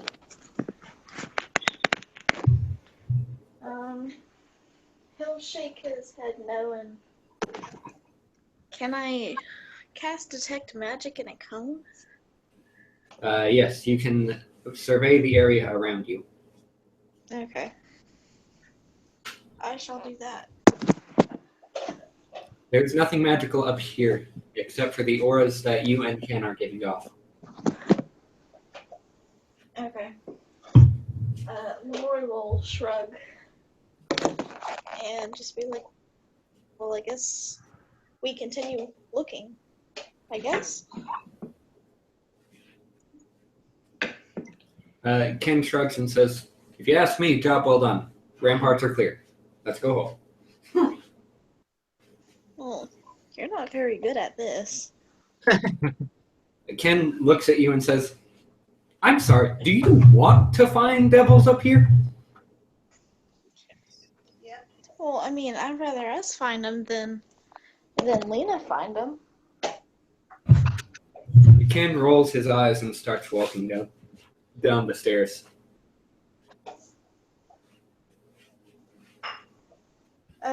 Yeah, Leroy will follow him. Yeah, I know.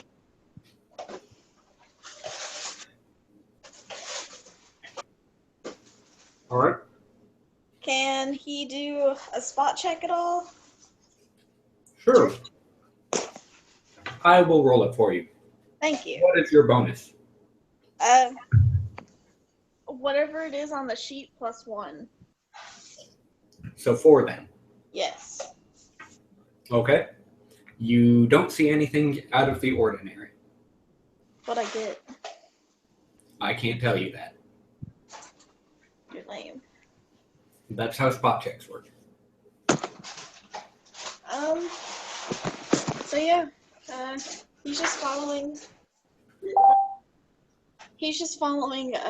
Ken for now, so whatever Ken does. Well, Ken goes directly to the market and kind of just stands around to wait.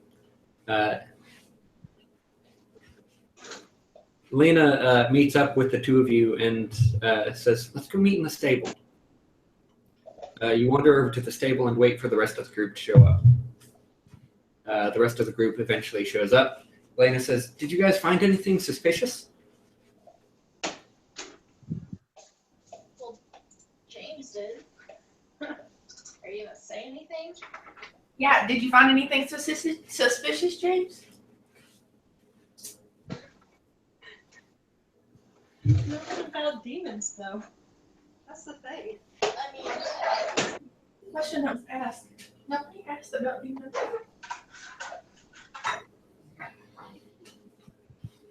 Just pointing that out there.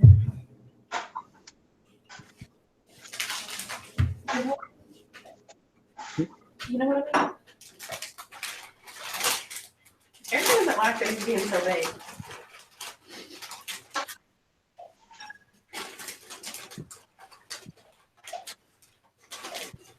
Ken says ramparts are clear.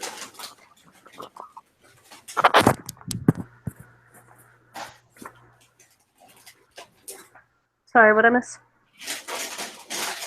Ken says ramparts are clear. Lena asked if you saw anything suspicious.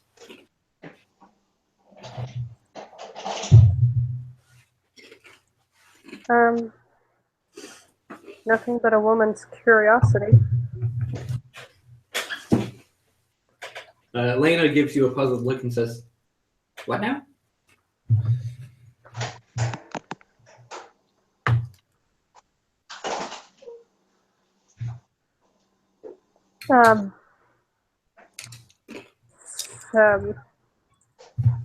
Fantasies? What exactly did you see in there, James? James blushes and starts to sweat. Ikana's gonna speak up and say, wait, why exactly are we looking for demons here anyways? Lena says, it was an assignment from the Shining Chalice.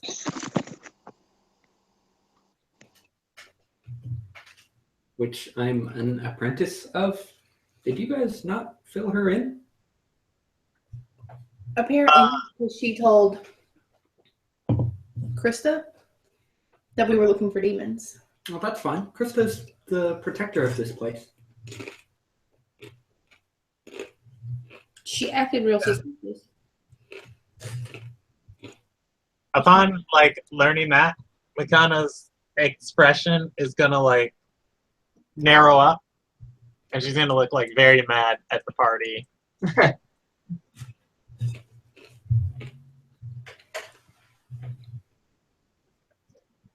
Not gonna say anything else. Why is Makana mad?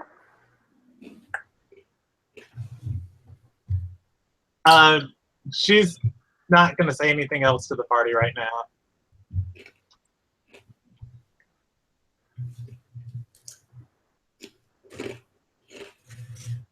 Wait, what was said that made her mad?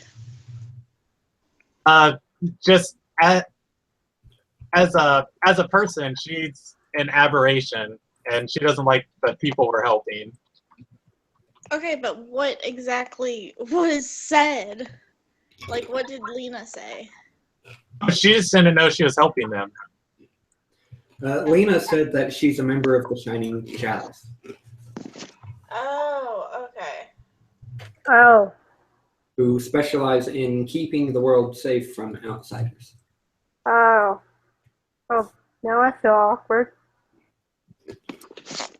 I mean, not everybody knows that Makana's a... Yeah, that's why she's not saying anything. That's also why James is looking kind of awkward.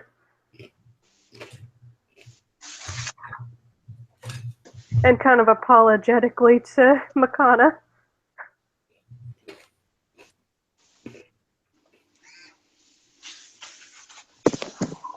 We didn't know. Oh, no, I'm not mad at you guys, like, as a player. I'm just saying, like that's how her character would react. I know.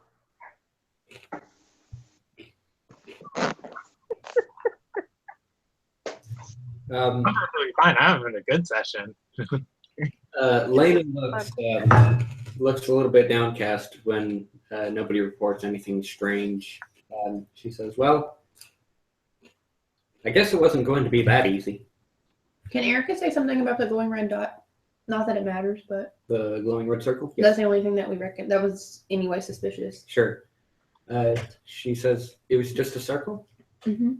And when James touched it, it disappeared. It is odd. As she's mulling it over, you hear some commotion from the marketplace. Lena draws her sword and runs in that direction. In all seriousness, I forgot all about that little red circle. I mean, a lot of shit happened between then and now.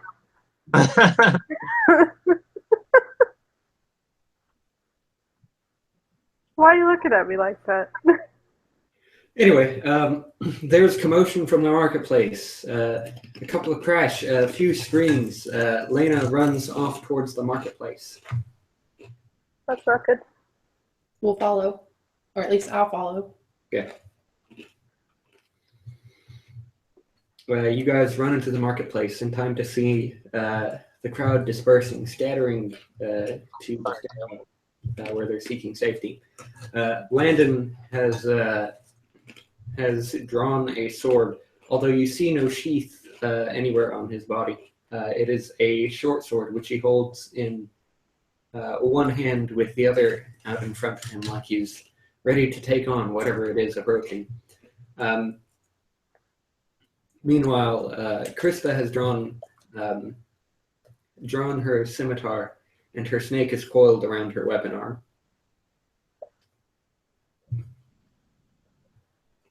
And what are they?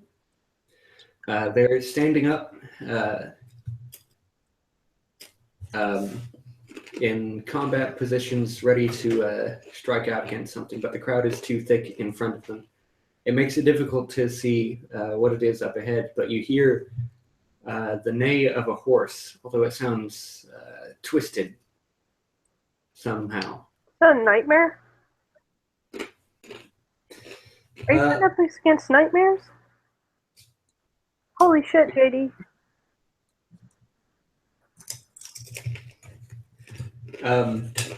As you approach the two of them, Krista starts stalking forward.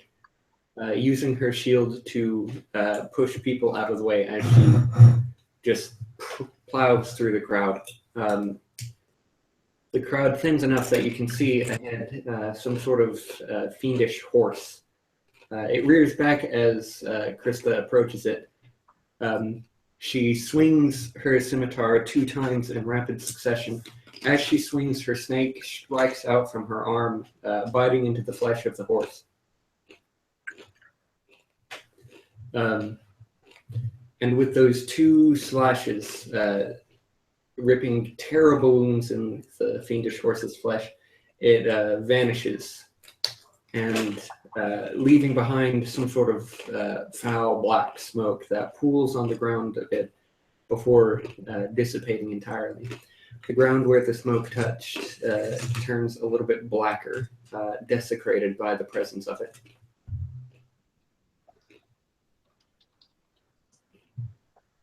Good lord. Guys, that was a nightmare. You guys are aware of the fiendish template, right? Nope. I mean, I know a little bit about it. It's a template that you can apply to anything. Krista sheathes her scimitar and points to the blackened spot on the ground and says, "There's your demons."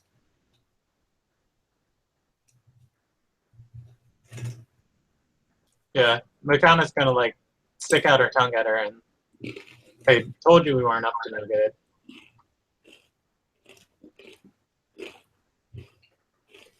Krista glares at Makana and says, "Right, because you turned out to be the heroes in this case." I mean, if we find the demon and we kill it, then we will be. Nobody wants to be heroes. Makana's gonna be like, I'm okay with being a hero. It means proving her wrong. As she approaches the group of you, Landon nods to her but says nothing. Lena says, "But if there was a demon here, where did it come from?" Krista shakes her head. She says, "I don't know, but I do intend to find out." She looks at a lot of you and says, "If you know what's good for you, you'll stay out of the way and keep your nose out of things. Can't have you getting in the way of things and providing bait for anything."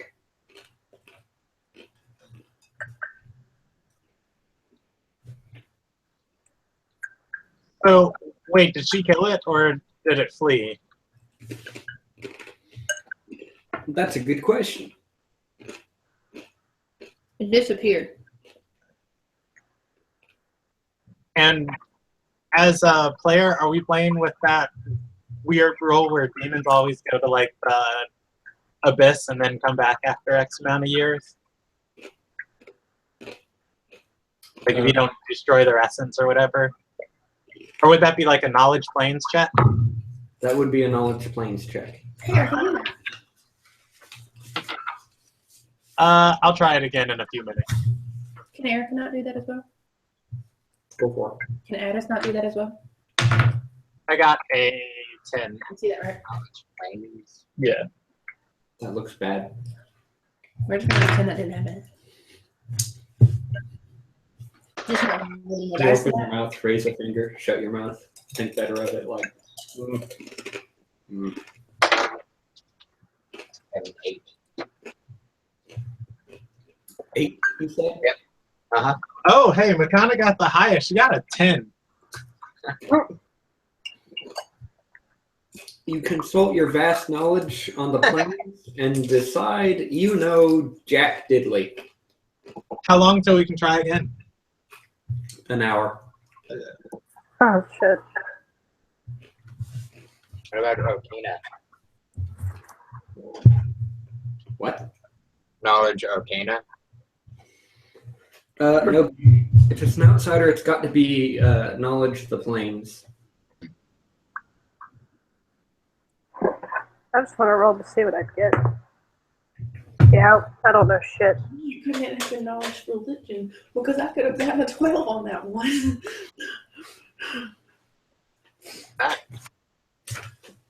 It's like a half demon lady. All right. Mathematical. All right. Looks to the rest of you and says, Krista informed me that you've been snooping around Erathol. What? Poking around, particularly in the private wing. No, I mean, like, Yes. who's asking this? Landon. Oh. Whatever. Well, it is your right to loiter in whichever wing that you choose, but I would ask that you refrain from entering private rooms. It is disrespectful, to say the least. There are, however, 2 rooms up there that are currently vacant. Makana's gonna like raise an eyebrow and say, "Are you offering one?" Here in Erathol, we believe that every person is free to do as they choose. Provided it is, by and large, toward the benefit of all. And seeing as how setting up in a private room does not necessarily hinder anyone, you are free to do it. Is the room that's next to Krista's currently available? He nods. Yes, yes it is. If it's okay, I would like to claim, if that's the appropriate word, that room. He nods and says, that is your right to do so. You need Makana's gonna like turn to Erica and say, "I want it, just so I can bang on the walls all night." Kidding. Or roll our eyes and just continue to look at me. Landon says, we ask only that you clear out some of the rubble. I moved it from one side of the room to the other. With other future residents of the room, but also frees up more room for you to place your things. If you would like assistance, you can always call on somebody in the community. Just remember that it is their right and prerogative to refuse to help you. Well, thank you very much. He nods. And do let me know if you need anything else.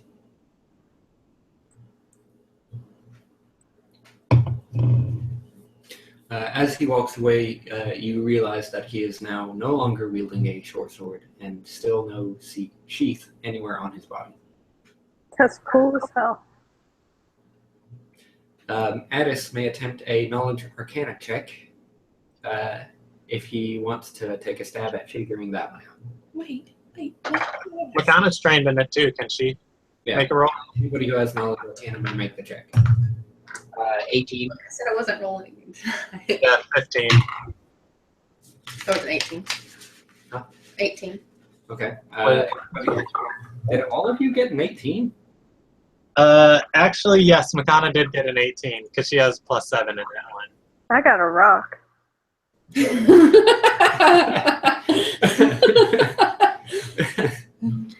What are we rolling for? I want to roll. Trying to figure out how Landon had a short sword one moment, then didn't have a short sword, but has no sheath anywhere on his back. You may make a knowledge arcana check to try and figure it out. Oh, thank goodness. Wait, does everybody have it but me? And Ken. We're all spellcasters. What about 21? 21. You notice that Landon is wearing a glove of storing. I'm I want one of gonna those. go. I'm gonna go up to him. Okay. He's gonna point to the glove. Landon will raise his hand, look at the glove, and materialize the short sword.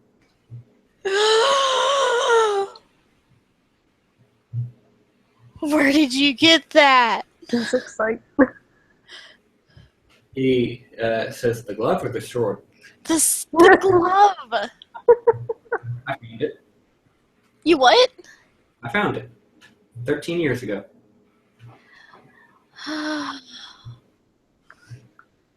Leroy just I came. need it. How much can it hold? Only about 10 pounds of material.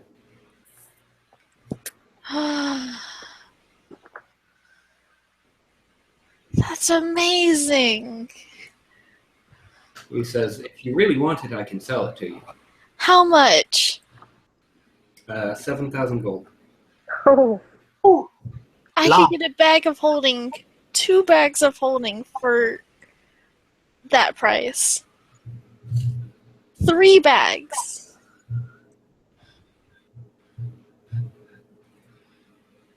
You gotta come down on the price if you want to sell it, but you know, 3.5. I don't want to sell it. He shrugs and says, like I said, I found it. I didn't buy it. But I have had it appraised, and that's apparently how much it's worth, plus a little bit of inflation. Makana will say, how about I handle your demon problem for you, easy peasy, and in turn you trade the glove?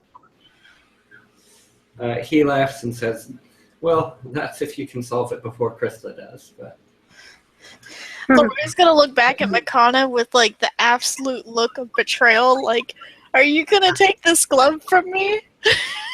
he says, She'll like say, no, like it's for you. And she'll put her hand forward and say, you're on. I'll tell you, if you can solve the demon problem before Krista does, I'll come down on my price. Say 2,500 for the glove. And she'll look at 1,000. Roy and say, do you have 2,500? I say I'll give you 1,000. He chuckles and says, well, we'll Can I see how... diplomacy that? He says, we'll see how big this demon problem is. Maybe it's worth dropping 6,000 off the price. Did I mention that you're very handsome? And straight to seduction. I thought this was going somewhere else. Foolish of me. make a will save. Landon says, thank you for the compliment, but I'm afraid you won't get anywhere with it. I'm quite celibate. I don't know what that means. Leroy buys a bit. Of course, Leroy doesn't know what that It means means. he doesn't do the do. He doesn't have sex. Is he a virgin? It's okay, I don't need to have sex to have fun. Is he a virgin? I don't know. Do you want to ask him that? No. I don't.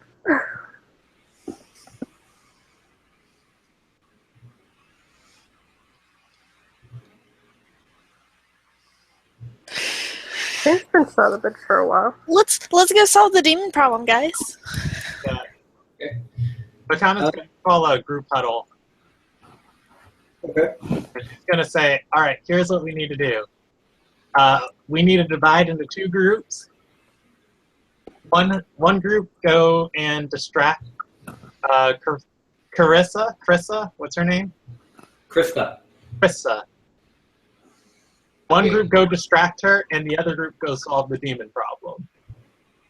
I think only one person needs to distract Krista. Leroy, sleep with Krista. Yeah, there we go. Okay, I can do it. Don't you mean Ken? Ken says, that's not happening. She likes you the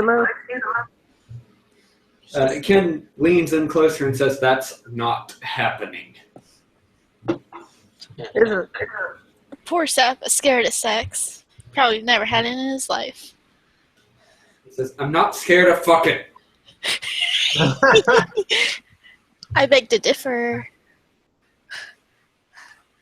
Well, technically he fucks everything. He fucks off a lot.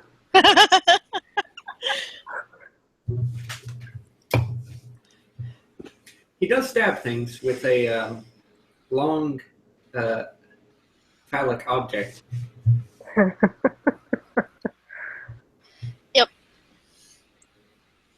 Just the tip.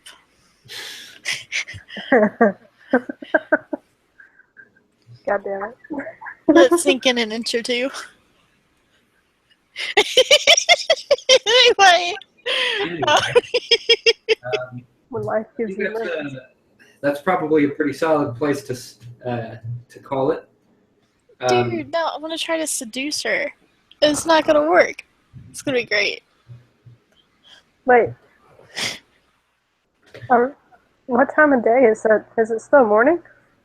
No, it's late in the afternoon. So do you think the demons will come back tonight?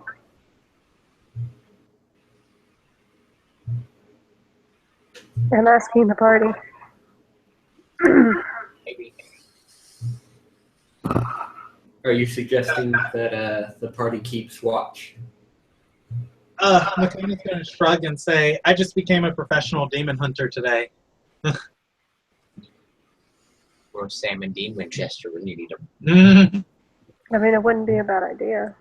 Listen, they would be too busy in Reddit to be doing any demon errand. So So you call them from another plane. Who would be? Demon followers.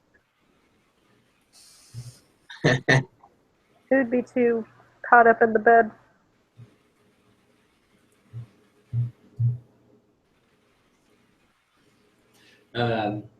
The supernatural reference.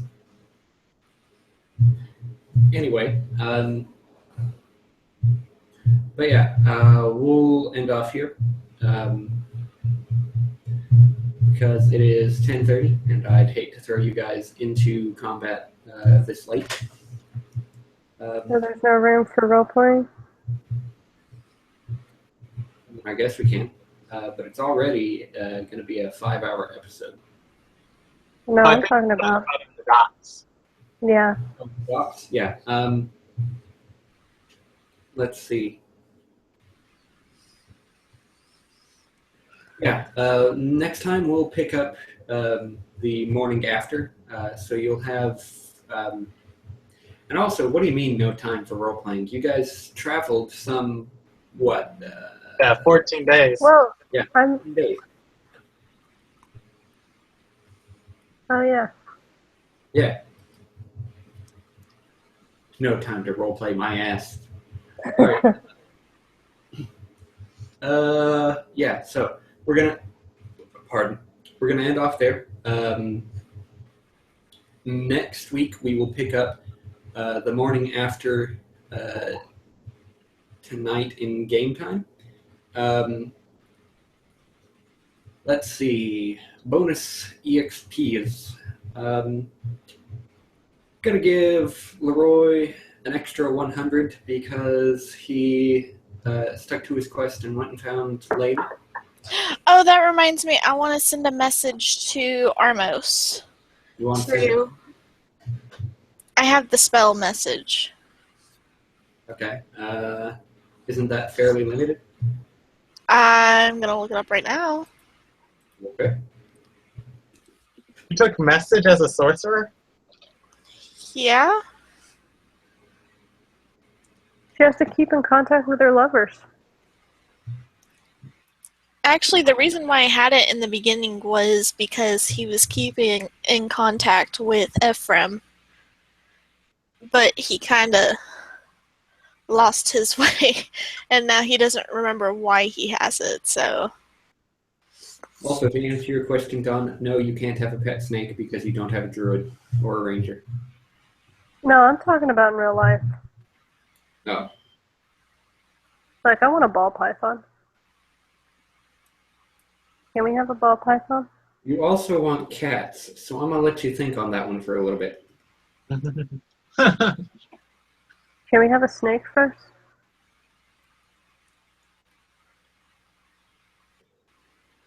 We can talk about this later. Why? You don't want a cat and a snake? the snake will eat the cats if the snake is big. Ball pythons don't get that big. Okay. You're right about the message part. In either way, one of these things will kill the other. That's what everybody says about dogs and cats. I'm fairly certain, Liam, whenever you get the ability to swap out spells, you probably want to get rid of message. We need the conversation now. I was in the middle of handing out experience points. Sorry. Got interrupted by Leanne, then off onto a different topic. Well, you asked. Let's see. The rest of the party. Let's see. I'm going to give everybody 1 experience point for meeting Filbert. Yeah. And thing is, no. And seeing his... How much EXP would Makana have gotten if she accidentally killed him? Well, he's a challenge rating 0 commoner, so nothing. Oh, no. How much strength did he have after he failed the save for the... Well, he took 4 strength damage and had 2 left. Nice. And then he rolled again, failed that fortitude save, and took 1 strength damage. So he's currently rocking on 1 strength point. He can barely walk. Figure out who the other person in the room was. The world may never know. I'm going to call him Ernie. Huh? I'm going to call him Ernie, for Bert and Ernie. Yeah. Anyway, let's see. Already handed out bonus experience points for interrogating Orelli. I think that's pretty much it. I'm going to hand out 200 experience points to the whole party. A piece. So, I don't get any bonus XP. Hey, she did not get blinded. I stayed in character for the most part in that sexual scene. Yeah, also, staying in character is something that I expect from everybody every single night, so good job on meeting that expectation. Ah, sad. It's hard to get bonus XP. No, it's not. For me, it is. It's I because don't you have RP magic. all the time. Do what? You RP all the time in the docks. You make up for not getting the bonus XP. I didn't last time. I didn't get any 0. I got 0 EXP last time. Yeah, I saw that. That was weird. It's because role-playing with Nikega got you that key. Yeah, that's true. Which is, I'm gonna let you I guys- wasn't expecting. It's not just a house. There's a lot of stuff in the house. Well, I don't want to steal her stuff. It's your stuff now. Not stealing. I try to Hey, see how what's the spell for sending a message across long distances, like, you know how Talamaric did? Sending. Sending. I'm looking for that. Literally the same spell as it is in 5th edition. It's just a different. I know, I just couldn't think of what it was called, JD. Hush.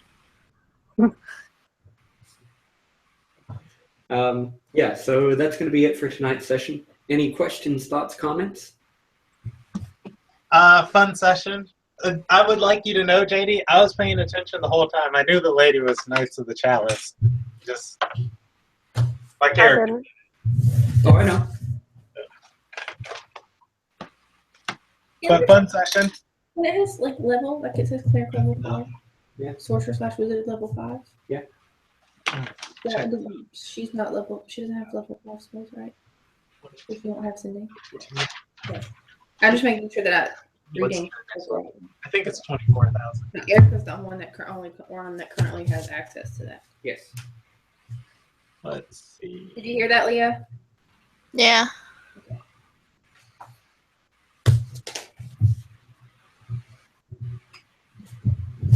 Okay, if there are no more questions, thoughts, comments, that's where we're going to call it. Not on D&D. All right, you guys enjoy your night. Hey.